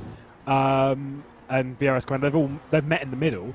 That VRS Coanda have pitted recently, they've changed tyres, it's been handed back to Charlie Collins, and this car's again going to start moving forward on this fresh rubber. I wonder if we're going to see a move here, probably quite an easy one given the inside as well, so no issue and no fight there from Delta Sport U4K, and that I would argue was a very, very smart move. They're still going to be side by side, but I'm going to assume that we're going to be lifting out of this one nicely, and there we go, Charlie Collins up into 7th place, and pretty easy as you like. No fighting, just getting the slipstream. And again, think of the long game. There is no point in fighting for a position tooth and nail with 20 hours and a half to go. Wow, you just made me realize that we still have 20 and a half hours Sorry, still mate. to go. Well, no, it's not even that bad when you think about it, because, Lewis, I'm off the broadcast in about 2.5 hours. I'm going to go off, take a couple of hours off, because we have been waiting for a long time. I've lost track of when I actually woke up this morning. But I'm going to get into the car. I've got 2 triple stints to do before I go to sleep tonight. And that's it. I'm done. I'm very happy. Connery, on the other hand, is going to be back for the final 8 hours of this broadcast. So I'm more worried now about his well-being rather than my own. At this point, it's probably the final 10 hours of the broadcast because of the delay that we had. So, yeah, we'll just have to see. Of course, I'll only be commentating for the final 6 hours because I don't want to destroy my voice. But yeah, it's a long day at the office for me. We put in a lot of effort here on RaceSpotTV, shall we say. I mean, we're complaining about the work on the day, but I know you, Arjuna, and of course Tyler as well has been putting in, and of course everyone else at ATVO to get our graphics done have been working over the past couple of weeks to get this all put together. So I guess shout out to you guys as well. Even though you don't have that much of a workload on race day, you've been pivotal in terms of how this turns out for the last couple of weeks. Hey, I'm Will Vincent today. I'm producing and commentating. I don't know what you're talking about there. I will be for the last 6 hours. True, we've got 2 wannabe Will Vincents in the commentary booth. Shout out to Will as well, who was taking a couple of weeks off from RaceSpotTV duties, decided to jump back in to help us out with all of the kerfuffle that went on this morning. It was really nice to be able to chat with Will once again. Here we go then, back with DV1 Trident Racing. A couple of these GT battles, they're sticking quite close. Behind these guys as well, you've got what looks to be a double Porsche 911 battle with Alpine Eagle Racing and Astro Gaming Altus. You talked about the spirit of endurance racing, Lewis, and that's something that I think sometimes here on these special events, without safety cars playing their factor, you sometimes do see teams deciding to give up the ghost very early on. And there are a few series that we get to cover on RaceSpot where we've got safety cars, and we've seen in the past, a couple of months ago, I got to see a car that was upside down on its roof 30 minutes into a race, still managed to come back and win its class. So this is a very different type of an environment to, I think, what some people who have watched the Rolex 24 in the real world might be accustomed to. It's a 24-hour sprint, not, as many people like to call the Rolex 24 in the real world, 24 different 1-hour sprints. It's so easy to throw in the towel. It really, really is. You know, if you get a little bit of damage that maybe can't be repaired, so you're down in straight line speed and you think, oh, no, I don't want to do this anymore. It's really hard to convince yourself that, yes, you've got that damage, but let's be honest, someone else probably will as well. And just trying to, you know, use the endurance spirit of trying to get to the end, it is hard. It is a mental challenge, but that's why it's so rewarding to get to the end of it, because of its difficulty. It's not an easy thing to reach the end of a race like this, and you need to take solace in that. By the way, there was a switch. You were saying about a little bit behind this, there was a battle that was quite close between Alpine Eagle Racing and Astro Gaming Altus Esports. They have switched now, so Astro Gaming Altus Esports have moved up a position and are now 10th in class. Altus, of course, the only team to have won both of our GT categories since this became a 3-class affair on the iRacing service. Take a look at the left-hand side of your screen, though, Connery. Take a look at the lap times that Danny Elgube is putting in. That lap 126, 139.267, that's the fastest lap of all the GTE cars so far this race. Elgube finds himself 4.6 seconds behind Team Redline and AAA right now. Elgube is making a move at this point in time. He's bided his time in the beginning portion of the stint. Those tires really must be in a comfortable place now. Remember when I said I was worried that none of Sanchez's other teammates could step up to the plate with the pace that he set? Maybe I should eat my words at this point, because Elgube is going similarly very, very quick out there, and I think the MSI must have found something in the setup of that BMW to go as quick as they are, and well, they could have also just put in so much more preparation than everyone else for this event as well. That could also be the option. So even though they're down in P3 right now, that's because they're off cycle in terms of the taking tires and not, because both the cars ahead of them actually did not take tires on their last stop, so which is why they got the jump ahead. But by far the fastest GTE out there is that MSI car at the moment. And Elgube, like I mentioned, he missed out on qualifying for this year's World Championship by just a few points. He had some hardware failures in our final week of qualifications that meant he missed out on that super session.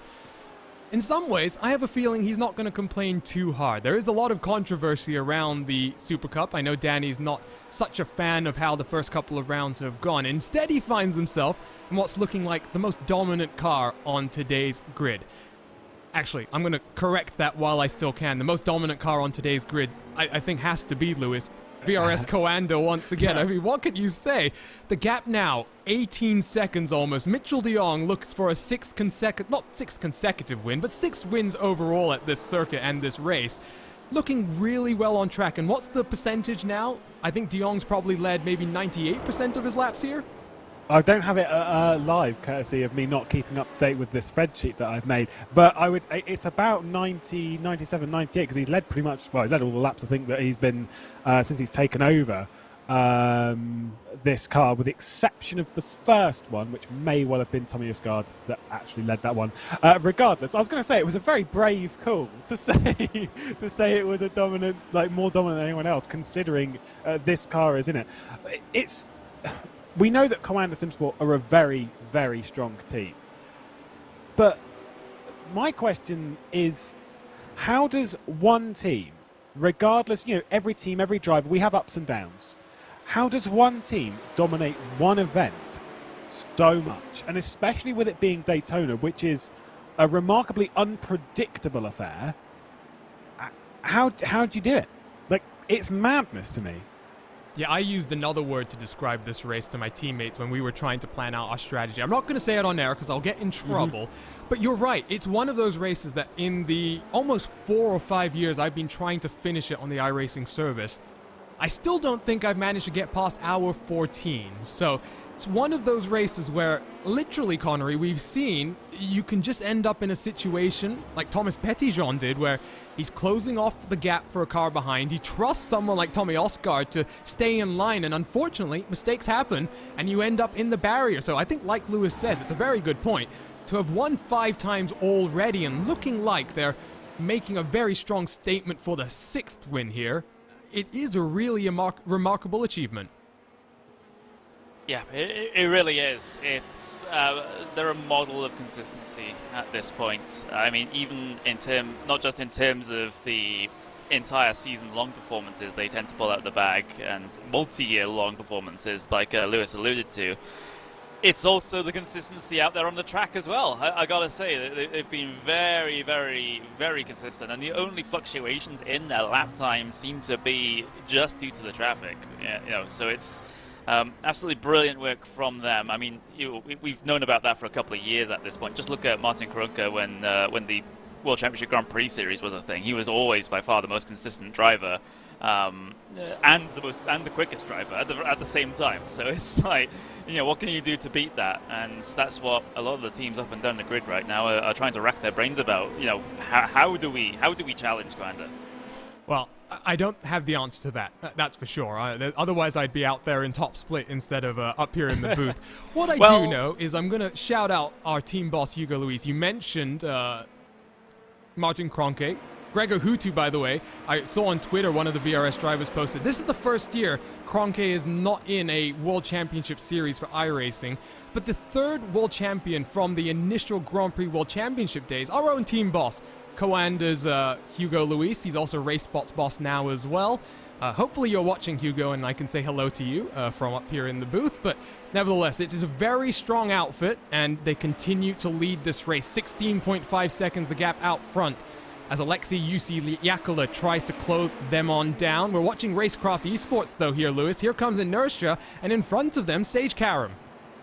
Yeah, it's looking pretty dicey around this area. Just outside of the top 10, Sage Karam defending to the inside. Inertia Sim racing to the outside. Nothing changing so far. A little bit of traffic as well from the BS car ahead. And darting their way through. Sage Karam's going to pick the inside into the International Horseshoe. Nothing too much to worry about, although if I'm the BS car and I'm seeing 3 LMP2s darting, ducking, weaving all over the place, I think Sage Karam might be giving this one up going into the King. Yes, he is. Drops back. Inertia Sim Racing take over 11th place. Smartly played, although I think he may have lifted out of it maybe a little bit more than he needed to. Nevertheless, drops the place and down to 12th he goes.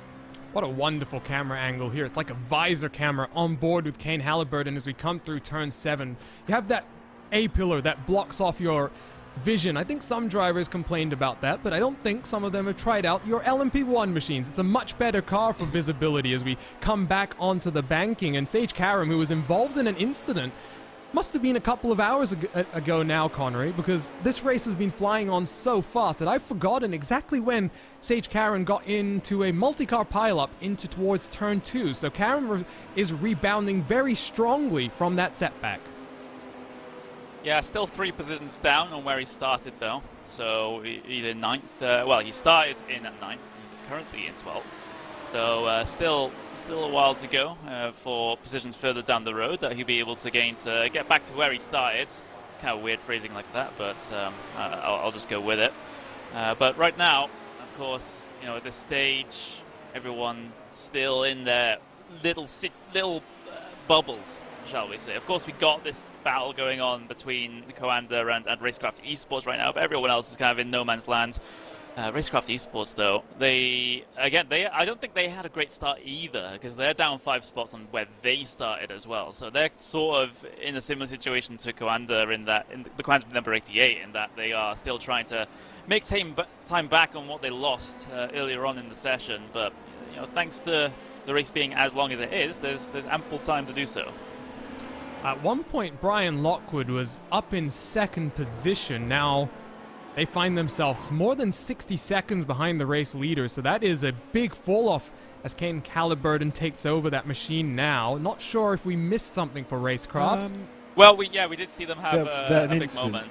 Yeah, it was on the corner going into NASCAR 1 and 2. They got spun out by a GTD, if I remember correctly. You are correct. Was a long time ago. Yeah. It was a bit of an interesting one. That was with the Team Fordzilla BMW, if I remember correctly. Yes. Yeah, I think it was. I was thinking R8G, but then same colours, so I was like, oh, yeah. No, that makes sense.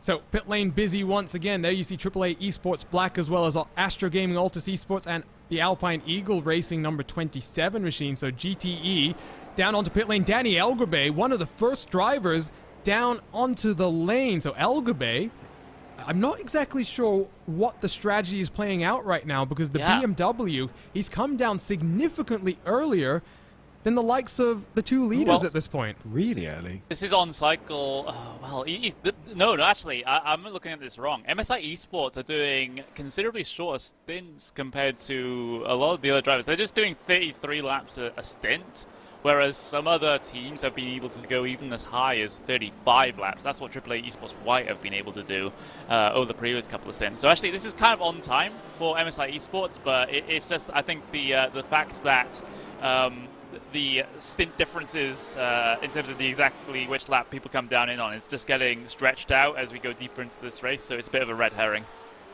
So it looks as like then MSI Esports must be on the full send strategy. The Daniel Ricciardo lick the stamp and send it here, Lewis, compared to Chris Lullum, who has been saving that fuel since that first lap of the race. Beneke has been trying to respond over the last couple of stints. He wasn't so aggressive on saving in the first hours of the race, but here we go. It seems as though he's trying to copy AAA and the 210 in front. See, my thing is, I wonder if, because where Beneke's not been like attacking super hard at the moment, he's literally just been cruising behind. How that kind of plays with the mental game, because we brought it up again, to bring it up again, boring, whatever, but mental fatigue is quite a key part, especially for someone who's been in the car for the last 3 hours and 45 minutes, and not including the delay we had at the start and maybe who was supposed to start at that point and how that's thrown things into the mix. At this point, you don't really want to be staying in the car for too much longer than about 4 hours. Nevertheless, there's strategy differences.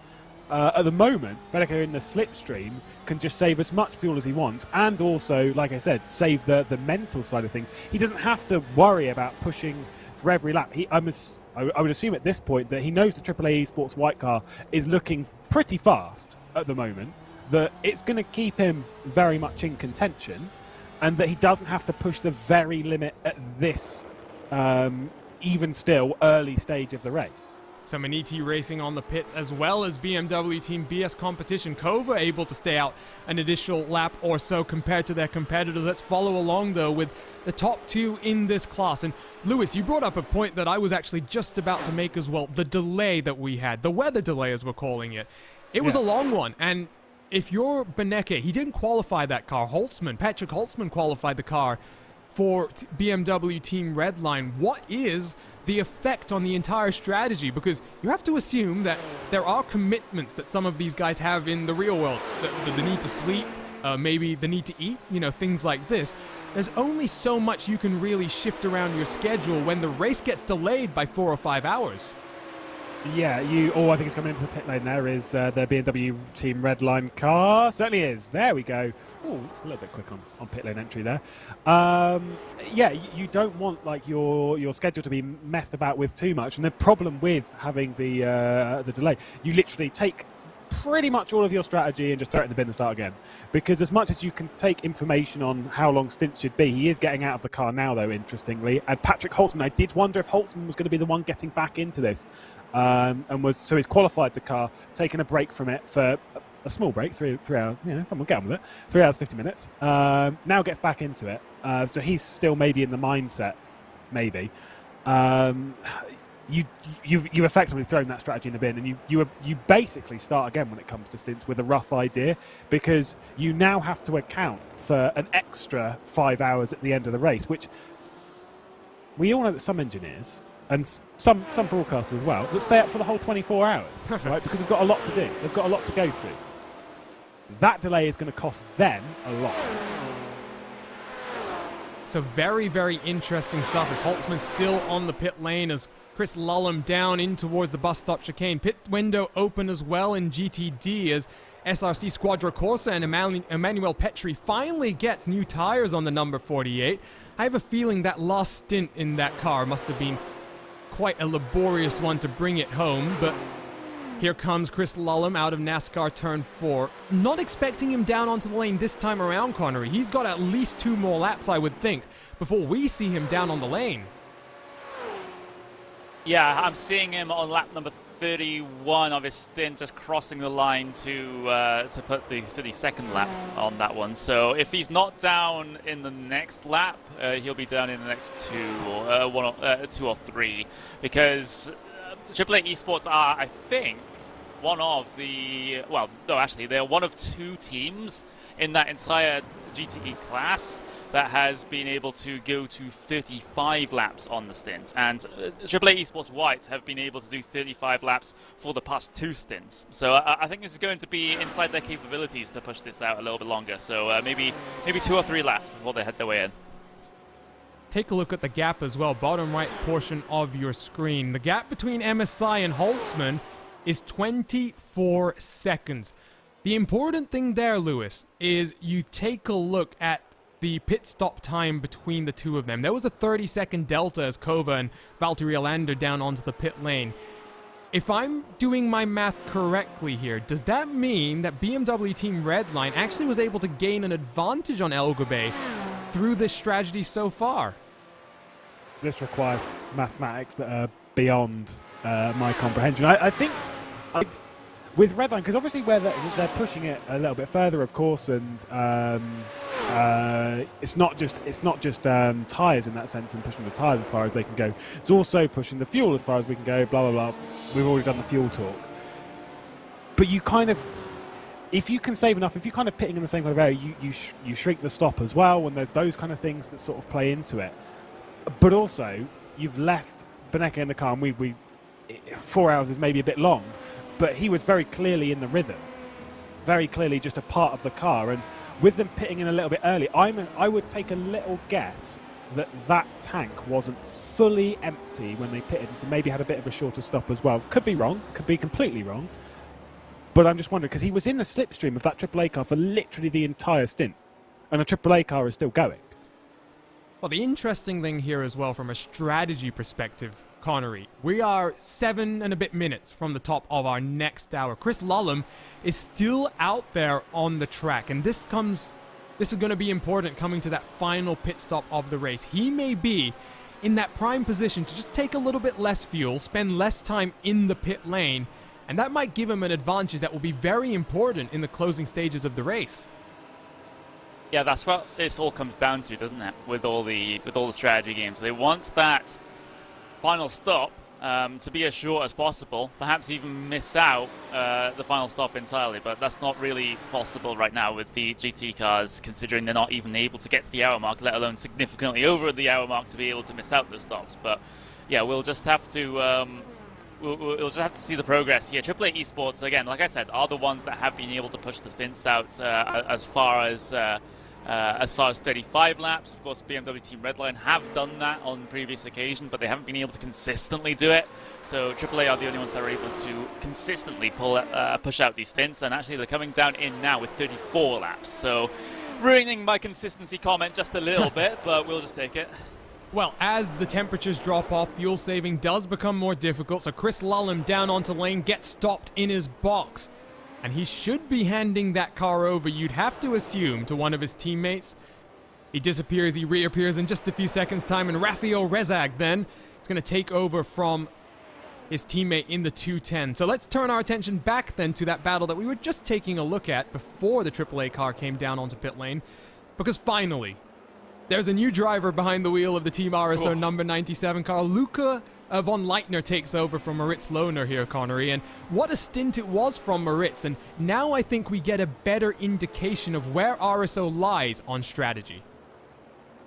Yeah, big monster stint there for Moritz Lohner. I'm just going to see exactly how long he was behind the wheel of the car. He was in total 3 hours and 43 minutes behind the wheel of that car. Usually, you know, it's not unusual to see triple stints in terms of hours. So like 3 hours behind the wheel of the car, that's, you know, that's kind of normal. But he's pushed it out a little bit. 3 hours 43 minutes, and now gives that car over to Luca von Leitner. So we'll have to see how he goes here in this one. But yeah, that's a big effort from Moritz Lohner. It's great to have that sort of asset to put behind the wheel. Just you know, an absolute machine that can just log laps and not get too fatigued. But like you said, it gives us a little bit of a better idea as to where they are in relation to some of the other cars. And right now, they're only about less than a second behind Team Redline Purple. Pick up Chris Lullum as he comes out right in front of a GT3 battle, the Team Fordzilla and Vendaval Sim Racing Red. Good to see Braden Eves behind the wheel of the Lamborghini for Vendaval Sim Racing. We've got a number of these Road to Indy drivers competing on the iRacing service, because of course there was that Road to Indy E-Series that debuted last year, and the likes of Braden Eves, who's the other one that I'm thinking of? Phil Dinez, of course, who also was very close to qualifying for our World Championship Series. He was... Connery, I know you weren't really broadcasting that those series with me. It was me and Paul Smith on that qualifying broadcast, but he was one of those drivers. He was always in and around on the pace turns, but in 5 consecutive races, he had bad luck in every single one of them. And sometimes, when you're competing for a tournament and competition as prestigious as that, the races get that much more intense, and you can't avoid those kind of a situation. So an unfortunate case there for Dinez, but he's joined up with BS Competition and is really making a run here on the sim world. The thing is about luck, and bad luck in particular, is that you can't afford to let it get inside your own head.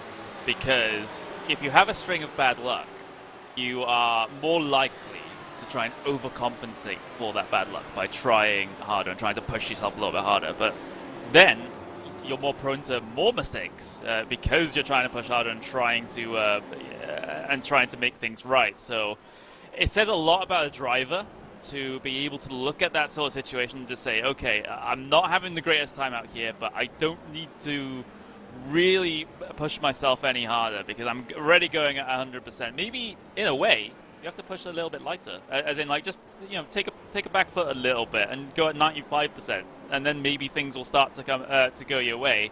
A couple of ways of dealing with it, but one of the strengths of the driver, especially at the top level of sim racing, is that mental aspect. How they deal with pressure, how they deal with a string of good results, how they deal with a string of bad results. Because you can have the opposite happen when you have a string of good results. You can, get complacent a little bit and end up getting surprised by some of your competitors who come back at you. So, yeah, the mental game here is very, very big in sim racing.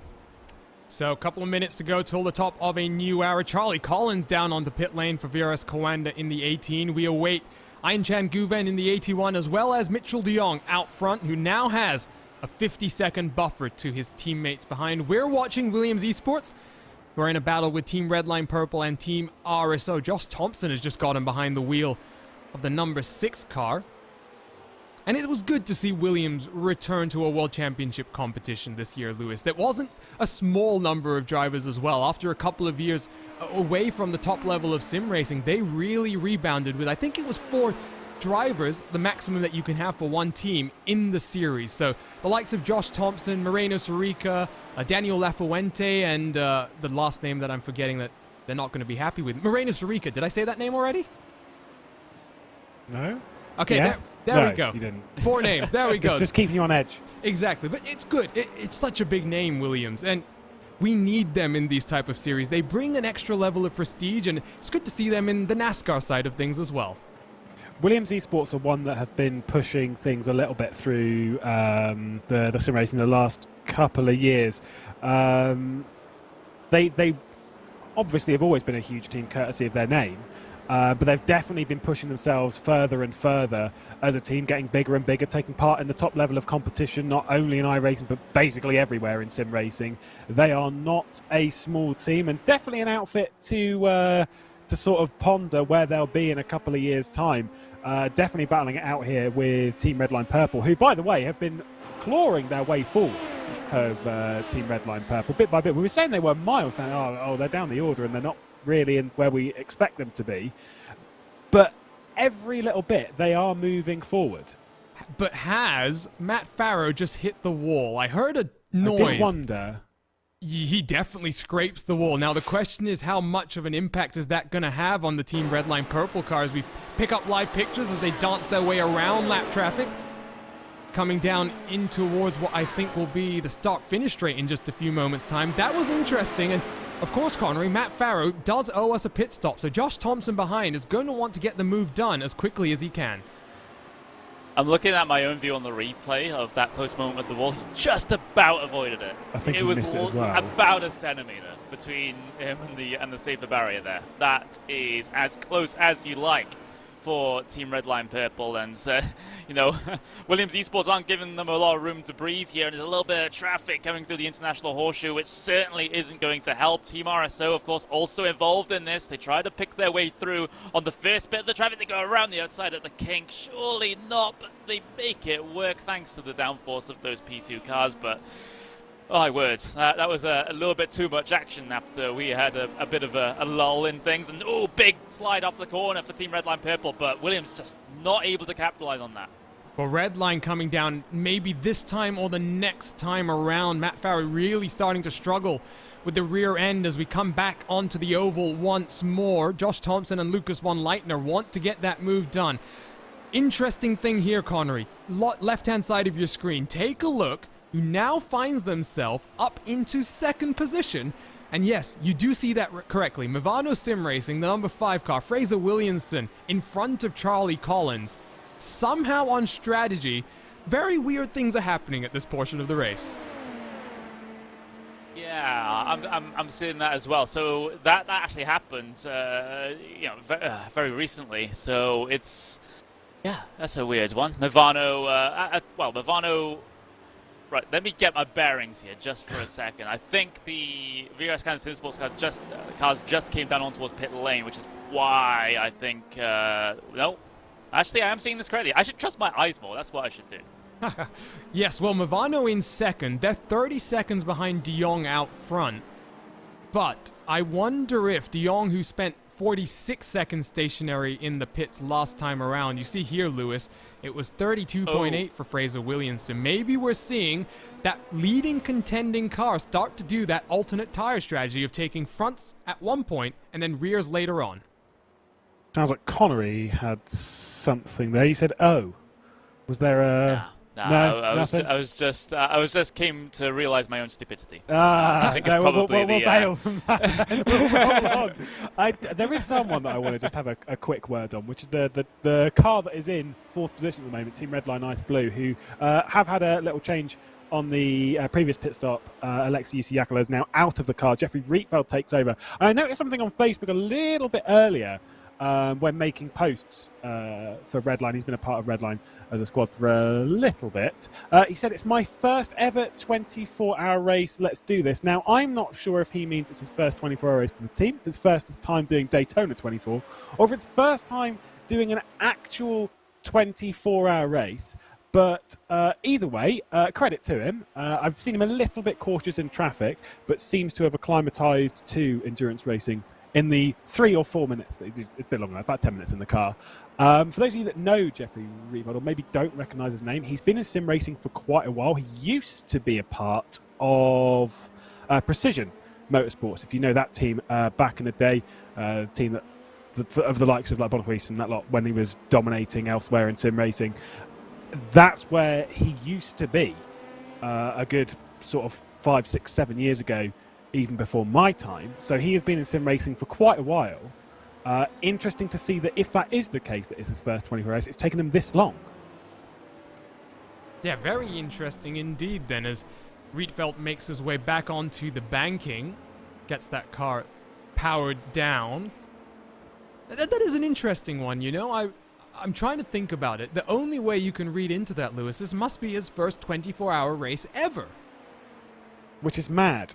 It is mad. To be fair, it's not even close. I was in sim racing for 2 years before I did a 24-hour race, of which we lasted 8 hours, courtesy of a dodgy curb. But it is interesting. Someone of his ability is the only way you can read into that, though. Is him saying that it's his first 24-hour race. I don't understand another way of reading into it that actually makes sense. So, I mean, credit to him. What a way to make it. Split one. Daytona. I know, yeah. Top split, first ever 24-hour race. What a challenge he's got on his hands. This GTD battle, though, as continuing to rage on. I don't understand this, Connery, but somehow it's GT3 that's able to stay in a pack the most. And I wonder if iRacing, we have 2 brand new GT3 cars, Lamborghini Huracán GT3 EVO, as well as our BMW M4 prototype GT3. It's not officially a GT3 car yet. It has not undergone homologation. But they've done a very, very good job here, I think, of balancing out the 2 classes. You've got a BMW 1 and 2 at the moment, but we are kind of seeing different strategy calls, and the Lamborghini really makes up the majority of the top 10. Yeah, it seems like drivers are really preferring that car for this sort of track, which is so reliant on straight line speed and, of course, the fuel efficiency as well. I mean, the Lambo's fuel tank got reduced in size by 1%, so I guess that tells you, they needed to do a little something to about the fuel economy of that. But meanwhile, look at all this traffic coming through the infield right now. You remember what I was saying about random bits of traffic train situations going on in the middle of the race sometimes, and I think that's exactly what we're seeing here. Very, very congested in the infield there. Some of the prototypes are dealing with this quite well, to be fair. There's no optimistic dives at any point up and down the order here. But this, I think what the point you're getting to, I don't know, was this sort of string of cars in GTDs from P6 to P9, all keeping themselves relatively close together. I think they're all within about 4 seconds of each other at this point, which is very, very close, especially after, just over 4 hours of this race that we have completed. We've even got another little close battle between Maniti Racing and Oris Racing Team for P10 and 11 in glass as well. So it looks like GT3s are just showing us that they want all the action, which has never really been the case in the history of the iRacing Daytona 24. Usually it's the prototypes and the GTEs that give us all the action, but not so in this one. Yeah, so 2 brand new cars, and I have a feeling maybe that has something to do with it. Let's talk about GTE for a few moments before we take off for a RaceSpot fan immersion. We'll make sure to cover a GTD car this time around because we've done a couple on board with a BMW, we've done one on board with an LMP2 machine as well, but this battle in GTE continues to rage on. Interesting point though, Lewis, is this gap between the top 3 drivers. These have been the strongest competitors throughout the opening stages of the race, but 25 seconds now, the gap between Elgerbay and Rezag. So Rezag and Holtzman have gotten into the car and they're trying to close in that gap, but on fresh tires, they've been unable to really close it in just yet. Yeah, I think part of it shows how strong MSI Esports Red are at the moment with that 26-second lead and how that gap's not kind of coming down, or maybe it's just sort of the nature of the age of tyres. Maybe it's not too different, and the longer that we go on, the more that gap sort of comes about. I'm not 100% sure myself, but they are still fairly close. It must be said, because you speak of a sprint race, an actual sprint race where it's an hour long, or even the 75-minute races that we had prior to this. Is going to be a move, potentially going to the outside for Team Red Light. Oh, he's committed on the brakes as well, running around the outside into turn 1 on the AAA Esports driver. I don't think he's going to be able to pull that off, but Patrick Holtzman right now is getting racy and doesn't want to sit behind AAA Esports any longer. Fancies setting down that 26-second gap all by himself. That was fairly brave to attempt it around there, considering the trajectory of a car is normally headed to the outside part. So we had obviously an awful lot of trust in AAA, but whoa, whoa, indeed. I was going to say, is it worth the risk? But there comes a point with an endurance race that you go, well, yeah, now's the time. But is now the time when you've got 19 hours and 50 minutes still to go, Lewis? No, of course not. Nevertheless, then, Patrick Holtzman now 0.6 of a second behind Rafael Rezag as the two of them chase down Danny Elgerbay. Let's go on board with one of our GTD machines. Let's go on board with Lubomir Schweitz himself. Schweitz has got a great YouTube channel, or rather Twitch channel, where you can probably watch on board as he's making his way around the World Center of Racing. But I'm sure in the midst of this battle pack, probably a bit of anger and emotions as well that Lubomir has become known for on board with Bieler Racing Team Euronics and the 452 for a couple of laps at the Daytona International Speedway.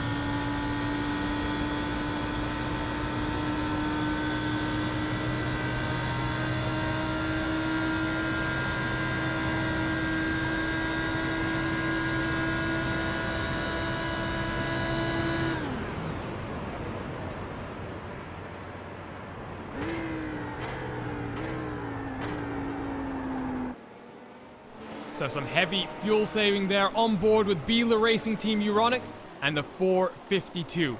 You're watching uninterrupted coverage of the 2021 iRacing 24 Hours of Daytona. And in this first portion of the broadcast, we are over 4 hours in. And what a race it's been so far. My name is Arjuna Kangipati, and I'm joined by Connery Maddock and Lewis McLeod for the next 1 hour and 45 minutes before we hand it over to the next team of commentators. Connery, before we run down the classes for everyone, let's just try and fill them in on what they've missed if they're just tuning in, because 4 hours done, we've got about 6 or 7 retirements from the race, but it's been one of the more intriguing races from a strategy perspective that we've seen at the World Center of Racing over the last couple of years. Actually, Connery is just taking a bit of a break, so Lewis, why don't you jump in here? A vase prepared there. I was like, oh, I won't step in. No, it has been a wildly interesting race throughout the opening stage, and it is important to note that it is still massively, massively close. We've seen battles up and down the order. I think it's got to a point where we're seeing sort of duos battle it out in the short term on track in front of us, but we're still seeing this wide group across the grid that are battling it out, 3, 4, 5 cars on completely different strategies. I've not commentated on many endurance races that have strategy as open and complex class to class as what we're seeing here. It's not as simple as go until the fuel runs out and take tyres. There's a lot more layered to it. So, let's run you through the results, or the standings in each of the classes as they stand right now. It's Mitchell de Jong out front, going for his 6th win in this race. He's got a 30-second advantage over his teammate Charlie Collins, who's recovered up back to the 2nd position where he qualified. Fraser Williamson on that split strategy finds himself right in the hunt for a podium position. He's got Team Redline, Ice Blue, and Jeffrey Rietveld right behind. Josh Thompson, Lucas von Leitner, Andre Martins all in close pursuit. Delta Sport U4K, Carl Modoff has just jumped behind the wheel of the number 33 car. They're being chased by Inertia Sim Racing EuroRC.com. Eduardo Borghet still behind the wheel of the Energy Sim Sport number 77. Second page of results, you notice a couple of cars now struggling a number of laps down, but Kane Halliburton, Bobby Zelensky, Dallas Pataska in the VRS Satellite race, red car has just gotten behind the wheel of 67. Ayan Chan Guven in the number 81 car, the last car on the lead lap. The likes of Thibaut Casabon, Patrick Wolf, 1 lap down. Scott Michaels is a couple of laps down from your race leader. Then we've got some drivers persisting in the true nature of endurance racing. Jarl Tien and Pedro Albert still out there, puttering around 8 laps down. GTEs then, let's run through this smallest class that we've got in today's grid. Danny Elgube leads in his BMW, but he's got Patrick Holtzman 25 seconds behind as he tries to close on fresh tires. Rafael Rezag in close pursuit as well. Phil Dinez for BMW Team BS Competition finds himself in 4th with Maniti Racing and Ruben Bonga bongoing those drums as he tries to chase down the Road to Indy driver in 4th. Valtteri Alander for Kova in the 707 is in 6th position with Sami Matti Trogan, the DV1 Trident Racing Machine, AAA Esports and their black car, and Astro Gaming Altus Esports all 1 lap down. Final 6 cars here, you'll notice a few competitors struggling for pace and consistency. You'll also see the likes of Martin Van Loozen or Danny Juncadea, Simone Maria Marcheno, and Alexander Thebe all out of this race due to damage. Final class of competition, Lewis, why don't you run us through what is one of the more interesting classes in today's race, the GT3s? Yeah, maybe a little bit unexpected, realistically, with how close this has been. But at the moment, Team BMW Bank leading the way in the number 7 car. Niels Koch taking over from Heinrich, who started the race and did such a good job in the opening stints. I'd actually expect a driver change on them in the next stop whenever that comes around. Marla Racing Team currently in 2nd position with Alex Arana behind the wheel, and then Biela Racing Team Euronics, who are currently in 3rd position. A Lamborghini up there. You'll notice on the right-hand side of your tower, this top 10 is split 5 and 5. The brand new BMW M4 GT3 prototype and the Lamborghini Huracán splitting us, so we're nice and even. We've spoke about that a few times. Vendaval Sim Racing, one of their drivers inside the top 10, and Urano Esports HKM, those two are separated by absolutely nothing on the road. You can see there, it was less than a tenth over the line on the previous time for this. We'll get into that. Team Fordzilla, SRC Squadra Corsa as well. Very, very close. Sim RC Carbon, again, very close with the Racing Team Euronics. I'm getting a little bit of a vibe of consistency here on how close we're staying in the GT3 category. Maniti Racing GDD rounding the top 10. The rest of the runners that are still on the lead lap, we've got Aries Racing Team MRW, and then the other Van der Velde Racing, Sim Racing Blue. R8G Sports Junior 2 is up there in 13th position, still well within a lap. AAA Sports Green and Core Sim Racing, the last drivers on the lead lap. BS Competition, 1 lap down. Pure Sims Esports, 2 laps down, and then the other 2 out fairly early. Urano Esports HP took a huge whack to the rear end of the car. I believe they might actually be out on track. And then the Sim RC Titan was one of the very early casualties crawling around. So that's the rundown then. We've got an hour and 40 minutes before we hand it over to the next set of commentators in our race that began with a bit of, as we're calling it, a weather delay up in the booth. Out front, though, business as usual for Mitchell de Jong. You've got some rather incredible stats on the charge that not just Coanda, but de Jong has been on at the World Center of Racing, and we've harped on it just a little bit, but I think it's hard to really downplay the dominance from de Jong at Daytona, because 30 seconds is the gap behind at this point, Lewis. I mean, they've almost at this point got a full pit stop in terms of the pit stop time. Give it, you know, maybe another 4 hours. They well and truly will have a pit stop between them and the rest of the field. Yeah, it's... I mean, I don't know how much more you have to say about this man. He's 2 laps short, by the way, of leading 1,300 laps here at Daytona in his career. And the interesting part of that is not only that he's led that many laps, which is incredible, it's the fact that he's led that in 3 different cars, because we've had the HPD, we've had the Daytona prototype, and we've now got the LMP2 Dallara P217 as well. So quite clearly it's not the car that's the thing, it's the track. He absolutely loves this place and runs very well here every time we come here. So I've just noticed the Maniti Racing GTD car down onto the lane. Hendrik Cruz has unfortunately had to stop that car. I'm getting word that there may have been a bit of contact with Biela Racing. We'll spool this one back then. Not exactly sure what we're looking out for right now. In fact, you can already see Biela down the road, so we might have to spool this back further. Well, maybe, yeah, I don't know if the Biela Racing car has spun or something, and then they've been caught up in that. Odd, because they are quite distant between the two. I hope it's not one that we're not going to have an answer to, because I don't like unanswered questions, but well, alas, I think it may well come in that category. It's not necessarily an unanswered question. Maybe Yopta leaked in our YouTube chat can give us a new update. It appears as though there was an issue, but it was for Maniti Racing in the GTE class.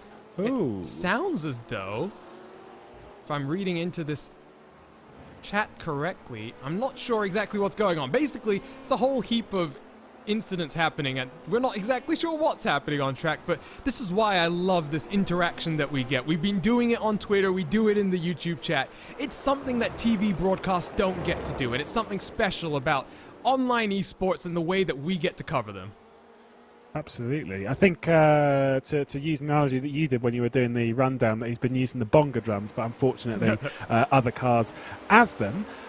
It is a beautiful part of doing esports, and this is not just in sim racing, this is everywhere, that we get to pick this apart, and we get to have everyone in the chat throw in their answers and understand what's going on, and the approachability of the teams as well, throwing messages to teams that are currently taking part. And 9 times out of 10 in sim racing, you will actually get an answer, unlike in the motorsport world, where everyone's very closed off, and sometimes it can be quite difficult. With these guys, they're super, super open. For the most part. Don't get me wrong, they're not going to tell you your exact strategy, but they'll, you know, hint. We've got a little bit of a pit, by the way. Team RSO number 97 comes into the pit lane, so keeping with the shortened pit strategy allows the Yaz Heat car, the lone one in LMP2, to now jump up into 6th position over the previous lap. They were just behind, by the way, so saving a fair amount of fuel was Yaz Heat. So we're going to try and spool this back once again and figure out what happened to Maniti. Like you said, I don't like unanswered questions here, so we'll figure out why Hendrik Kroes finds himself in the pit lane if we can. I'm hearing it was an incident through the bus stop, so we'll jump on board with Hendrik Kroes right now and we'll see as traffic files its way around the outside, in through the second hairpin in the infield. If it's a mistake through the bus stop, though, you typically tend to see some pretty big accidents at that corner. So I think that explains why Maniti Racing stationary on pit lane for 5 minutes and counting. But I don't see who was it that made contact with him with it? Sorry. No idea. We're about to find out as we come down into the bus stop. So it's probably this Porsche. We'll see. We're still a little confused. You see 3 wide, as that's one of the names of the game here on the high banks, as down into the bus stop. There's the Porsche 911 right behind. Inertia in their LMP2 car coming through as well. Being okay at the moment. Oh, there it is. Oh, that's a big crash. And I now know why Maniti Racing finds themselves in the pit lane. An unanswered question no more. Let's have a look. Was it actually contact, or was it just taking the curve? I think he just did it to... Throwing it under the GTE. I just carried a little bit too much speed through the midpoint and started losing the rear end. And then once it starts going, especially on the marbles, there's no real catching it. Especially where if you're running your traction control quite high, you'd normally, just a little bit of throttle to kind of control the car. If the traction control kicks in, though, you're done for. You're screwed. You're in the wall. There's no way of saving that. And I just took a bit too much of the curb, actually. Ugh. And that's rough. And that was a hard crash. Alpine Eagle Racing had a great view of that one, Lewis, as unfortunately that Lamborghini now finds itself stopped on pit road. We've talked about hard contact for other competitors. Maniti, I think, might be done again. Indeed. That's not so great. Not the way you'd want to have your Daytona 24. I mean, 4.5 hours in, you've already made quite a bit of a commitment by this point, especially considering our lovely weather delay. Yes, it was a wonderful weather delay, and unfortunately, while the GTE is struggling a little bit, we've got his teammate up in the booth, and while Ruben Bonga is out there bongering those drums, Lewis McLeod, why don't you talk to Dylan Shrivens? Hello there, hello, Mr. I Can Do Endurance Racing. How's it been going so far? I was a little concerned for you seeing you in Split 1. Come on. Concerned in what way? Oh, do you have any doubts? Knowing the drivers you hang around with, my friend. Okay, that's fair enough. No, I think it's gone pretty well so far. I have not many reasons to complain. So you started the race with quite a long stint, realistically. Consistency seemed good, seemed strong. How did it feel like over quite a long period? Consistency over the time was honestly not really much of an issue. The full stint was extremely painful. Not as in like physically painful, it's just like mentally taxing. It's a lot of time, nearly 4 hours in a row. I mean, we were only supposed to do 3, and at the last minute when we pit for the third pit stop, I think. So the last pit stop I did, we checked the tyres and were like, fuck, he can do another lap, another stint. And yeah, we did 4. I feel I'm obliged to apologise for the language, but that's just sorry. Me being... No, it's all right. It's all right. Hit the moment. Don't worry, it's all good. So with obviously the delay that we had at the start, sort of throwing things, is that why you ended up doing longer stints? Is that a part of it, or was it just looking at the tyre strategy and thinking, oh, actually, we could go further? Originally, the strategy was going to be triples at the start, and then during the night, we were pretty confident we could do 4. So the start was only going to do 3, but it turned out we could do 4 just fine. And so continuing in the race, final question. Longer stints, are we expecting more of them, or are we going to try and keep things a little bit shorter in future, or are we just throwing ourselves into 4-hour stints all the time? I guess we'll just go with the flow, see what happens. Well, not wanting to spill anything. Well, thank you. Thanks, Dylan. Good luck with the rest of the race. I'm sure I'll throw a message to you lot later on. Yeah, thank you. Enjoy. So that was Dylan Scrivens. Apologies for language in that interview, but good to hear the thoughts there, because he did say it's a long 4-hour opening stint there, Lewis. He somehow manages to have enough effort to still muster up that interview with us, and he'll be back in the car in probably a couple of hours, I would have to assume. I'm sure Maniti Racing is a 3-man operation for this car. I'm not sure. I believe so, though, which just does make things... If you're a 3-man team, right, that's what makes the 4-hour stints even tougher. Although I guess, to be fair, you have 8 hours out of the car if you're doing it in a decent cycle. So there is that as well. But you don't want to do a 4-hour stint, and like they were saying, it's because of the tyres could actually go that far.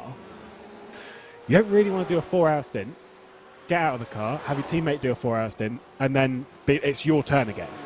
If you can handle that if it's only a couple of hours stint. If it's 2 hours, out of the car for 2, back in the car for 2, out 2, you can handle that. But it's such a long piece of time to throw yourself in. So we are getting word it's a 4-man operation, so they'll have that extra driver to relieve them. And I think I mentioned earlier as well, the global nature of these events really does help out. Sometimes, though, it can prove to be a bit of a hindrance, because I'm on a team where we have drivers from North America, and the problem becomes there, Lewis, is your night hours in the US. Ideally, you'd have a European who would be able to get you through those kind of hours where you want to get some sleep. It becomes difficult if you're a team that's entirely based in North America, for example, and a couple of your drivers are going to have to sacrifice some of their sleep for the race.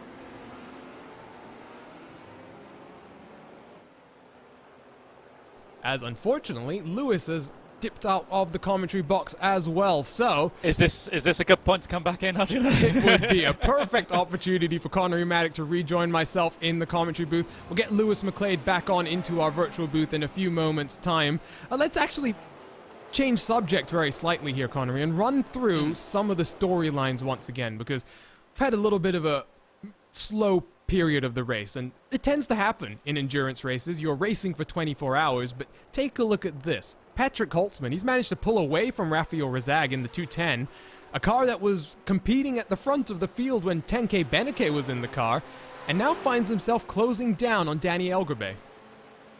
Yeah, some good progress being made at the moment here by the Team Redline boys. So they are going along well, and I gotta say, the middle portion of this race is going to be basically, in some ways, the most important part of the race, because this sets you up for those final couple of hours. Of course, we are still a very, very long way from that point, but what happens here and now, and the work that you do here and now, is going to be amplified by 100 times by the time you get to those final couple of hours. So if you can push out, for example, the stint out one more lap, or just get a 1/10 of a second every single lap over the course of 670 laps that we have to go, that's going to add up.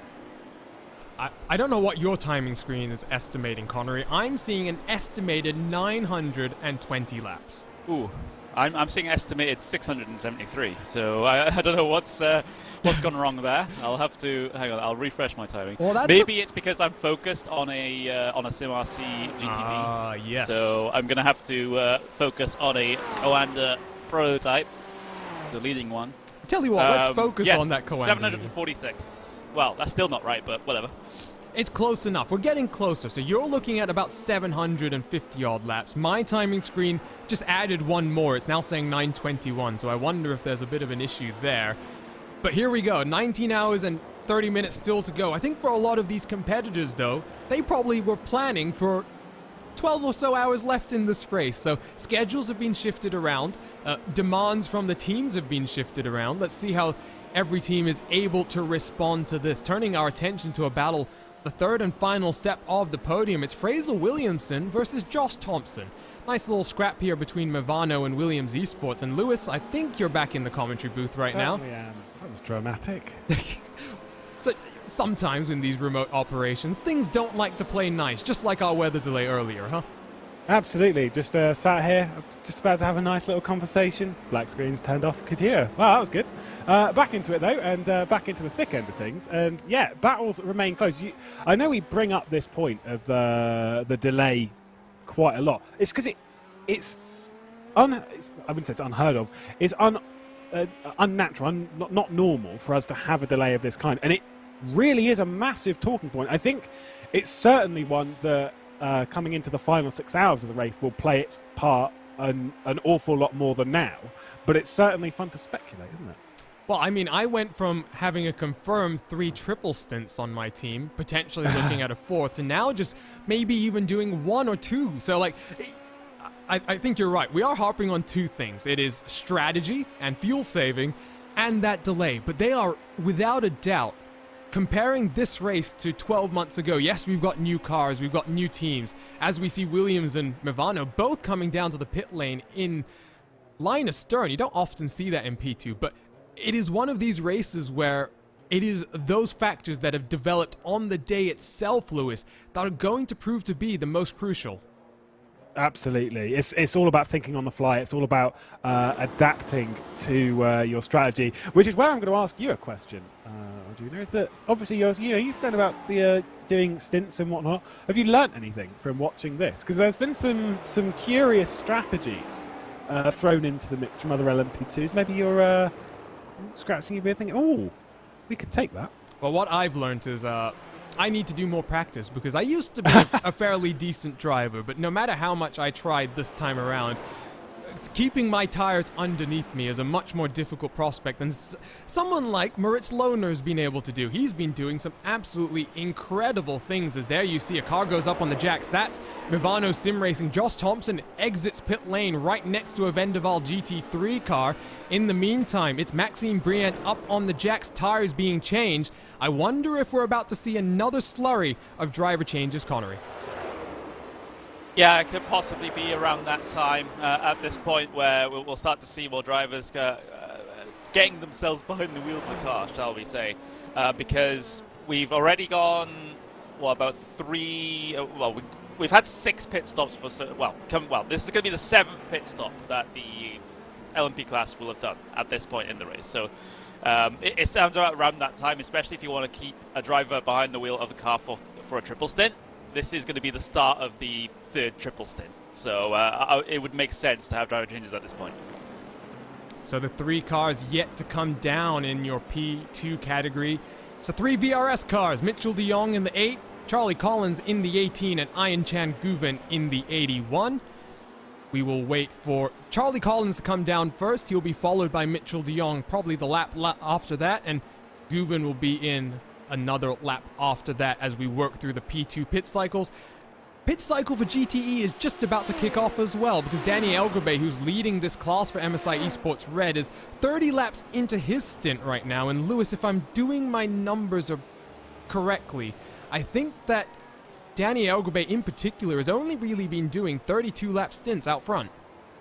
I think it's about that. It's sort of, I think we said earlier that quite a lot of the GTEs were running sort of up to 35, if I remember correctly, and this one was running a little bit lower. In the grand scheme of things, they're, like you said earlier, that they're running this car a lot harder than other cars in the category. And if you are going to do that, that's all well and good. That's great. That's brilliant. That's perfect. But you need to be pulling away from BMW Team Redline, and I think they are pulling away. But after nearly 5 hours of that level of effort, of that level of driving, and considering, about an hour and a half, 2 hours ago, we were talking about how dominant this car is. I thought it was coming down pit lane there, but no. How dominant this car is. It's only got a 22-second lead. It's maybe not as strong in the longer form as we were kind of expecting. It's very good in the short. So if we had safety cars, it'd be great. Alas, we do not. So, curious. So playing this one out, though, Elgabay is on his 2nd stint on the tires. Our expectation is he would do 1 more at the minimum before he hands it over to his teammate. Holtzman will get onto his 2nd stint on the tire when he next comes down the pit lane. What we have seen, Connery, is Elgabay's gap has only been shrunk by about 4 seconds over the course of this stint so far. So maybe we're seeing that in that 2nd stint, tire life is still pretty good. It's seeming like the fall off really tends to happen in the 3rd and 4th stint. So let's watch out for what El Gabay is going to do here, because he's really approaching that time where maybe we start to think about him struggling a bit more on these tires. Yeah, I think so too. I mean, the night hours will be helping him a little bit, considering it's basically one of the coldest points in terms of track temperature that we'll see. I don't think the air temp is going to drop really that much further than where it's at right now. It's sitting at 20, so it's dropped 1 degree over the past like 3 hours. So it's probably not going to drop much further than that. Track temp 21 degrees. It's the same story there when it comes to the drop over the past couple of hours. So this is about as cold as the track's going to be, and this is about as good as the tire life is going to be as a result of that, not considering any other factors.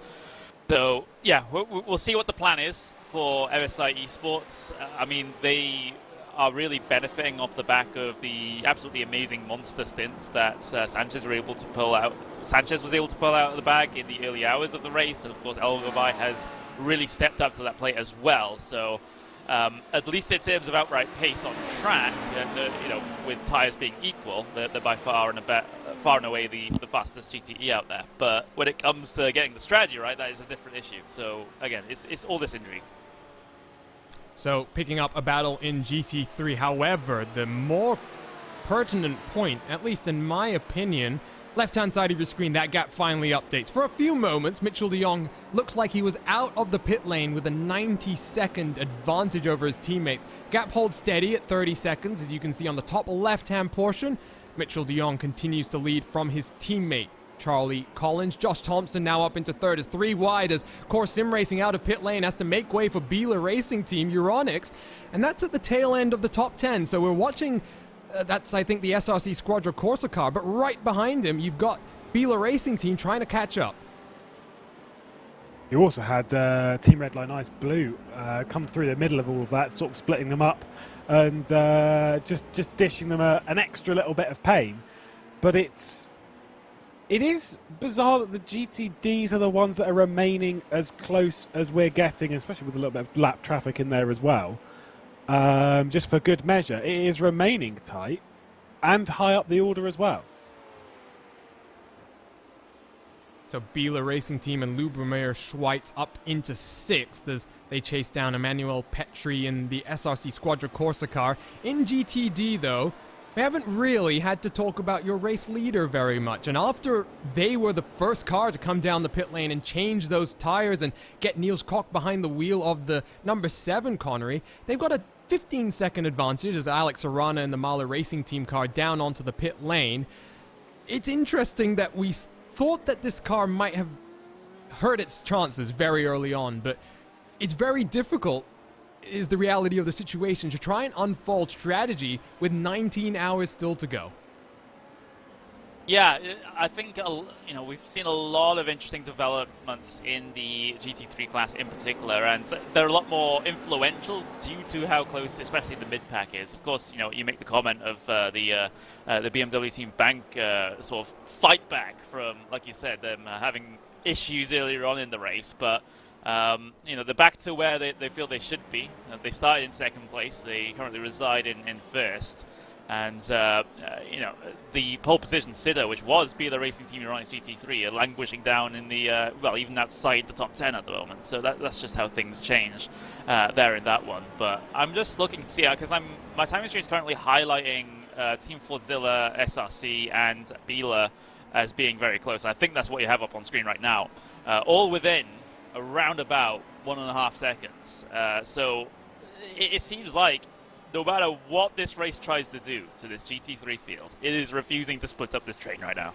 It's not just that it's refusing to split up the train, it's the fact that, take a look on the left-hand side of your screen, 12 cars still on the lead lap as BMW bank down onto the pit lane in their BMW M4. It's the only class where I think we've got the majority of the contenders still on the lead lap, and we've got the likes of AAA on back who are still very much in the competition. 1 lap down. All it takes here, Lewis, is a big mistake through traffic like someone like R8G Esports in GTE has had to deal with, or, as we're seeing on screen, Team Fordzilla and SRC Squadra Corsa battling it out. Team Fordzilla, though, down onto the lane. Yeah, backed out of that one. I think he was making his intent clear by dropping it low, 2 wheels below the yellow line, just to sort of be like, yep, I'm going down pit lane. It is amazing that it's as close as it is. It shows the strength of field that we've got in the GTD, that they are remaining as close as they are. But this is where the point of the race where you start considering, if I was in this race, what category would I want to be in? And you kind of think, I like to be the LMP2s, not necessarily because I like to be in the subcategory. I prefer how the LMP2s drive, etc., etc. But how in the LMP2 category, you're the one that creates your own destiny, right? Meanwhile, in the lower categories, you're at the mercy of others, and we have seen that backfire. You said about RHG Esports earlier in their GTE, Martin van Loosenhoor being absolutely sent by Tommy Osgaard into the second hairpin. You're at the mercy of others and their patience. And as the race goes on, especially through fatigue, through tiredness, I mean, we've been in this for a good 10 hours. I think we've been on this TeamSpeak, getting ready for this. It's been a long time, and so a lot of these drivers are fatigued. And that's where the mistake comes in. And if you're in such a tight fight like the GT3, you're pushing it as hard as you can. You don't want to lose any time. So maybe you're kind of asking too many questions of the P2s or GTEs. Down onto the pit lane then for Patrick Holtzman and the BMW Team Redline car. It was a BMW powered car at the front of GTD, and Patrick Holtzman brings it down onto lane from that very same position. Who else is coming down onto the lane this time around? You see that's, I believe, the Biela racing car down onto lane in the Lamborghini. Actually, no, that's the Vendaval Sim racing car. Never mind, as we see a couple of takers down onto lane behind, and Oris as well. As Patrick Holtzman back up to racing speed, what's the gap going to be like, though, to Danny Elgabay in the second position? They do have Valtteri Alander in between them, but as Beneke's teammate Holtzman gets up to speed once again, Connery, looks like that gap is now under 20 seconds for the first time in a while. Yeah, we'll get confirmation of that as he rejoins the circuit in towards the International Horseshoe. But right now, I'm seeing the gap to Kova about 14 seconds. Gap to MSI is about 20 seconds. So that's the baseline they're looking at right now. Of course, they're really more focusing on the fight with MSI at this point, I believe, because they've previously been so close in this race. Just having a look, we are yet to see, of course, AAA Esports or Kova come down on towards the pit lane. That's why Kova have been all of a sudden promoted up into third place, but they'll fall behind once they get their pit stop done. But yeah, 20 seconds between MSI and Team Redline. It always seems to go the way of MSI still at the moment. It's the gas fluctuating in and out, but MSI they've been able to manage this race quite well at this point. So we have 13 minutes to go until the top of the next hour. Red line down about 15 minutes before. When will Rafael Rezag bring down the AAA Esports White 210 onto the pit lane? Because he's already gone one lap further as he tries to go an extra lap as well. So GTE battle on strategy proves to be quite interesting as GTD, more takers down onto pit lane. SimRC and Biela following each other down. Expecting potential driver changes there as well. There was a driver change for Team BMW Bank. TMW. This team name and the number of BMWs that we've got up and down the field. We've got BMW Redline, BMW BS Competition, and then the BMW Bank car. So it's not making my life easy, but Keika Shube has got him behind the wheel of the number 7 now. Lewis, they seem to be changing drivers much more frequently than the rest of their competitors at this point. Nevertheless, we just talked about them being out front. It looks like they may be trying something different to the rest of the class. I think, yeah, they're trying to keep their drivers fresh in the car. It's a sprint race in a sense. You get in the car, do a couple of hours sprint, maybe a couple and a half, and then bam, out of the car, breathe, have a relax. Get back in the car, boom, off you go again. Interesting fact about Keika Shube, by the way, who was the first ever GT3 pole sitter in the 24 Hours of Daytona back in 2015 for Falcon GP in the number 82. So has had a bit of a storied past in this event, now taking part in a team that can potentially take him what I believe will be a first victory. Let me just double check that. Finished second before. That was in 2017 in the prototype category. So has had a fair few races around here, but things are starting to look pretty bright for his potential at the front end. He's in fourth, and we wait for Wyatt Gooden in the Vendaval Sim Racing 142 to bring his car down onto the lane. Alex Arana, we put up into the net race lead, sharing that car with Arthur LeHook and Sammy Matty Trogan. Bila Racing will end up in second at this point in time. 19 hours, 11 minutes still to go, so a long way before we can close the book, as it were. Turn our attention back to LMP2 for a few seconds, because Delta Sport U4K in a battle with Mivano Sim Racing. Maxime Brient is in his first stint after getting back into that car, and Connery, he's really having to defend now as Karl Modoff uses that draft to really try and get the move done down into turn 1. Yeah, so let's watch this one run its way through.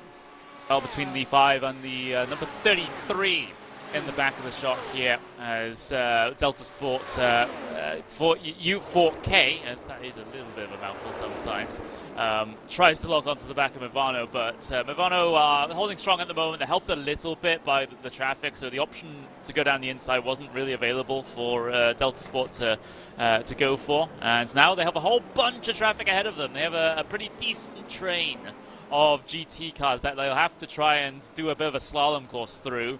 Mivano going to be on the inside through the kink. It's always such a risky spot there through the fast left-hander to be able to get your way by. And now coming up towards 10.5, again, trapped on the outside for all intents and purposes here, and it is possible. And now, well, the GT traffic just goes too wide ahead of Mivano, so there's no way through for them. And you can see how the gap has been closed up already by Delta Sport. Down the inside of SimRC, usually you see the P2 machines swing their way onto the high line, and indeed that's where Karl Modoff goes as he follows behind Maxime Brient. Also from the race lead in GTE, AAA Esports White down onto pit lane. Razag gets a fresh tank of fuel and already heading back out of pit lane as these two throw their way down the inside of some lap traffic through the bus stop chicane and build up that momentum all the way down into turn 1. There is some good battling actually starting to develop in the field once again as Vendaval Sim Racing in GT3 down the pit lane as well promotes Mahler Racing back up into P1 in class. Kei Kashube takes that third and final podium position.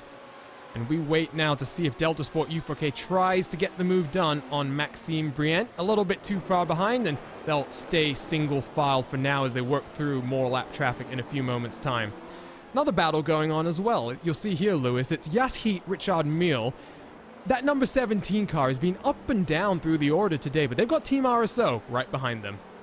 Yeah, RSO, who we've seen up towards the front end in the hands of Moritz Lerner up on that podium spot. And the joy of this is that they're jumping up and down. All of the teams are jumping up and down. It is crazy in all of the categories. Yes, whilst BRS, Coanda, SimSport are leading and continue to do so, running away with things at the front or holding distance. I'd say a 30-second gap to the rest of the field, holding there. It seems like we've got another stat from a previous year, is that in the top category of the 6 runnings of the Daytona 24, that we've only ever had one where it finished with more than one car on the lead lap, and there were 7 seconds between the two. That was in 2018, I think it was. The one where Coanda didn't take part, and I could go and look it up, but that's on my spreadsheet somewhere. I think that's also the race that had drama. I don't think it was in your prototype class. That might have been some GT3 drama in that race, if I'm remembering correctly. But it is a fun race here, and we are now almost 5 hours into the start of it. It's flying on by, and it's very hard for us to figure out who's been where at what point in time. I think the commentators after us are going to have even more difficulty figuring everything out, Lewis. Fortunately for us, we've seen everything from the start of the race. Now, hopefully, our fellow commentators have watched the entirety of the broadcast so far, because that's the only way they're going to be able to keep up to date with everything that's been going on. It's going to be quite a mess to unravel for them. I do not envy their situation. It's the way that it has been, normally at this point in the race, you've got your protagonists that you focus on. You kind of understand the status quo. Of course, it does change frequently, but you have like a base picture that kind of makes sense.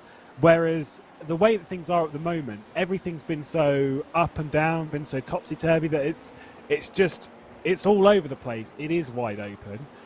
There is the Delta Sport U4K, who's dropping off the back of Movano Sim Racing now, who they too have been towards the front end. I'm pretty sure as well that Racecraft Esports Gold have been pulling away a little bit from Inertia Sim Racing, a little bit further down the order, the final position inside the top 10 in LMP2. So plenty of gaps, still fairly close. And weirdly enough, we have a very close battle in the last places of LMP2, in 18th and 19th places. Obsidian Racing and MB Racing Esports, despite being 8 laps down the leader, are close on track for position, which is pretty mad after 5 hours, but haven't gone very well. Well, I think for MB Racing, their bad day started in the first 4 laps of the race. Yeah. They've really embodied the endurance racing spirit to continue on this charge. They find themselves 5 laps behind the competitors in front. So don't say they might not get a top 15 result if things go their way. A couple of minutes to go then before the top of another hour. Connery Maddock, you're about to say goodbye and go and get some rest before you jump back on for what was going to be a monster stint at the end of the broadcast. Try and sum up what we've seen so far today, and I'm going to put you on the spot. In this prototype class, do you think anyone can challenge De Jong out front? I will say, for now, the answer is no. But endurance racing is a cruel mistress sometimes. So that's all I'll say. I'm not just putting this out of the way. I'm not cursing them at this point, but we'll see. You've knocked on the resident wood that all commentators have to keep next to them to avoid these type of things. But go get some rest, Connery. It was a long day so far, but I think it's fair to say we've really enjoyed these first 5 hours of our special event calendar here on the iRacing service. Yeah, thank you very much for having me, and I'll see you guys. Well, I'll be producing for the last stint, and I'll be on for the commentary for the last 6 hours. So I'll see everyone then. But best of luck to the rest, you for the rest of this stint, and best of luck to everyone else who's going to be working the night shift. So that was Connery Maddock, who will go off and get some well-earned rest.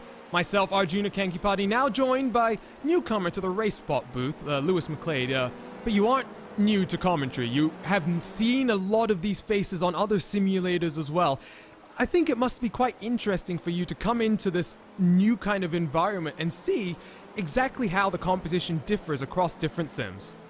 It's always an intriguing prospect to see, especially it's less so the names that I don't know that are the intriguing ones, because I can't, you assume that everyone that's reached this level is of a very high skill. We know that for a fact that everyone is at this level. It's those names that you kind of know, that you've seen in sim racing for 5 years, for 10 years, that are at this level and still performing to their very, very heights. And that's what provides the interest, the intrigue, and those kind of those stories, those moments that make sim racing so very interesting. Battle for 5th place here though. 4 cars well within 2 seconds. You know what I've just realized? The one easy way that you can tell that this is not a homologated GT3 car, the brand new prototype BMW M4, is the fact that it doesn't have that illuminated number panel on the top left of the windshield. Back thought about that. Oh, I had just noticed it because I'm trying to figure out if that was a GTE or not. Back onto the banking we go. 5th on back is Max Dell'Orco in the SR Squadra Corsa number 48 defends from Team Fordzilla in a BMW. Obviously, they had their choice of car taken away from them with the Ford GT not being included in the field for this year's race, but it's maybe not as weird as some other combinations. BMW and Ford, okay. I've seen the Team Fordzilla guys racing in the Global Mazda MX-5 Cup car, which of course every rookie on the iRacing surface gets very familiar with. If you're Team Fordzilla, you kind of need, and maybe you're talking to management at Ford saying, build us a few more race cars so we can go and race virtual Fords as well. Yeah, it's just giving someone a ring, just being like, do you mind making some sort of deal so we can actually drive our own cars? Yeah, that'd be great. Alas, they make the most of their situation and carry on. It's why I was kind of surprised not to see them more so in like the LMP2, because it's a bit more of like a neutral prospect being in the LMP2. That it's not so weird to see like Ford branding or whatever on it. I've in the same sense that I've seen Audi branding and this, that, and the other on the Dallaras. It's all like do you know what, whatever, it's fine. It's a bit more neutral. Whereas having Ford stuff on a BMW is still a little bit weird. Definitely not the most bizarre thing though, because I think we've all seen some bizarre branding choices in sim racing, but it is great to see the Lamborghinis fighting as hard as they can with the BMWs and reversing that as such, because you don't want to see one of those categories where it's like a single make thing and it's just a lot of BMWs or there's a lot of Lamborghinis. You want to see the variety. You want to see the differences not only in livery but in the car manufacturer as well. I think you're trying to point out that in our GTE category we have, I think it's BMW first through 9th or 8th about at this point in time, so maybe that's what you're alluding to. Like I said though, GT3, we've got a new era of that class of competition coming in as GT3 itself continues to grow and evolve, with DTM incorporating the GT3 regulations, more and more series trying to figure out the viability of long-term GT programs, GTE being obviously the one that's on the chopping block. Here comes Biela Racing Euronic though. Here comes Lubomir Schweitz in the 452. He'll lift off the throttle, get that fuel saving started very early on. Doesn't look like these guys are very interested in scrapping it out at this point in time. But like I was saying, it is a new wave of GT3 machines, and while there is another simulator that does have an abundance of this class of category, I think it's good that iRacing is once again putting some focus here, because it's one of the biggest categories in global motorsport. It is a class of competition where, if we're thinking, Lewis, about trying to blur the lines between virtual and reality, a car like this with ABS, traction control, or even its GT4 little brother, they are exactly the type of car where you would think that someone from the sim world can jump in and maybe try and show exactly where we can develop talent on the virtual side of things. It's about approachability in this sense. It's why GT3 as a category across the planet in the real world is an approachable category, and it's why it's a good one to focus on, and why we see GT3s, love them or hate them, they appear in every simulator. They're in all of them. You've got your variety everywhere. The positive thing here though is that I like that we're not so much looking to the past. It's not about getting older GT3s in and stuff and focusing on that. It's about looking to the future and what the next batch of GT3s that we're going to get is, and that's why I like seeing this. It may be a prototype, it may not have raced, may not have gone to its homologation yet even, but it's nice to see it to be like, this is a tangible view on the future of GT3 racing. Definitely playing things cool in traffic though, a bit of flashing as well from behind saying, I'm not racing you either. So playing it very cool at the moment. And one of the nice things, not about the M4, but take a look at these Huracans as they come through. You see the first one, lots of lights on the front. You see the Biela Racing one right behind Fordzilla though, Lewis. They have elected not to run the endurance specification of headlights. So you'll see that front bumper in the middle is missing a big old headlight right there that the SRC Squadra Corsa car is really using to light up the road in front of them. So little bit more of adjustment available for users on the iRacing service, and we love that kind of thing because sometimes one driver might want it, another driver might not. It's all about just providing options at this point in time.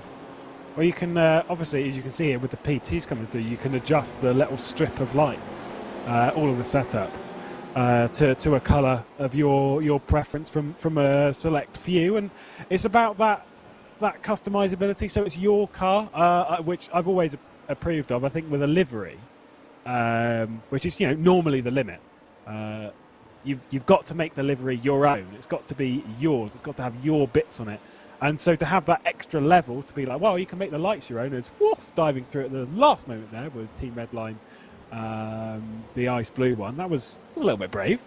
and he's checked up this entire battle. Bottom Yeah. portion of your screen, you can see Core Sim Racing, who in this GTD class, not too impressed with how the early portions of the race went. But look at this now. Here comes Beeler Racing Team. Team Fordzilla loses a lot of momentum as Altus Esports is actually going to help them out a little, but give them a bit of draft. And as we dive in towards turn 1, once again, Beeler Racing Team lifts off that throttle. You can see the gap start to develop once again, saves that fuel down into turn 1.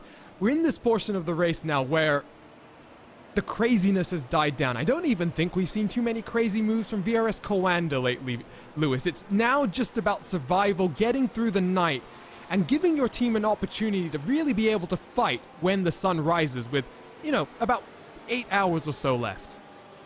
Yeah, in a few weeks' time, we go to, we come back here, of course, Daytona 500. And the reason I bring that up is because everyone speaks of the Daytona races, or any NASCAR race really, where it's about, you can be in whatever position in the early parts of the race. It's about being there at the end. And of course, everyone knows that that's the case with endurance racing as well. But I kind of get the feeling, especially in a top split series, here more so than any, because it is such a long game. That's why no one's panicking right now. We've been in the race for 5 hours, but it's all about playing the super, super long game. You'll see them panicking about 2 hours from the end, maybe a little bit earlier, where they're like, oh, actually, we probably need to get on with this. And obviously everyone's been strategizing this to no end. But there comes a point in the race where maybe you've figured some things out, you've been adjusting things on the fly, maybe you've had a bit of an incident that's dropped you into the pit lane or whatever, and there comes a point, probably about 8 hours to go, where you start running the strategy backwards. You start thinking, where do I want to be on this lap? Because you then work out roughly how long the race is going to be. I think the last estimate was it's going to be around about 900 or so laps for the LMP2s. You run that strategy backwards so that then you know when this is going to be my last stop, because the last thing you want is to do one of two things. Number one, end with an enormous amount of fuel in your tank. Don't want that. It's waste of time in the pit lane. Or number two, have to make a last minute splash and dash, because no one wants that, because that's basically just throwing away a good position. Yeah, it really is. It's so very infuriating when you plan out your strategy at the start of a 24-hour race. You start executing it from lap 1, and somehow, after 23 hours and 50 minutes, you find yourself 1 lap short. I've been in that position. Oh, so many. It is not the best feeling in the world. You feel like a little bit of a muppet as you make your way down onto pit lane with just a few minutes left on the clock. We ride on board, though, with Maniti Racing. We talked to, as you called him, Bobo, Dylan Shrevens, a couple of minutes ago, 30 minutes at this point in time. They're recovering right now, but they're behind Valtteri Alanda and Kova Esports. They spent a little bit longer in the pits last time around. I'm not sure what the strategy at play for Maniti Racing is, but there you can see they spent about 7 seconds longer than Kova last time around. Yeah, it's a little curious. Maybe it's let's say maybe it's just a longer stop courtesy of some of the things that are changing. We all know that everyone's doing slightly different things when it comes to tyres.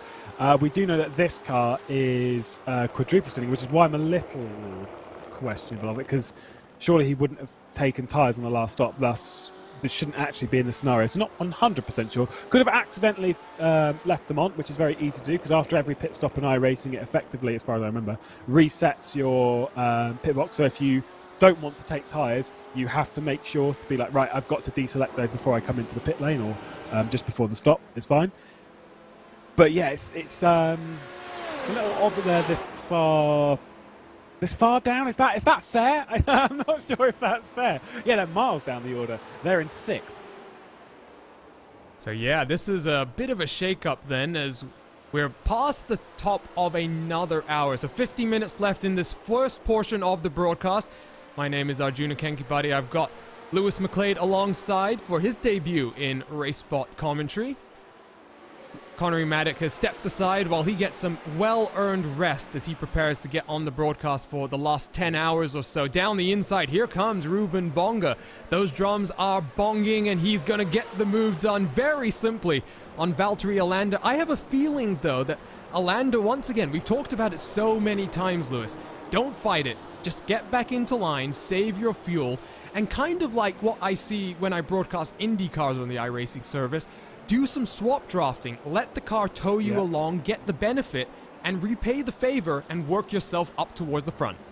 What Coanda did over the first couple of stints with the 8 and the 18 being very, very close. They switched around a little bit just to make sure that they were both saving a fairly equal amount of fuel.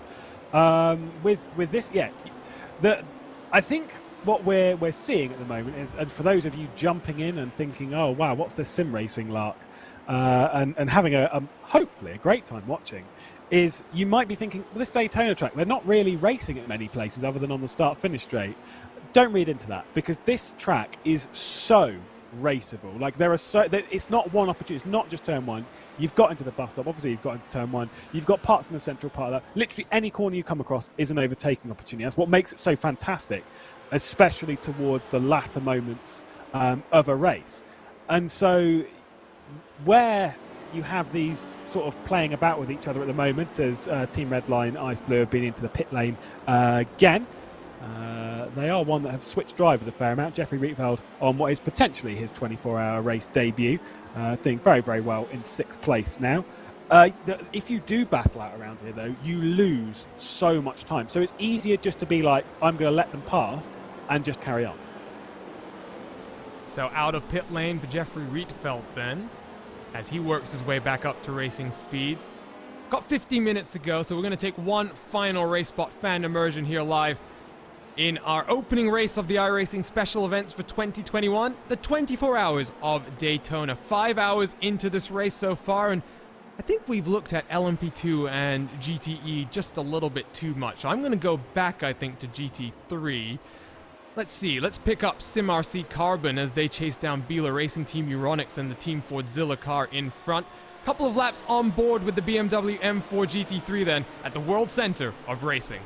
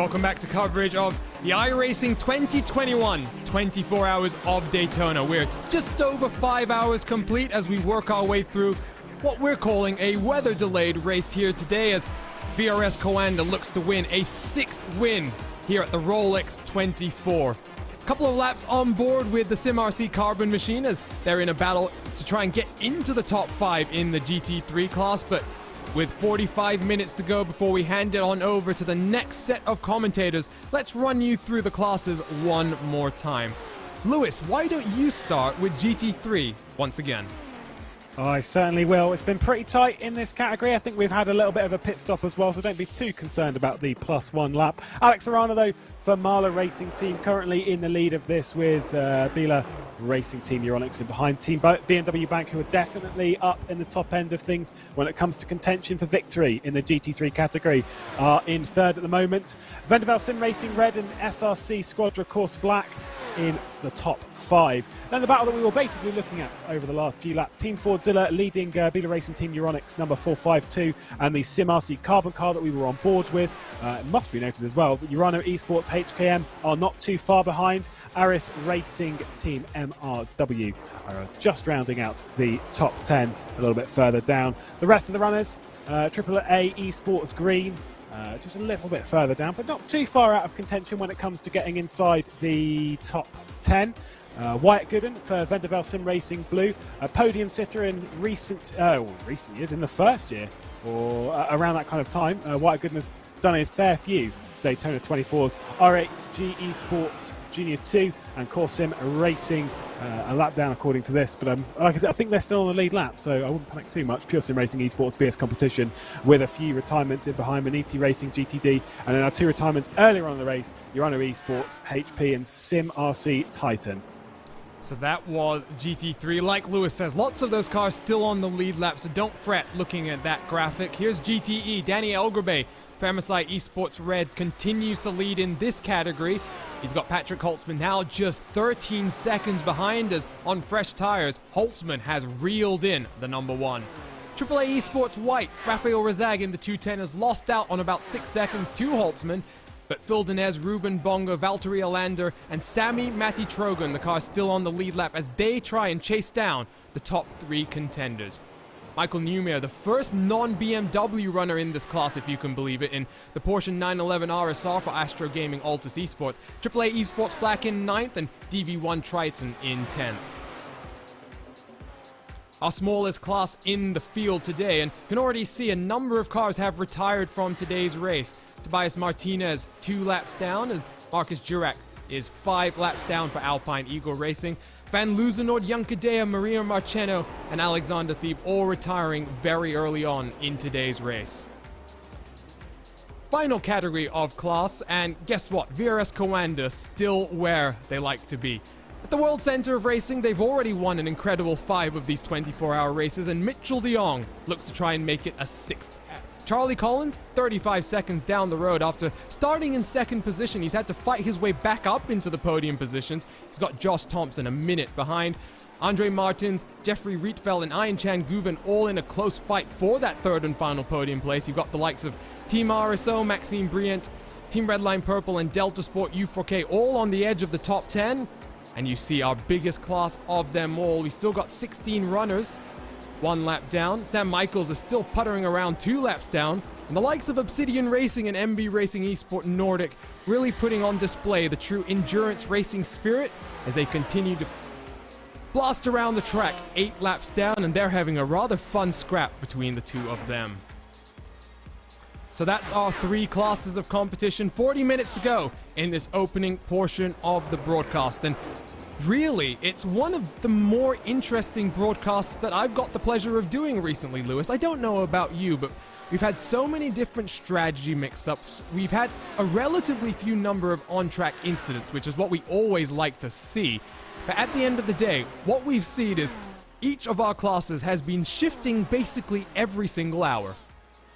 Yeah, it's certainly a good debut. I'm glad that I've jumped in on this one. It's been that good fun. I'm glad that we also stuck around through all of the pre at Amble and actually got to the meat of the action, because it's been a fantastic race so far in the opening nearly 5.5 hours. Like you say, strategy's been all over the place in all categories. It's not just been, pole position translates to race victory. It's been a bit all over the place in all of that, although I do have a stat on that it did take, I think it was 3 years for there to be a pole position translated into a race victory. But from that point on, pretty much most of the race winners, at least in the prototype category, have come from a pole position. So read into that what you will. That's actually quite an interesting point, because you made another interesting point earlier that this is, I think without a doubt, even when you compare it to something like the 24 Hours of the Nürburgring, which is a very unpredictable race in and of itself, this really is the most unpredictable race that we have across the iRacing service in our special event schedule. Like I said, I've still yet to finish this race. I'm hoping that the 5th time is the charm as I attempt to try and finish this year, but it's one where the 5 victories that VRS and Mitchell de Jong have managed to grab is unbelievable. The level of consistency that they've been able to bring to the World Center of Racing. It comes down to a few things, I think, because like estimation, I think, is the big one. I once did commentary. This was last year. Commentary on races at two back-to-back tracks. You've got we did Hockenheim, and then we did Hungaroring. Now, at Hockenheim, we had over half the grid crash out of the race in completely dry, perfect conditions, no problem. But we had, I think it was of a 22-car grid, we had 10 finishes, which is horrific. You go to Hungaroring, which people classify as quite a tricky circuit, and certainly one that bites. We had every car except one finish. Now, my point from this is that you go to places like the Nordschleife, you go to places like even Le Mans, you kind of expect it. You kind of expect the danger because you understand and you respect the circuit. Whereas around here, because it's Daytona, it doesn't bite that hard, so you're constantly on the limit, and you have to be because it's such a short track. If you're not on the limit, you're going a lap down sharpish, and so from that, you underestimate the challenge of the Daytona 24, and also because it's the first major of the year. Some drivers are fairly rusty in that sense, and they're coming into it, and this is the event they do to brush that off. That's actually a good point, because like you say, it's not much in terms of official endurance competitions. Our endurance iRacing league season tends to be over the winter, but you do tend to see the same grouping of teams competing in various different series. So like you say, for some of these drivers, their first opportunity to get behind the wheel for an extended period of time. We've been seeing triple and quad stints up and down throughout the field, so something to keep an eye out. You want to also keep your eye out though, Lewis, here as Charlie Collins has just come down the pit lane. He's trying to get on past the Yashit Richard Mille car, but now for the first time in a couple of hours, it's no longer a VRS 1-2. Josh Thompson for Williams Esports up into second. Yeah, got to find a way past the 2 cars ahead pretty quickly, does Charlie Collins. The Yashit one, you say, the first driver that he's coming across, and the first car that he needs to get by. Andre Martins behind this one and darting through traffic. The number 18. Is there too much of a rush? I don't think that Charlie Collins will find too much of a challenge to get by these, but there is also a couple of LMP2s going a lap down in all of this. One of the other VRS Coanda ones, and Thomas Petitjean and Bobby Zelensky are the 2 cars ahead of this that they also need to get by to go a lap down. Shouldn't be too tricky though. So back in the GT3s, former race leader Keika Shube all over the rear end of Stefan Hobauer for Biela Racing and the 451. Gap out front to Alex Arana, 4 seconds. And of course Keika Shube fresh into that car, whereas the 2 drivers in front of him yet to come down the pit lane and switch over to the next driver in their driver lineup. Look at this already though. Keika Shube gets a great run out of the bus stop chicane in the BMW bank car, powered in conjunction with BS Competition and their Zebras. So for the first time, we have a BS Competition car that is truly a black and white striped machine, aka the Zebra. Here they come though, as they look to the outside for a moment. Red line purple makes it 3 wide as we come across the start-finish line, and very easily done. BMW Bank already up into second.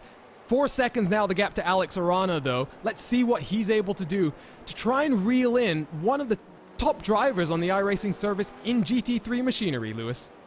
that kind of looked as an easier move there as it was to win that Connect 4 game prior to the build-up. They're doing it. Marlowe's a Williams team as well, isn't it? So It is indeed. So we're about to see BS and Williams go toe-to-toe potentially on track, as well as in a Twitter Connect 4 game. Well, that game was won by BS Competition in our weather delay as we tried to find some way to entertain ourselves. Look at this, though.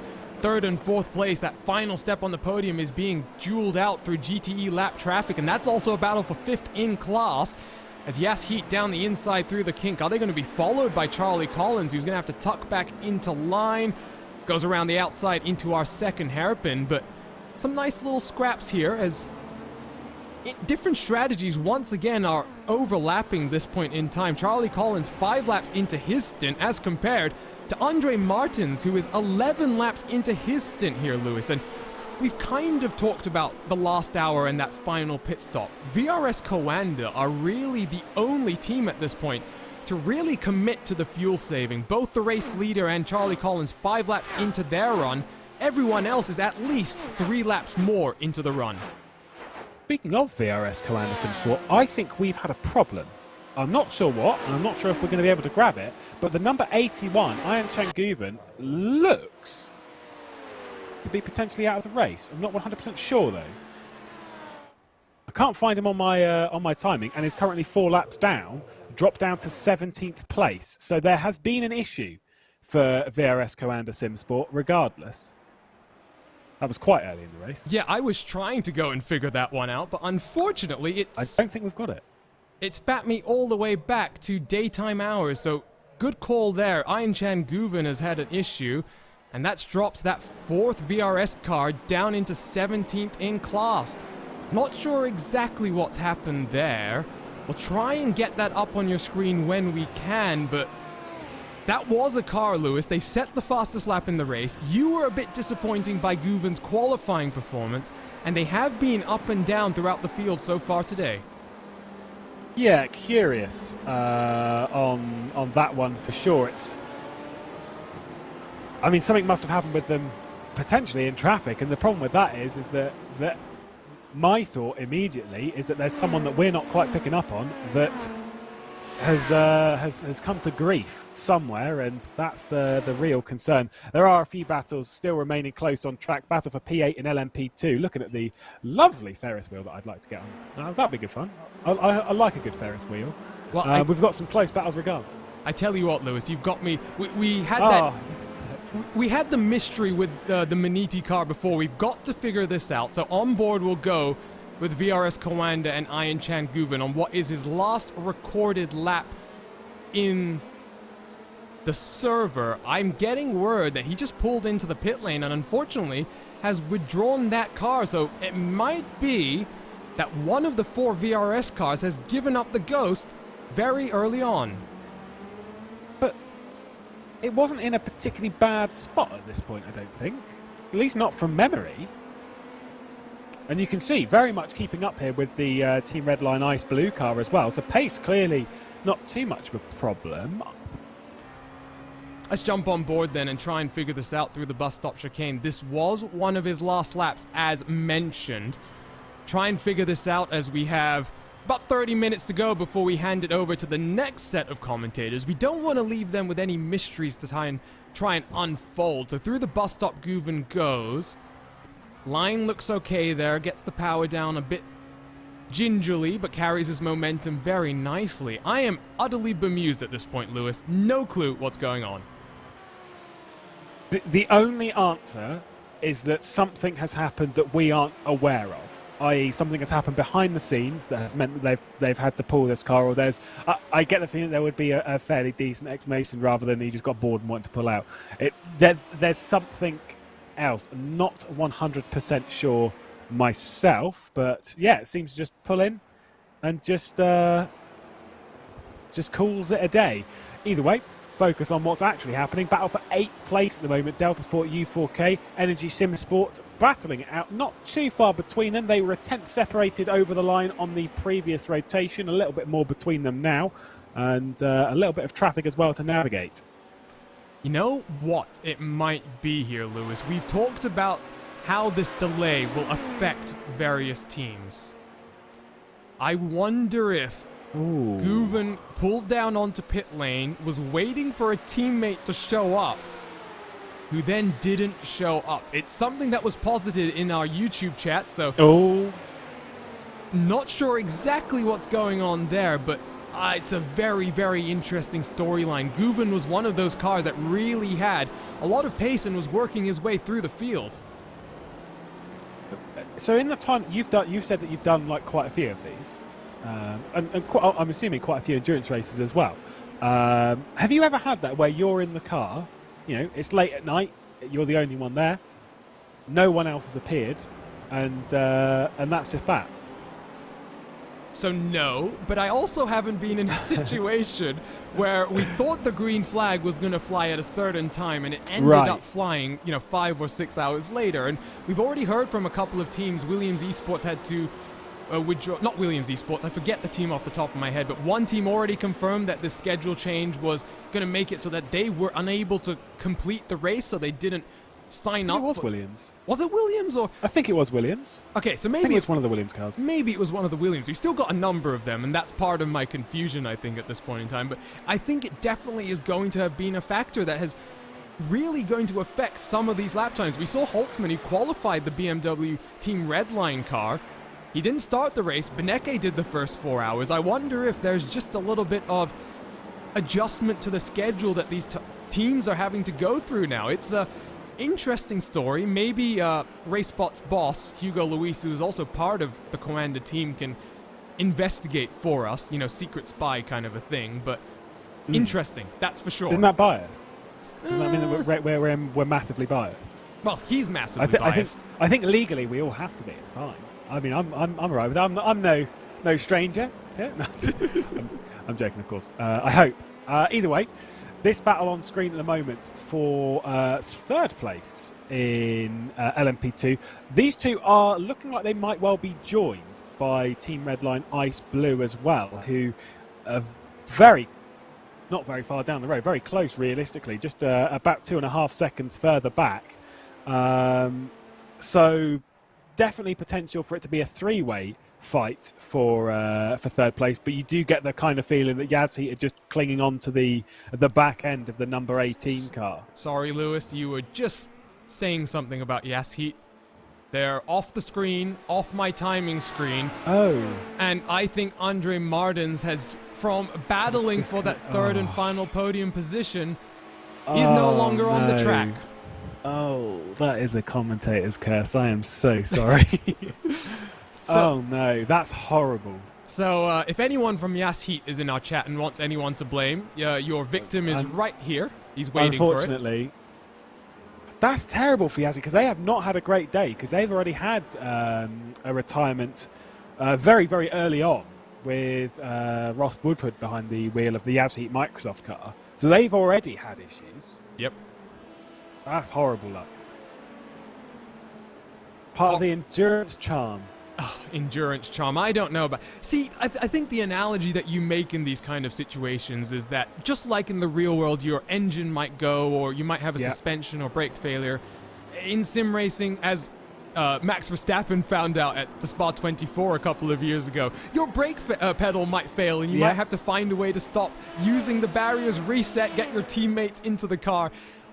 Just because we don't have some of those elements in the real world doesn't mean we don't have our own little pain points that can make things very interesting for our competitors. A little bit of a cheeky comparison and a throwback to last year, but I'll play cool just in case, a certain other endurance race on a different simulator that saw some other pro drivers take part. Simon Pagenaud had a wheel failure. His wheel basically stopped working, disconnected. But he had a spare rig next to him, so he threw one out of the way, got another one in there, and then brought it back to pit lane. Didn't have any force feedback, so he had to bring it back to pit lane. But the point is that you're absolutely right in the sense of, whilst we don't, you can have engine failures, but we tend not to see them because, I mean, I don't think we've got them in iRacing. We've certainly, in pretty much everywhere else in sim racing, you turn them off courtesy of there being other things that go wrong, right? So we remove the engine failures, remove the gearbox failures, remove all this, and we replace them with your wheel might fail, your internet might disconnect, your game might crash, anything can happen, and that's the replacement. And confirmation as well, looks like Andre Martins is out of the session. He's being replaced by, who's that, in the number 17, Bolsak Remeniek has got him behind. Balázs Remeniek, there we go, for Yashit Richard Mille. So unfortunate there, and from contending for a podium position, they find themselves on the verge of going 2 laps down. So hopefully for Yashit, they can recover from that situation. Turn our attention back to GTE for a few moments' time. Maniti and Kova still battling it out here, Lewis. It's one of these battles that's basically been raging since the start of the race, and they've maybe found a couple of seconds in between them. But once again, Valtteri Alander right behind Ruben Bonga. Yeah, there is also directly behind them another car that's... no, I'm reading into it wrong. It's fine. I'm going to breathe and take a panic. It's fine. I thought they were all also battling for position, but it is just these two. Sami Matti-Trogan is about 6 seconds off of the back of this, so again, the harder they battle. And doing side-by-side traffic isn't going to be...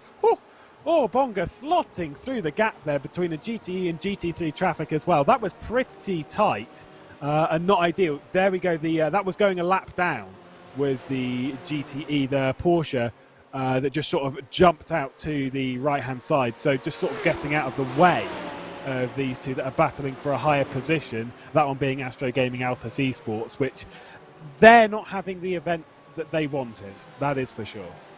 Very much so. I mean, the entire Altus team in general, the only team in race history to have won both of our GT classes a couple of years ago. They had 2 GTE entries. One of them had a RaceSpot's own Bo Albert on board. I think that car, unfortunately, was retired much earlier on, the Logitech G Altus number 11 Porsche 911. But good to see Altus still out there, and Florian Denard got out of the way as quickly as he could. Didn't want to interfere with this battle between Maniti and Kova. They do find themselves now 8 seconds behind Danny Elgabay. Elgabay has just come out of the pit lane, and still it's a question mark at the front of GTE. Bottom right-hand corner, you can see the various lap gaps as MSI Esports works back up to racing speed. They're 3 seconds behind the BMW BS competition car, but the gap is starting to come down to Holtzman. Holtzman has been very rapid through this middle stint for him. And I think the gap just before Elgabay came in was almost down to about 9 seconds, Lewis. Yeah, they are. Like they're running 2 wildly different strategies. BMW Team Redline and, of course, AAA Esports White, and then MSI Esports Red. They're running wildly different sort of idealisms with how they're approaching their strategy behind the race. For me,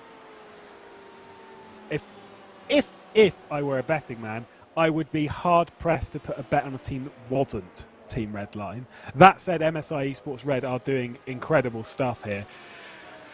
It's just, it's Redline's relentless consistency and their knowledge and ability to use that in iRacing. They've got so much experience, so I think you'd be hard-pressed to sort of bet against them, especially considering the most important fact that they are the defending GTE winners, being BMW Team Redline. So there's that.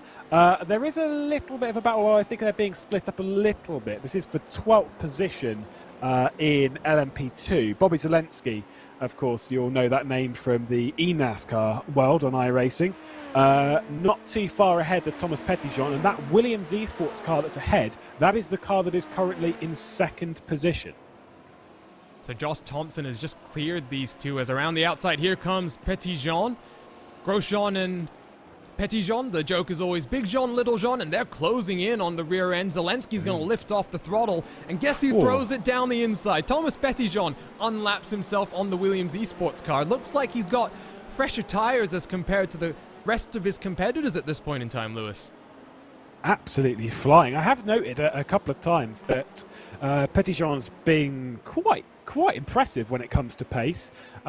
Did quite well in the VCA Pro Sim Series in Interlagos, qualified 2nd behind one Mr. Josh K. Rogers. So definitely has some pace. You saw there as well, quite an important note, BMW Team Redline into the pit lane.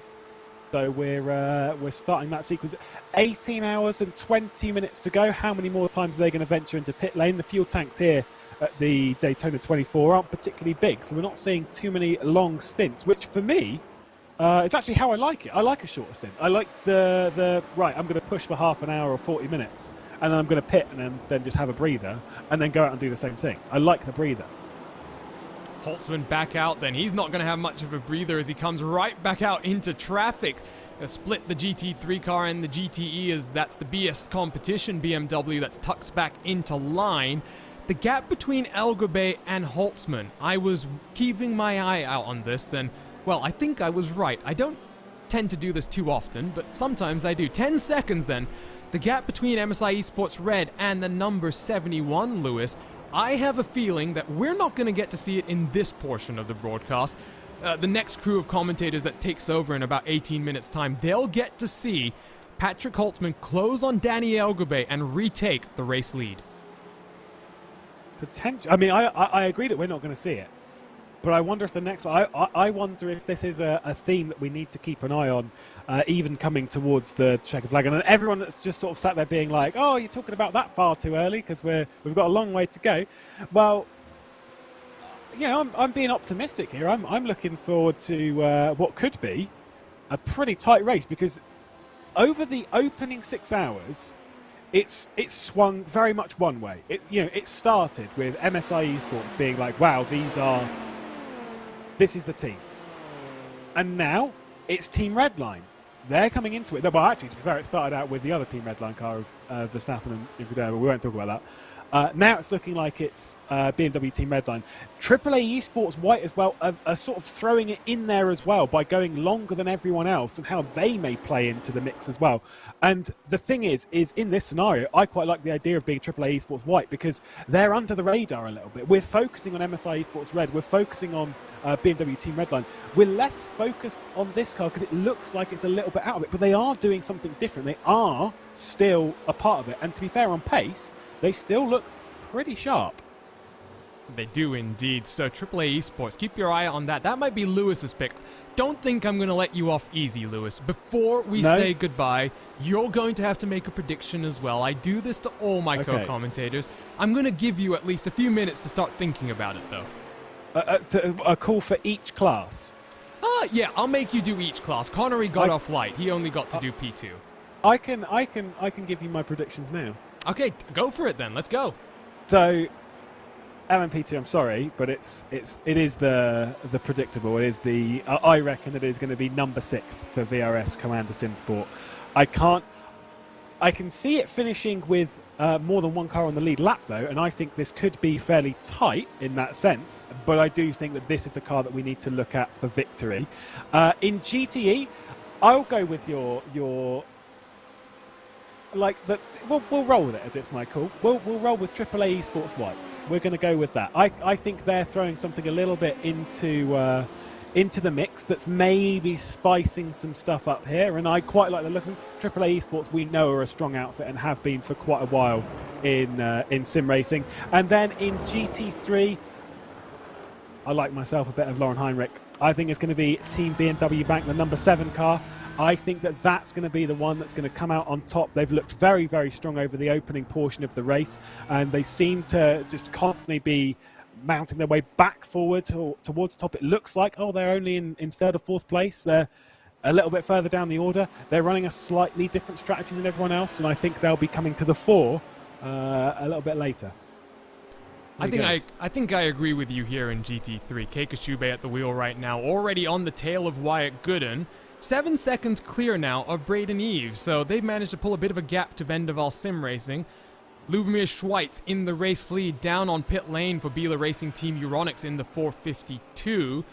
We've got 14 minutes to go before we hand it on over to the next crew of commentators, so let's bring in one of them to introduce themselves and maybe get used to some of the names that they're going to see in chat. Dylan Coyle, it's been a very entertaining 5 and a bit hours so far as we see Keika Shube looks to the outside, tries to get the move done up into 2nd position.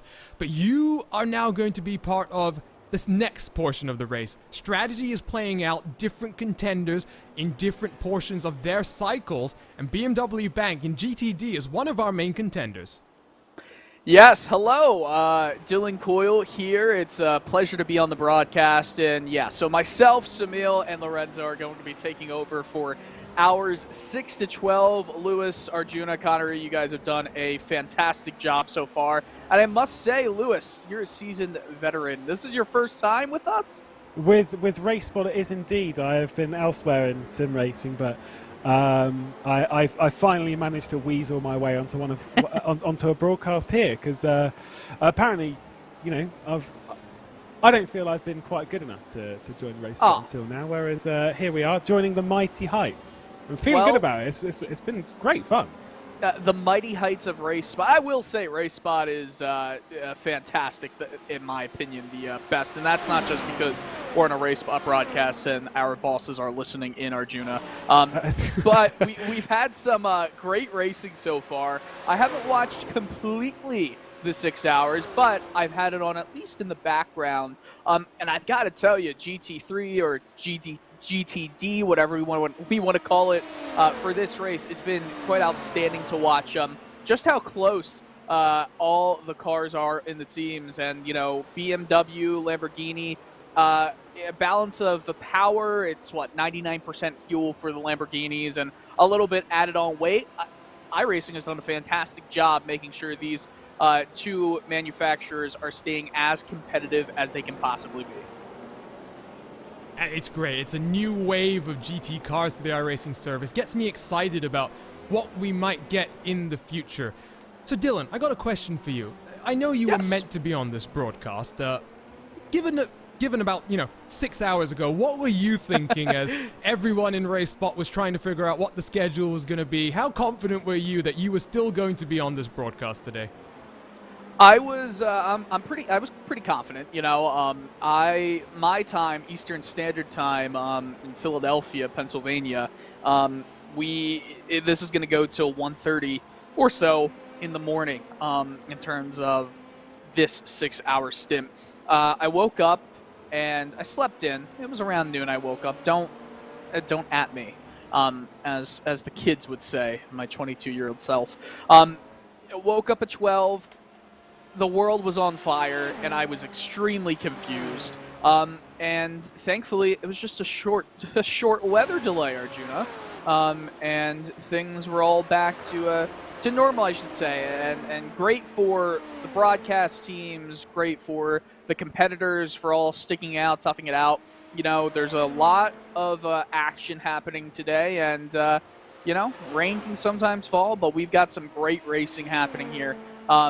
And I know that we've typically, when we do the endurance racing throughout the entirety of the iRacing schedule, we go to so many different styles of track. Yes, we have Nordschleife. Yes, we have Le Mans. Daytona is almost like, that metaphor, I forget who said it, or a simile it is, that driving around Monaco is like driving a bicycle in your living room. I feel like it's not the same, but it applies in the analogy between Daytona, Le Mans, and the Nordschleife. Because it's such a small track compared to those two, Daytona leads to a lot more traffic, which can lead to a lot more action, a lot more incidents, and let's be honest, we like when drivers mess up. It leads to some more intriguing moments, and there's a lot of them in this race so far. I mean, if we look at some of the leaders in this race, if we just look at VRS Coanda SimSport, Mitchell De Jong, look at the amount of laps that he's put on so far, trying to get it loaded up in my view. I love when my internet is a little bit slow. 218, I believe. That's a lot of laps, and we're not even close to halfway. And it's going to be like this for pretty much the remainder of the race, where it's like quick. 1, 2, 3, 4 minute and a half is around the fastest time of the race. So it's a short track, and there's going to be a lot of kerfuffling happening. Kerfuffling. It's a nice word there, kerfuffling. Very good. I used the thank word you. that I know you liked as well a while ago, Muppet, Dylan. But I tell you what, I loved it. you got 9 minutes before we hand it on over to you. You're going to be joined by Samuel Aurora and Lorenzo Bonder. We'll let you get back to them and coordinate between the three of you because you've got a long 6 hours coming up. So thanks for joining us, and I hope you're looking forward to the next 6 hours ahead. Oh, I am very much looking forward to it. I'll be updating everyone on the food choices that I use to keep me energized throughout it. So that's Dylan Coyle, Pineapple on pizza. part of the commentary team for the second stint of today's broadcast. 4 different stints. Got a large team of both producers and commentators that will be working to bring you uninterrupted coverage of this event once again. Just on screen as that's Vendaval Sim Racing that's going to go around. Unfortunately, Dominic Ferraris in the number 142 was just about to say there, Lewis, that was Joshua Rogers, his teammate, Mitchell de Jong, who's just put a lap on 5th place, Team Redline Ice Blue. This VRS car is absolutely storming its way through the field. Yep, you know me, keeping on top of my stats and keeping on with what's happening with Mitchell de Jong. Let's watch this first. Dominic Ferraris. Oh, just overdid it himself. I think got to a point where it was going to lock up, but then the ABS kicks in and it just spun the rear end around. So just not ideal. Caught out a little bit with a mistake from the Team Redline Ice Blue car, and away he goes. It is now 1,350 laps. Total that Mitchell de Jong has led here in the Daytona 24 across the running since 2015. So a few, just a good few. But he's now lapped up to not just 4th place. Actually, this is all just a little bit wrong because we're in the midst of a pit cycle, so de Jong owes us a pit stop. But at this point in time, he's lapped everyone up to 3rd place in class. Absolutely astonishing, and we're not even 6 hours into this one. We've taken a look. Sorry, go ahead, Lewis. No, I was going to say, I now feel really bad about saying that I think everyone's going to finish. There's going to be people on the lead lap now in LMP2. I kind of want to go back on that. Well, you've got a few minutes still to change your mind. We'll run through a few tweets that have come up in the recent past because we kind of got away from this. There's the Zebras, BS competition. Difficult day so far in the number 91. We saw Alexander Voss having a bit of an impressive run early on in that race, I thought. But looks like Felix Kronbach, who is Turner Motorsport's new favorite team driver name ever, as I found out on Twitter. They seem to be recovering from an issue up in this top split. But of course, it's not just about this top split race. There's of course other splits happening at this point in time. The Pit Crew UK, they're 6 hours in. They've had an accident with another car with 9 minutes of damage, but in true endurance racing spirit, back out onto track, and they are streaming on Twitch. You can head over to Twitter to see that link. A few other people that you might see and recognize as well. I saw Moritz Lohner, who put out a tweet a little bit ago, Lewis, and of course we saw a monster stint from Lohner when he was in the car. Now needs some very well-earned sleep, I would think. I don't blame you, Moritz. I would also be grabbing some sleep. Incredible opening stint that Lohner did. Has also been on the podium before here at Daytona in the iRacing Daytona 24. Don't remember when it was, but I'm about to look it up if I delay for long enough. It was in 2017 in the prototype category. Finished 2nd place. It was actually one of the 2nd places that Alexander Voss had brought that point up a little bit earlier, that has been runner-up in 3 of the 24-hour races. Has Voss, it was twice in the prototype category and once in the GT3 category, all in the first 3 years, so from 15 to 17. Just one of those interesting things you like to throw out there. I believe as well that car, I did see the old classic F in chat from Elliot from Improvised Design. He said F to the BS 91 car a little while ago, and I didn't really quite click as to what had happened, but obviously an issue about 20 or 30 minutes ago going their way. Yeah, I think I missed that one as well. Shout out to Elliot, who's one of my teammates, does some great work with sim racing photos, and indeed, that's such a... Oh, big drama just as we're about to finish our portion of the broadcast right in front of your race leader. Contact between the Ferrari and the Porsche. That was a bit clumsy there, Lewis, wouldn't you say? I would love to see that on replay to double check before I dig myself into an enormous hole. But I mean, Mitchell de Jong must be absolutely terrified right now, because that was close to complete disaster. Let's have a look. So it was down into turn 1. You've got the Ferrari and the Porsche. The Porsche with a very, very damaged rear wing drops in behind the Porsche. Bit of a flash of the lights as well. Maybe not too fussed on what's going on, and then just overdoes it on the brakings. That was clumsy.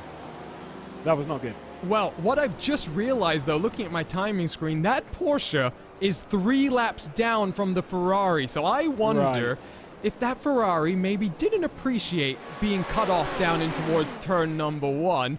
But, wow, 3 minutes and 30 seconds before we have to hand over to our next set of commentators. So let's run you through the orders in our classes once again. And we'll start off with LMP2, left-hand side of your screen. VRS Coanda 1 and 2. Mitchell de Jong looking for a 6th victory here at the World Center of Racing. Charlie Collins still 30 seconds behind, but they both owe us a pit stop. So despite the fact that it says 1 lap down for the majority of your field, don't fret. There is still contention, still battles being contended up and down throughout the field. Some interesting names that you will want to keep your eye on in this class include the likes of that Team Redline Ice Blue machine, Mivano right behind them, Williams, as well as Team RSO, the number 97, as we work through the next portion of this race.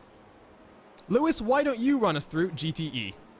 I may as well. It is back to being MSI Esports Red in the lead of the category, with Danny Elgabe behind the wheel of that car. Just 5 seconds clear, though, of BMW Team Redline. Expect that gap to close and a potential move from the number 71 at some point. When that will occur in the next 6 hours, 18 hours, 12 hours, who knows? But it is coming. You get that feeling. It is on its way. AAA Esports in behind, locking out the podium at the moment. BMW Team BS Competition, a fair way back, maybe a little bit out of contention for the podium, but it's easy to say that with 18 hours to go. And then a tight battle between Manti Racing GT and Kova, which we have spoken about so many times because they have been locked together for the last couple of hours. BMW Team GB in 7th place, and Astro Gaming Altus Esports, AAA Esports Black, and Sport Team Competition in 10th place, rounding out the top 10. Quite a lot of retirements in this category, though, as you see at the bottom end of your field. And I wonder if something's happened to DV1 Triton Racing a little while ago, unless I've just completely blanked that one from my memory. But they are in the pit lane and still potentially looking like they may be out of the race as well. So that's GTE, smallest category in today's field. Let's take a look at the GT3s, and it's Team BMW Bank, Cade Kashube at the wheel right now, that leads by 12 seconds. From Braden Eves in the Vendevalt Sim Racing Red. Good to see one of the Road to Indy stars in Braden Eves joining into sim racing as he tries to win here at the World Center of Racing. SRC Squadra Corsa Black in 3rd position, with the Mahler Racing Team, Biela Racing Team Euronics, and Ori's Racing Teams all within 50 seconds of the race leader. Team Fordzilla, SimRC Carbon, and Biela Racing Team Euronics, they're in a buffer window of about 10 seconds. Then you go all the way back to Core Sim Racing in 13th. In fact, you go back to R8G in 14th, where you find cars still on the lead lap. This is one of our most entertaining classes to watch for, and you'll want to keep your eyes peeled on it. As with 30 seconds to go, we get ready to say goodbye here. As Lewis, I just want a brief comment from you, because it's been your first RaceSpot broadcast. You've done lots of endurance races in the past, but I was really excited to have you, Connery, alongside myself, and I just really think that despite this delay, this race has really been fun to call. Yeah, I'm really glad that we did get around to jumping on the broadcast. We did get around to starting the race, and I want to thank everyone at RaceSpot and all of the people that have been watching to be so welcoming to my opening here at RaceSpot. And also, thanks to all the drivers and stuff who weren't actually that toxic when we were in that delay. Everyone was really, really nice. We had a bit of light-hearted humour. It's been a great event so far. So, 6 hours are done with our first race of the iRacing special events, the 24 Hours of Daytona. You can stay tuned on RaceSpotTV for more coverage of this race as we go twice around the clock, uninterrupted. can also follow us across our channels, Facebook, Twitter, YouTube, Twitch, and Instagram, all at RaceSpotTV. And if you're not already subscribed to us on YouTube, hit that red button and hit the bell next to it to get notified every single time we go live with sim racing broadcasts. So, 17 hours, 59 minutes still to go. Don't go anywhere. Live on RaceSpotTV, continued coverage of the iRacing 24 Hours of Daytona. For myself, Arjuna Kankipati, I've been joined by Lewis McLeod and Connery Maddock for this opening portion of the broadcast. Thank you so much for tuning in, and stay tuned for more coverage from RaceSpotTV.